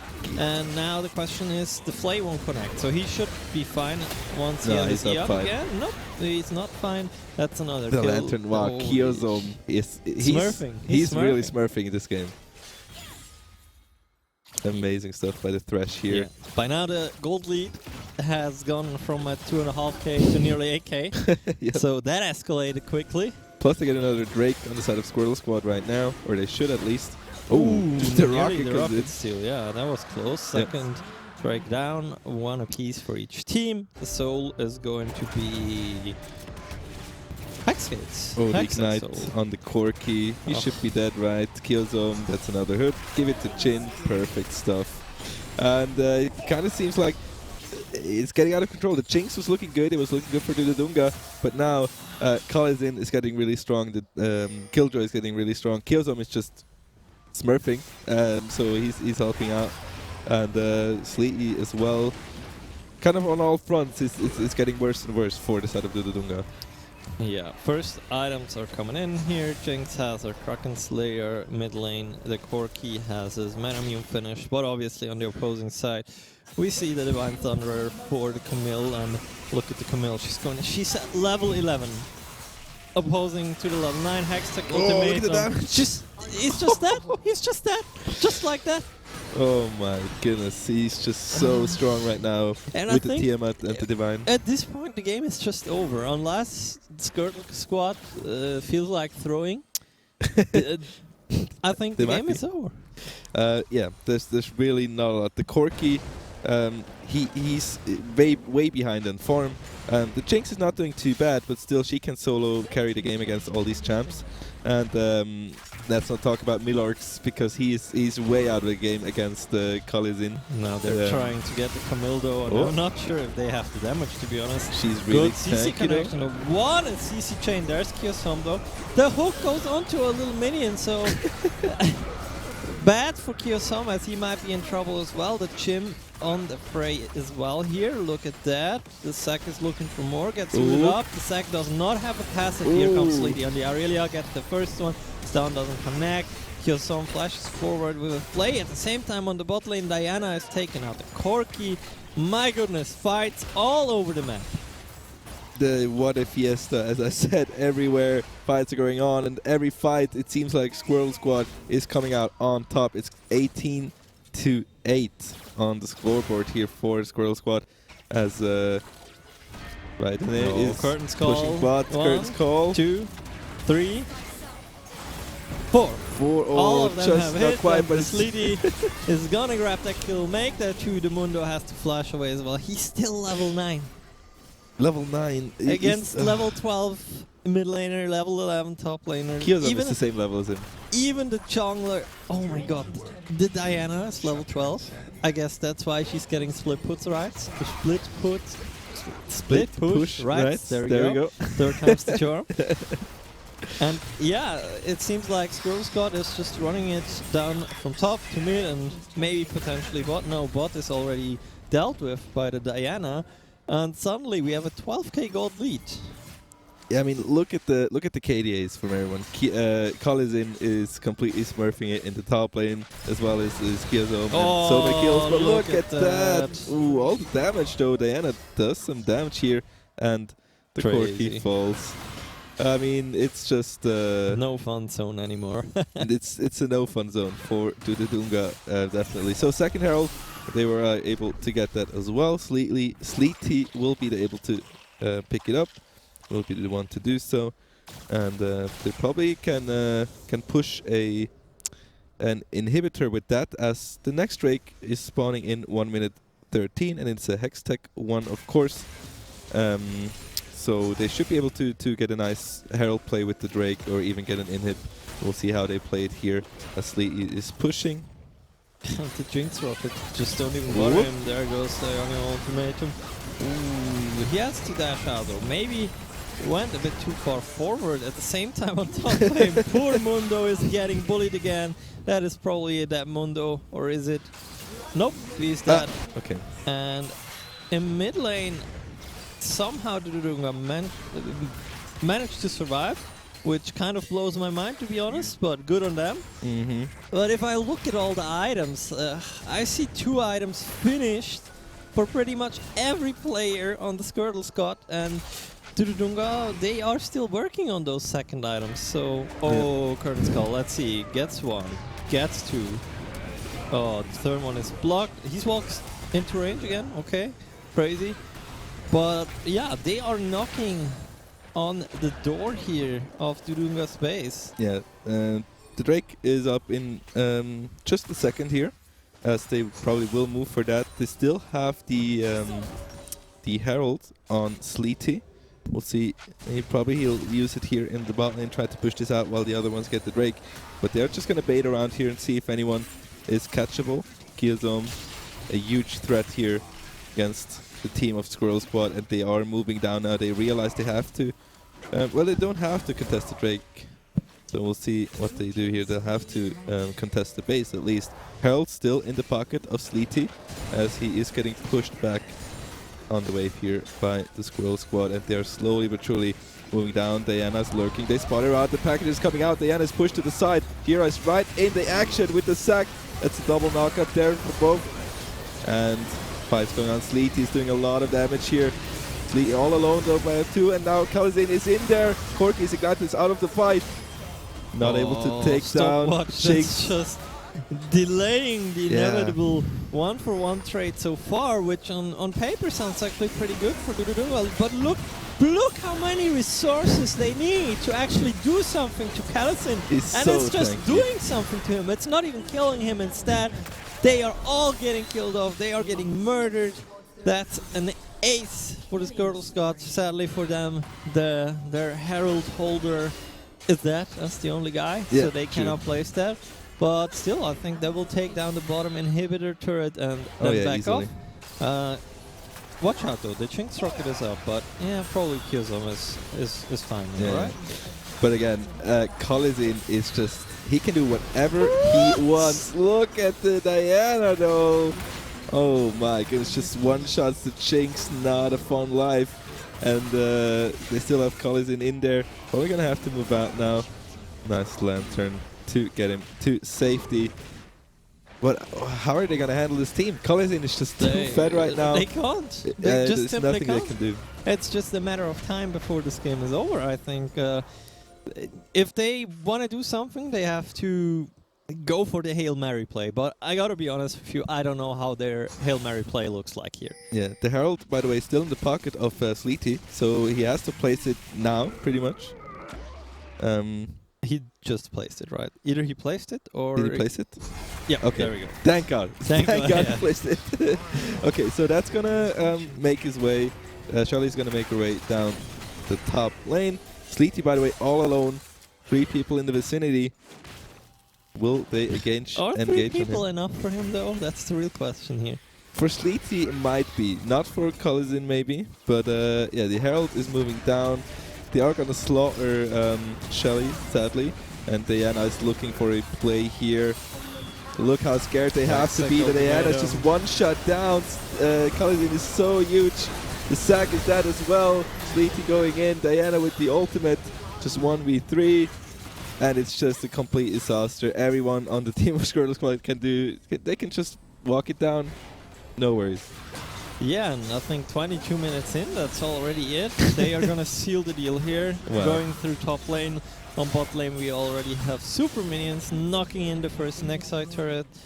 So it's just a matter of time until this is over. Millarks, he won't be the one to stop it. I gotta disappoint you. Look at the damage on the Corki, look at the damage on the Mundo.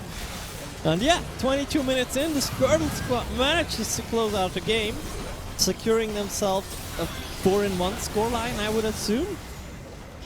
Yep. The question is their 4-1 scoreline enough to qualify themselves for the playoffs? And I am pretty sure we'll have to wait a few minutes before knowing that, because that was probably the game that was the shortest in that round. That was very quick and very decisive. Yeah. I think 4-1 should be enough for them to take it, but we will see. The Camille, man, it's just... I mean, first you have to take down the Camille, and there's still Sleety. Diana did a lot of work as well, so it just went out of control, out of hand, and nothing really Dudunga was able to do. Early game didn't look too bad though. Yeah, but that's the problem about the comp that Dudunga played. Like, you're kind of forced to play reactive in most plays, and that can work if the lead of the enemy team doesn't grow as big as the lead did grow. Yes, they got the first strike. That was pretty nice, but that was it. I mean, their Jinx was even ahead early on, so they got to get go on their hyper carry, but it just didn't matter, because suddenly after one more fight, the tides went so much into the favor of the Squirtle Squad that it was over, and it's so hard to come back from that against a comp like this.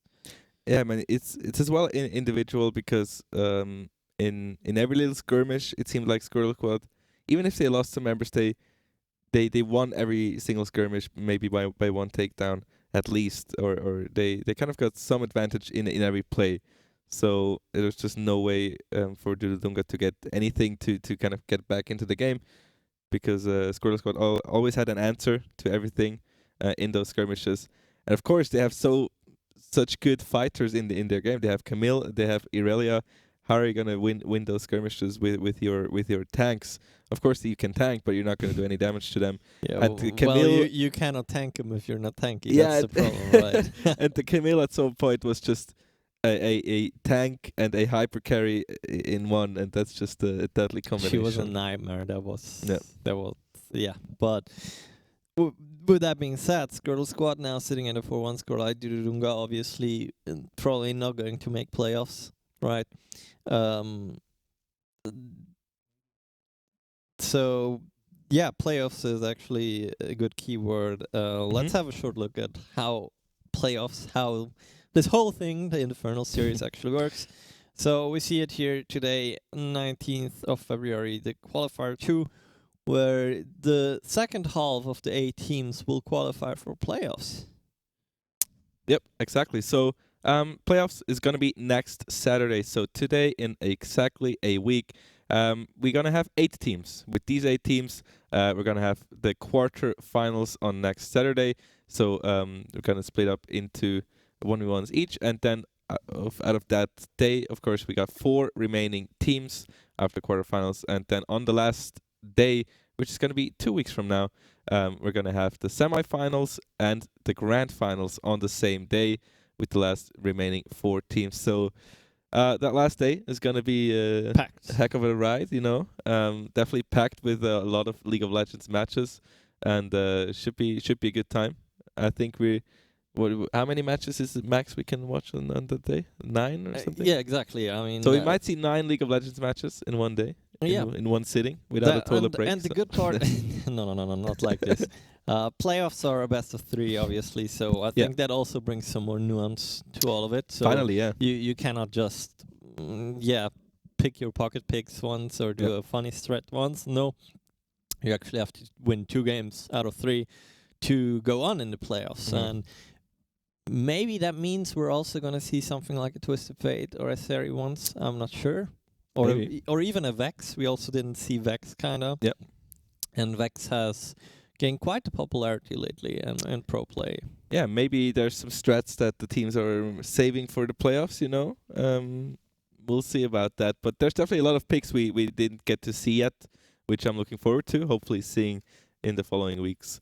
But we'll see about that. That should be a great time.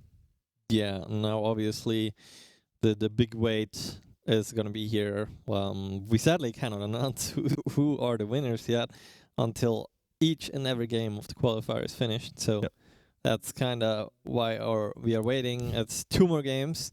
I'm not sure if it makes sense if we go into a short break or not, because I don't know how long those games go. Are those like 60-minute bangers? Could be a banger, you know. CLGU times and that kind of stuff. Why not a banger? Obviously, we also don't really have the chance to jump into those games. That's sadly not how it works.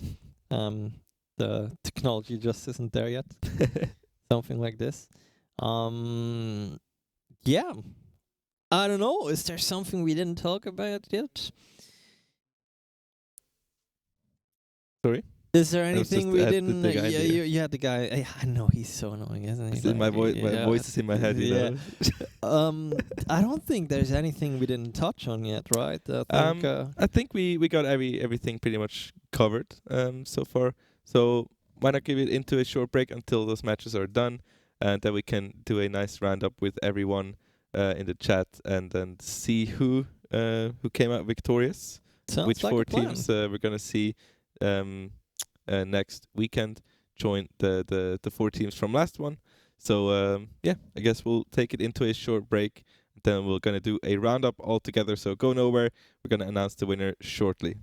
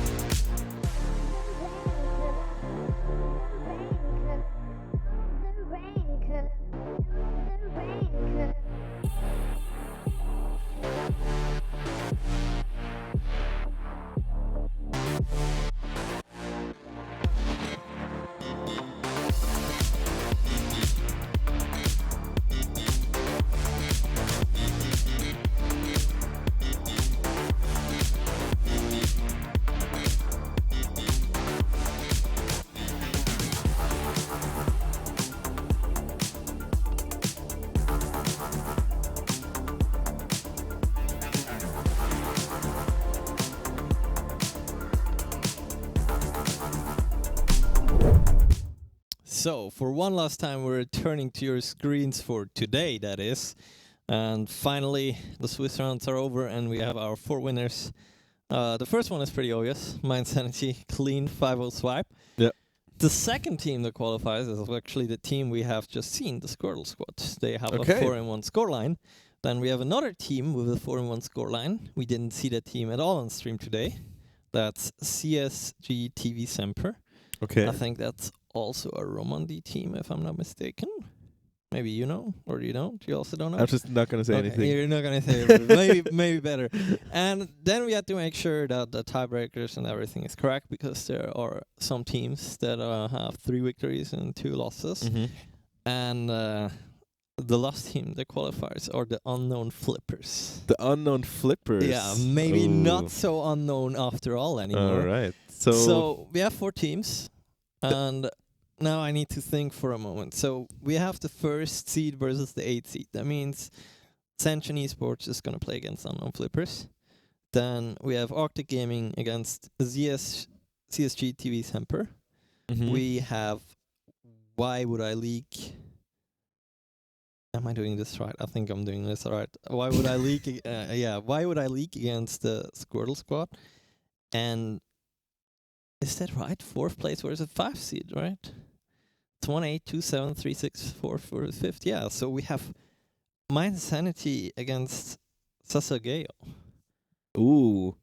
Oh, wait, that's okay. That's hype. That's really nice. That's a pretty big match. So, yeah. Sheesh. Okay, that's good. That's really good. Yeah, to round it up, we're not the ones that are going to say which 2 matches we're going to show. We sadly can only show 2 of the quarterfinals, but you will have the chance to vote for these, so just keep an eye out to our social media channels during the coming week. We'll post this poll there, and you get to choose 2 matches. You better choose well. I want to cost some Sasageo against my Insanity.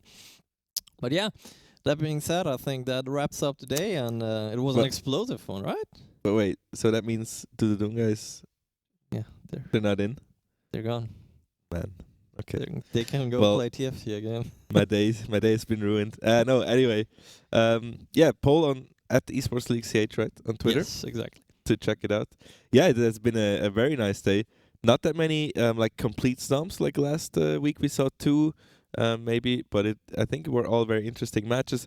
Of course, some of them snowballed a little bit out of control during the late game, but that's League of Legends for you in in season 12, right? But I think it was really nice to see.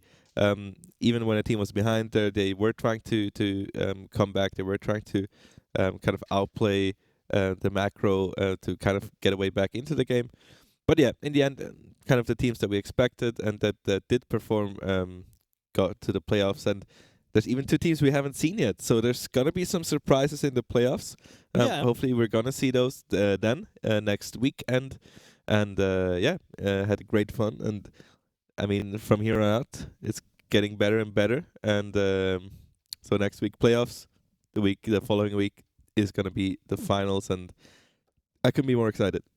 Yeah, so make sure to follow our social media channels. Make sure if you want to catch the matches again from this week, obviously there's VOD up. Maybe, I don't know yet. I'm looking at Duri right now. Maybe he's doing some movie magic again. Who knows?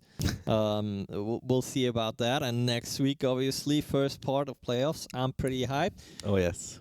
I hope you're too. So with that being said, I don't want to stretch it out long. Have a great Saturday evening. Enjoy the rest of your weekend. Enjoy your Sunday. Get some rest. Get some League of Legends in yourself. And then see you soon again next week. Bye-bye. See you then.